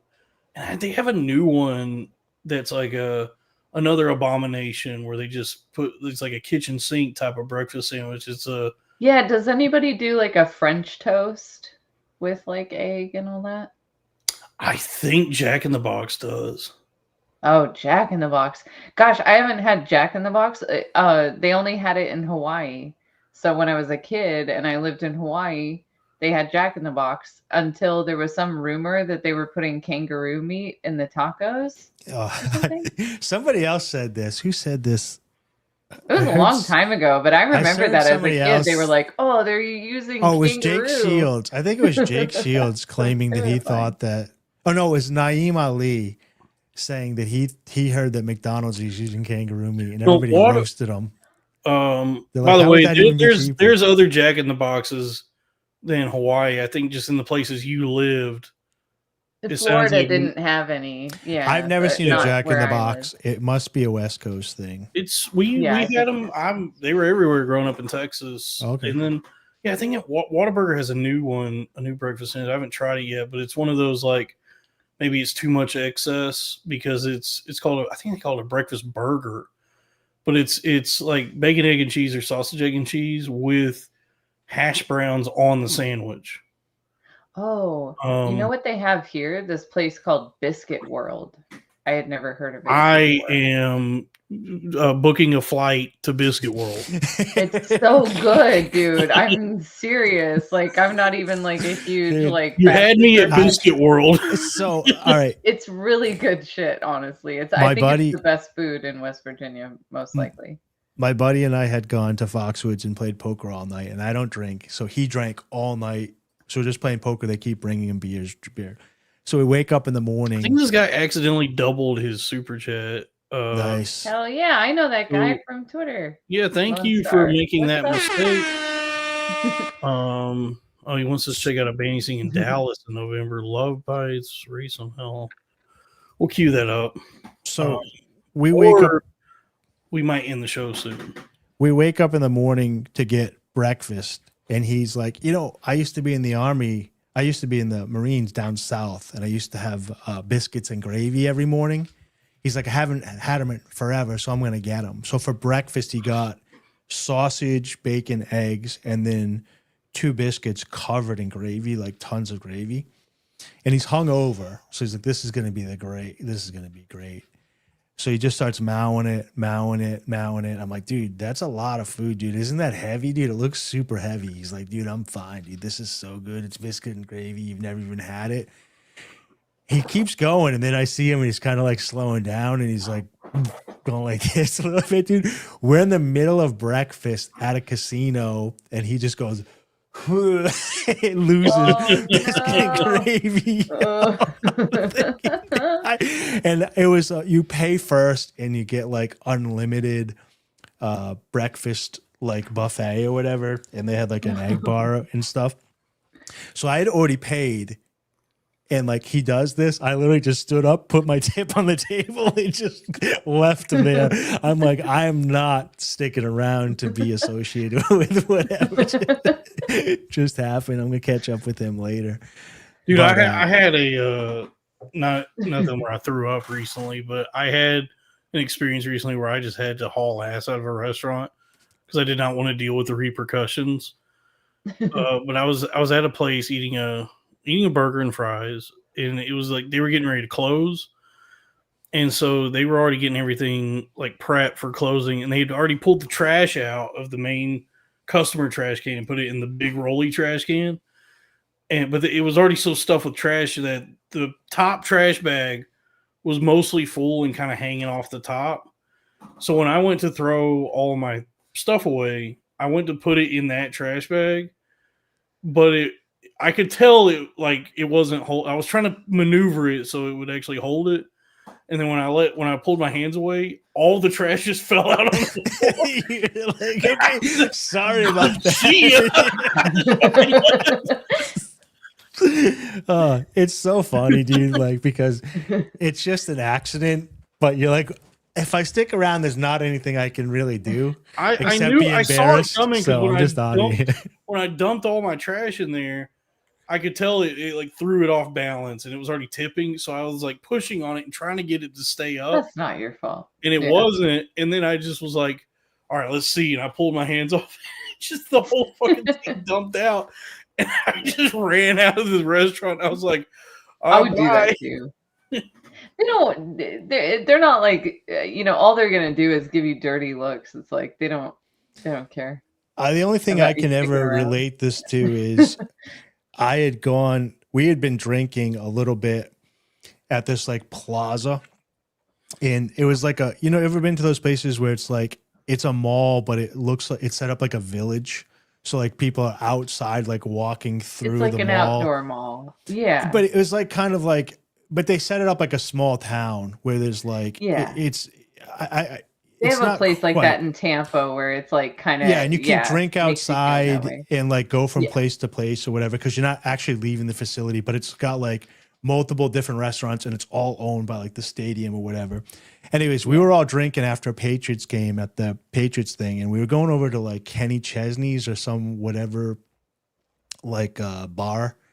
I don't know. It was some like country music thing. Me and my buddies, and we were drunk, and I wasn't like super drunk or whatever, but like I was like confident, and I'm like, let's go, let's get over here and meet these people. And as soon as I walk in, I kind of tried to hightail it to the bar, and they had these like the chest high like round tables, so like it was high up, and there was a short waitress coming around the other way, and she had a whole thing of drinks like this, and I didn't go anywhere near her, but I went quick this way, which startled her. I didn't touch her, get anywhere near her, but she just like startled and spilled all her drinks everywhere, and I just literally went. And I just walked right back out, and I was like, "They're not in there, dude. Let's go to this other place." And my friend's like, "What? You just pulled us over here?" I'm like, "Don't worry about it. We'll come back later." But I kind of felt bad, but at the same time, I kind of felt bad, but at the same time, it was like I didn't actually touch the drinks. I just startled her because she was coming like this way, and I was coming this way. But she broke like whatever was on the tray. Yeah. Some people in the chat find that what I did to be deplorable. So, they seem to be upset that I just left all that trash there. If it makes you feel any better, I also did not tip. McDonald's is just a place to use the restroom when you're on the road. That's not your fault though. And who's gonna pick up trash? Like, so they expect you to stay to pick up all the trash and then say I'm sorry. And then is that? I mean, I guess it would be the nice thing to do is be like, hey, just wave them over and be like, hey, I didn't mean to do this, but I'm happy to, I'll help out because it's my fault. Clean it up anyway. But what I did instead is I ran away.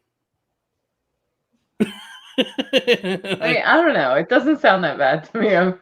Because I was embarrassed and I did not want to deal with it. So it's been pretty late. Do we have time to riff? We have time to riff on a under 3-minute video. I here? guess if some super chats get going, Guys, you're gonna love this. I'm gonna make Patreon. this a series. I was surprised that you ran at all. All right, man. I'm working on it, man. I started exercising again.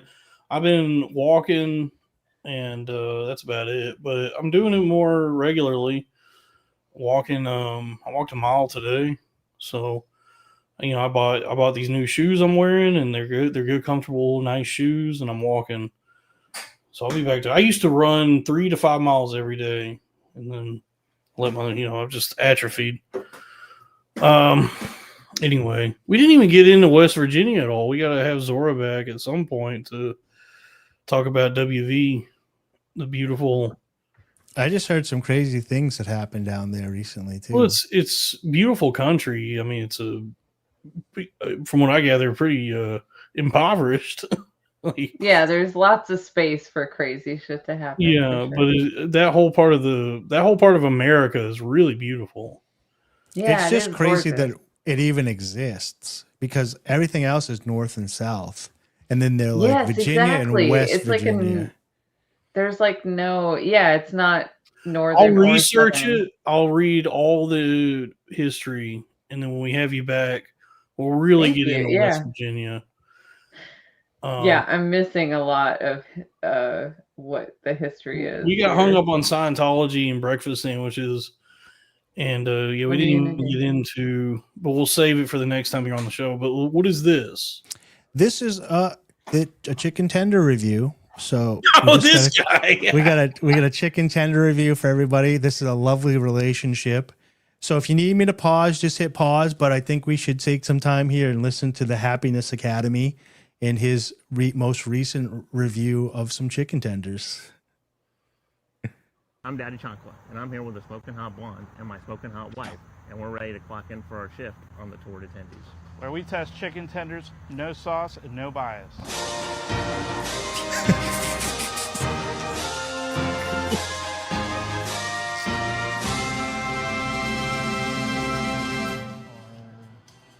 Are we getting wedges?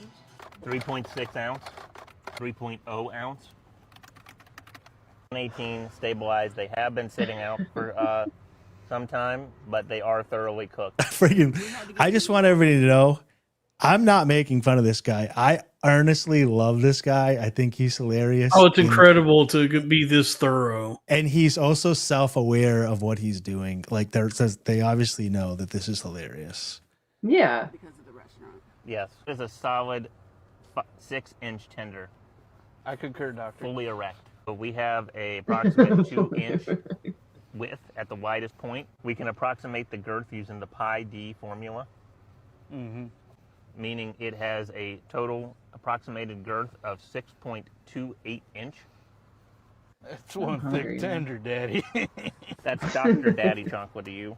Sorry, Dr. Daddy Chocolate. Dr. Daddy Chocolate, do you concur? I do concur. Okay. Such a wild camera angle. His wife is I'm now both hungry and turned on. Thank you a lot. So it's a little bit crispy. I'm going to give it a 6 out of 10 on the crispy coefficient.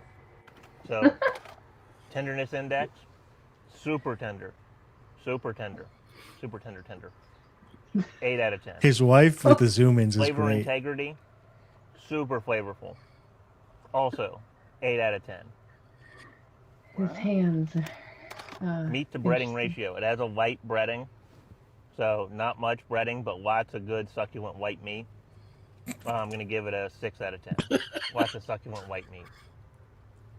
And finally, value per tender. So we got the meal with wedges for $7.50. So we approximate the cost per tender at $3.75 divided by 3 tenders. That's $1.25. That is only slightly more expensive than the $1.12.5 of DQ, and these are significantly larger and better than DQ. I'm giving this a 9 out of 10 because Daddy loves savings. Daddy Chancla loves savings. Wow. Incredible, dude. Riveting. Damn, man. Enthralled the entire time, man. I love this guy. Clearly, alpha. Dude, I just love he found something he loves that he gets to do with his friends and have a good time. And his videos get a ton of views. So it's like I thought it was like a poly situation. And then when he said this smoking hot blonde, I was like, oh my God, they are poly. I thought you were just making a joke to me. The guy with usually it's just him solo and his wife. This week they had a special guest, which was the guy with the mullet. And he's just another creator that they have on the show. Okay. Like, so they'll have other creators that they co-op with, but because they're so niche, the creators that they have on are niche. And so you only know them if you get into that world. Yeah. Is it niche or niche? Probably niche. I'll tell you what, dude, I've been having some. I think it's either or. I've been having some niche pain lately. Pain in my niche. So we should probably patreon.com/ It is nichers though. What? Nichers. They respected me for saying it. Patreon.com/ cornfed with Dalton Pruitt. That's the Patreon for this channel. As little as $5 a month gets you access to all the premium episodes and bonus content. And then if you want to buy some merch, right now we got Crowder Boys merchandise. So very exclusive, the only ones that'll ever exist for that iteration of the show, because Crack quit the show to go on to greener pastures. The website. Well, hold on. That's not. It's just not. He quit the show. We don't know if his pastures will be greener. We only know that he quit the show. I mean, he's got the his biggest. pastures could be brown and worn out now. He's the most famous one out. He's got the biggest channel. He's got the biggest following. He has the most promise. Why would he anchor himself? Why do you weigh himself down with us palookas? I hope. I wish Crack the best. I hope him all the success in the world. What I will say is, like Clint Russell, who had a ton of followers and a presence on his YouTube channel and Twitter, was on the Tower Gang for the point that it kept him grounded of where he came from. You know, so sometimes when you cut off what grounds you, you float away. You float away into the atmosphere. So, I mean, I wish him the best, but I hope that he finds a place to keep himself grounded and honest in the chaos of fame. You know? I wish him misery and despair. Wishmaster. You know what? It does. You know, it does not behoove one to hold to be angry. So this is water off a duck's back. Best of luck to him. But we got, you know, he did kind of leave us high and dry with all the work we had done to build the show and the network and the merch. But it's, hey, if you want to buy some of that merchandise, the website is bpnmart.com. That's B as in billionaire, P as in podcast, N as in network, Mart. I'm going to get one of those small shirts, man. Get you a small. You'll probably might be the only small we sell. You're probably the only small fan. Yeah. bpnmart.com. 100% cotton, very comfortable, premium quality, luxury exclusive. The only ones that'll ever exist of this design for that iteration of the show. And you know, moving forward, we're still gonna have the greatest podcast merchandise out there. Yeah. It's bpnmart.com. Zora, did you have anything you want to plug? So I was just going to say before that, Zora, you don't have your chat turned on, but I do want you to know that the chat right now is saying nothing but positive things, good things about you. Some people, the most recent one said Zora was a fine guest, but people have been saying really positive things about you. So the chat was very pleasant tonight and happy that That was you were really there. fun. It flew by. I didn't even know we were on this long. Well, thank you. This is funny though. I was trying to pull up the website and I guess I didn't put it in right. And so AI answered me and it said the network's founder, Dolphin Pruitt. Nice. So sorry, I interrupted Dalton. Do you want to do you have Zora was cool, Zora was chill. Thank you, Robbie's third cousin. Do you want people Zora to find ate you me at Twitter, that's all. Just yeah. Zora, the number 8. That's my handle on Twitter. That's all I really have. I have a Substack, but I haven't even started writing. Ooh, I like subs. I like Jersey Mike's. So Me too. so we'll put Zora's I like a spicy Italian sub. That's my favorite. Do they have a spot? I know. I get the Italian when I go there with Mike's Way with the juice. And I guess you like the juice. I like the juice. You like the juice. I like the juice. Yeah. I like Mike's Way with extra hot peppers in the juice.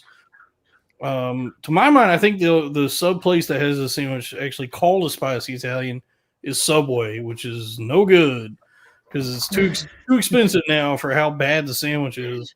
That is what I'm talking about because I haven't really been to Jersey Mike's. But I have been to, what is the other one? Jimmy John's. James I don't know. John's. It's been a long time since I've been eating out. I would say I stopped eating out maybe 8 years ago. In college? Come on, man. No, shut up. I never. No, done she's that. Scientologist. They're not allowed to do that. No homo gays. So are you going to do sibling revelry as well? Or Me? yeah. I would love to. I haven't talked to them. Maybe I should. As your agent, they did reach out to me to see if you would go on. So I you would guys love to. I love now those guys. you'll have to watch Sibling Revelry in reruns because they're counter programming. So you want to watch Cornfed Live and Super Chat Us, and then when this show's over, go over to Rumble and watch the repeat of Peter Zora Thiel's Free Speech Rumble. on Sibling Revelry. But I'm gonna reach out to Doug and Paul. I love all these guys that are like, yeah, we're going to escape the oppressive and I guess the word they like to use is dystopian. Well, they're on Rumble because the word they like to use is yeah. They say like we're going to escape the dystopia that is YouTube and go to the fucking website that was founded by Peter Thiel. yeah. So I'm a BitChute boy. I will be relaunching. For the 3 or 4 of you that show up and like me, Dalton's going to be putting my link tree in the descriptions from now on, and you can find some of the projects that I'm working I'm not doing on. that. Yeah, and then Zora's. We'll put Zora's Twitter handle because every time I put any comment to say hi to you guys, YouTube I'll just put censors everything it. in the description. So the link tree, Zora's And we gotta- Twitter handle, where We you get can find good Dalton's sandwiches. link tree. Yeah, we got to get Dalton a link tree so you guys can share it, and then everybody else can go buy the stuff that Lily Abernathy made. But the I would merch be store. remiss before we go. I'd be remiss if I did not tell Zora because we talked about the braids. You got to watch Wednesday on Netflix. You got to watch Wednesday. Oh yeah. It's so I bet good. that is good. It does look good. If you like supernatural teen dramas, this you're gonna love Wednesday. That for whatever reason they said, what if we do the Addams Family, but it's a teen soap opera? That sounds like something I should like. I didn't think I was gonna enjoy it. I just was. I'd run out of stories. I needed a new story to watch, and Yeah. I had seen that Tim Burton had directed some of he directed some of the episodes. That's all I knew. I said, that's cool. I'll see what this is all about. And I watched the first episode, and I was immediately hooked. I said, Yeah. this is junk, and I'm gonna love every second of this. This is just like It's such been so long since I've watched any shows and stuff like that. I'm so like behind on popular culture and stuff. But the last movie I saw was in the theater, that Beetlejuice remake. No, it's with Jenna Ortega? Or a sequel. Yeah, no, Yeah, that so was yeah, pretty cool. she's- I was pleasantly surprised. That was really cute. I still have to watch She's that. Wednesday. She's also Wednesday, and obviously the first Gomez is John Aston. He's great. That's the old sitcom. I don't think anybody's ever going to do it as good as Raul Julia from the Barry Sonnenfeld movies.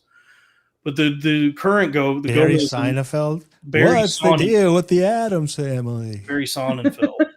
Yeah, But the current Gomez for this show is played by Luis Guzman, and I am really enjoying him in the show as fat, ugly Puerto Rican Gomez Adams.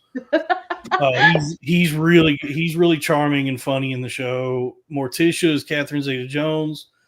Uncle Fester is Fred Armisen. It's a stat cast. Obviously Wednesday's That's cool. Fred Armisen's great. Yeah. Oh yeah, and then Christina Ricci actually is in the show as a different, not Wednesday, obviously, but they do. I forgot she was the movie Wednesday. They do bring back some people that were in the movies because in the second season, Christopher Lloyd is in it. So they have some cameo Easter No, not eggs. cameo. They cast member. They're characters Easter in the show. Easter eggs basically that they were in the other episode as another character. Yeah. I don't even know if it's. I mean, if you're aware, if you are familiar with the movies at all, and you're watching Wednesday, you go, "Oh, that's Christina Ricci from the movie. She was Wednesday in the movie." Yeah, but to And have then- her back is why else would you have her back except for the fact that as it's a for the fans to enjoy an that homage she's- for the Adams heads out there, the people that really like myself. Yeah. What's an Easter egg then? It's like a hidden An riddle. Easter egg is much Like more Arrested Development had a ton of those. Yeah, an Easter egg's more inconspicuous. Like it's harder to spot, or it's supposed to be like hidden for much more eagle-eyed viewers. Yeah, but I think that you underestimate how stupid modern people are. So, like, I think I still consider I don't an know Easter egg. if a character who appears in multiple episodes and has several minutes of screen time would be an Easter egg. That's just a character in the show. But the Easter egg is that she used to be in the old one. It's not an Easter egg. It's an homage, or it's Okay. it's a just a nod to the movies. It's not necessarily an Easter egg. An Easter egg would be like if something that I guess is more. Don't scramble me. No, an Easter egg would be like Sorry, that's my Easter egg. If they got a phone call and on the other end you heard like me, and then you if you know anything about the Addams Family, you go, oh shit, they're on the phone with Cousin It, and then it's like that's by the way, I just made that up. That's not in the show. That is something they would probably do. I was getting frustrated because I was listening to another podcast that will remain nameless, and they were talking about the Munsters and the Addams Family. And one of the people that everybody just doesn't ever question said, "Oh, the Munsters was like had magical creatures, and the Addams Family didn't." And They have there's a fucking disembodied hand that walks they have around. and that's my first thing. Like, there's a guy that's completely covered in hair, but I guess you could say that. I mean, I could almost be Cousin It. But there's a disembodied hand that runs around called Thing. What is not magical about that? Yeah, there's a lot of in Wednesday. There's a lot of like much more like overt supernatural stuff in this. Like that's like the whole premise of the show is that she has like some supernatural gift that runs in the family, so they have to send her to school, like a special school. The gift is she looks like she's 15, but she's 21. Yeah, that too. Yeah. No, it's the Monsters was based on the whole deal with the Monsters was all based on existing like universal monsters. So Herman Munster's Frankenstein, Grandpa's Dracula, Eddie Munster's a little boy Dracula. It's like these existing properties that the Munsters is acknowledging as like a comedy show. Whereas the Addams Family is a more like original creation, or it's people that are spooky, but there are some supernatural elements. But it's not like they have a Dracula or anything. They have a hand that walks around. Lurch is some unknown something. He could just be like a tall Lithuanian guy. Lurch is some kind of tulpa or homunculus, possibly a Jewish golem.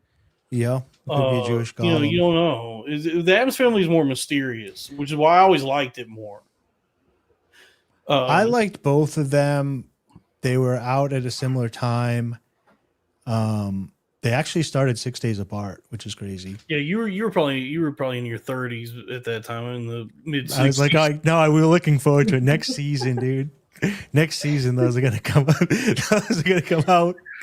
I just wanted to say to Zora, because the braids, you gotta watch Wednesday. You gotta watch. I was gonna say, go on Netflix, binge it.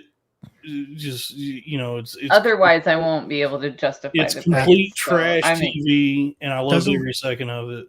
Dalton, do you have a widow's peak? I kind of do, yeah. Yeah, Those so are you have a cool. widow's Yeah, peak.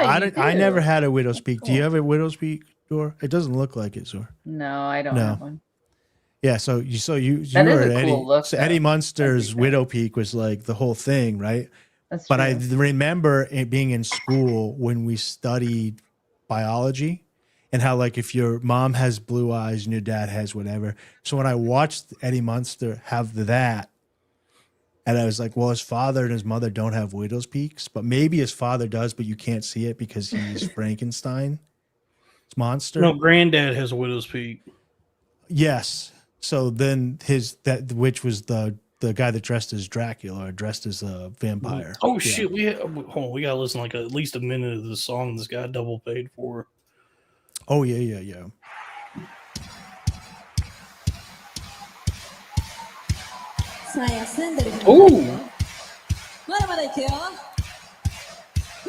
Ay, Dios mío.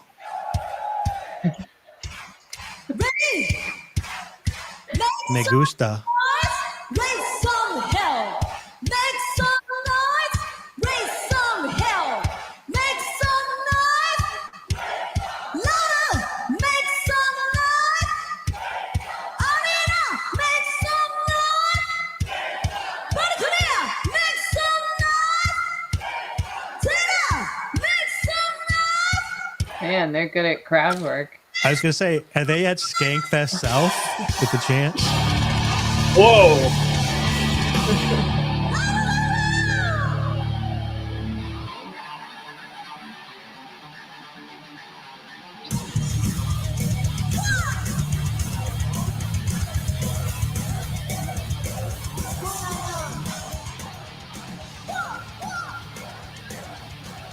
We should have played this outside of StreamYard. This rocks.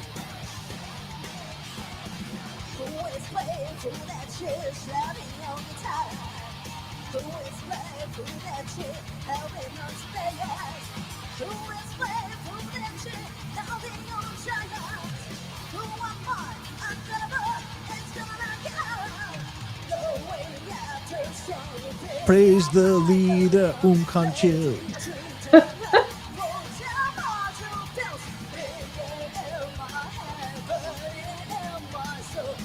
I think my earbuds are dying. I can like hear it. But No, it's because we went through StreamYard instead of Yeah. Oh, okay. Yeah, the StreamYard thing sounds like shit. I got to figure out whatever Dave figured out. That's cool. I like Oriental women. Yeah. So yeah, the things we just had. I covered. We played the song. That. Thank you for double paying for that. Yeah. You can pay it a third time. Yeah, go ahead. Yeah. Thank you. No one's stopping you. It's a free country. BPNMart.com. Zora at Zora8. Anything else? We're wrapping it. Is that it? No, we're gonna start putting the links. Everybody get on Dalton. We're gonna have Dalton make a link tree so he can put the Patreons on there, both the YouTube channels, his X account, the merchandise that he can put right in the thing, and then you guys can all go and share that. If you like the show, grow the show, please. Find a friend, explain to them the ridiculousness of corn-fed Saturday Night Live hang. Tell them to buy a shirt. Yeah. If each one of you guys just shared this with 5 friends and had those 5 friends share it with 5 friends that shared it with 5 friends, we could probably get 5 more viewers. I was just thinking about this. I do remember this, and this scared the shit out of me when I was a kid. The Uncle Fester thing where you have to grab the metal things. And it was like electric. Oh yeah. Dude, I remember my dad used to just go up to it and just hold on to it, and it wouldn't affect him. And but it scared the shit out of me as a kid. I think it just vibrated really hard, is what it did. But dude, it's too scary. I played this. Did you ever play this? Let me get it up here. This is a lot of fun. Did you ever play Tiddlywinks? No. When you were a teenager? I played so much. I used to work at a pizza restaurant, and they had this. Let me share screen. So I worked at a pizza restaurant when I was 19 because I'm Greek. And all I did when I was waiting for deliveries and people to come in was play Adam's Family. This is a good pinball machine, It's dude. so good, dude. Yes. Pinball players, and welcome back to the Majestic Pinball YouTube channel. Today we are looking at an absolute icon of pinball. It's the most popular game by far. It's the most mass-produced machine ever, and it truly does deserve iconic status. Yeah, this is a good one. Adam's Family, which was released by So Bally good. in 1992. They made 20,270 of these machines, which is incredible. The play Especially like once you activate all the 25 minutes electric to that. chair or whatever, and you get all the balls going or whatever, and the hand comes out and drops it on the top rail, you get multiple balls coming at once. Dude, there's a or whatever. pinball Let me see museum if I can find arcade in Austin that has just like all the pinball machines. And they have like tons of the like classic ones. And they have that Adam's Family one there. But that Adam's Family one, I remember you would see that when I was a kid. It was around more and more. Like you would see it just like pizza places or whatever. And that was always a good one. That one, the Twilight Zone one, Tales The from Freddy the Crypt, Krueger one was good. the Sopranos one. There's a Primus one. I think it's a newer one. That one's really good. But I'm bad at pinball, so I'll play I'm it. only got good at this one because I used to play it like for free all day long when I waited for deliveries. If you're ever in Providence, Rhode Island, or you go in the Comedy Connection to watch comedy down in Providence, Rhode Island, there's a bar. And when you walk in, it's all pinball machines, like 20 of them, and then another 20 against the back wall. Then you go up to another level, and there's like 1 or 2 regular like stand-up video games you can play. But if you sit at the bar, they have emulators, and you can say, give me the NES emulator, give me the Sega Genesis emulator, give me the Super Nintendo emulator, and you can scroll through and play any game right there at the bar with your buddy on the flat screens. It's a lot of fun. Oh, one time I bought for my brother because he used to play video games, and I bought like this weird like console thing that only has like 20 games on it or something, and it was all old games, and it was just like. Was it a joystick like this that you hold in your hand?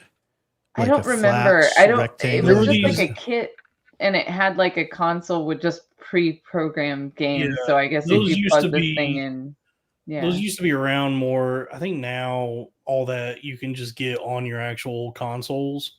Yeah, I remember when I was a kid, you would go to the mall and they would have this thing that was like just a controller that plugged into the TV. And it was kind of below board. It was like some like after off market, some Chinese shit. But they were constantly selling them at these kiosks in the mall. And it was just a controller, and it plugged in the TV, and it just came loaded with like 40 retro video games. Like you play Galaga and Super Mario, Tetris, and all that. And I think they started to do more legitimate things, because I remember like a few years ago, you could go to the store and they would have like a small Sega Genesis that just came preloaded with a bunch of Sega Genesis games. Yeah. Now I think all that shit you could just either download directly onto your Nintendo Switch or pay for some. It's like a subscription thing where you have access to all that. If you don't mind the lag because there's latency, you can get a USB of any of the controllers now that you plug into a PC and then go online and play the emulator. So you can play pretty much any game on your screen with the original controller that plugs into your computer. But the reason why like professional gamers don't do that is because it lags and the screens lag. So they want the old tube TVs that are like the video game plugs right into it and you play it so there's no delay.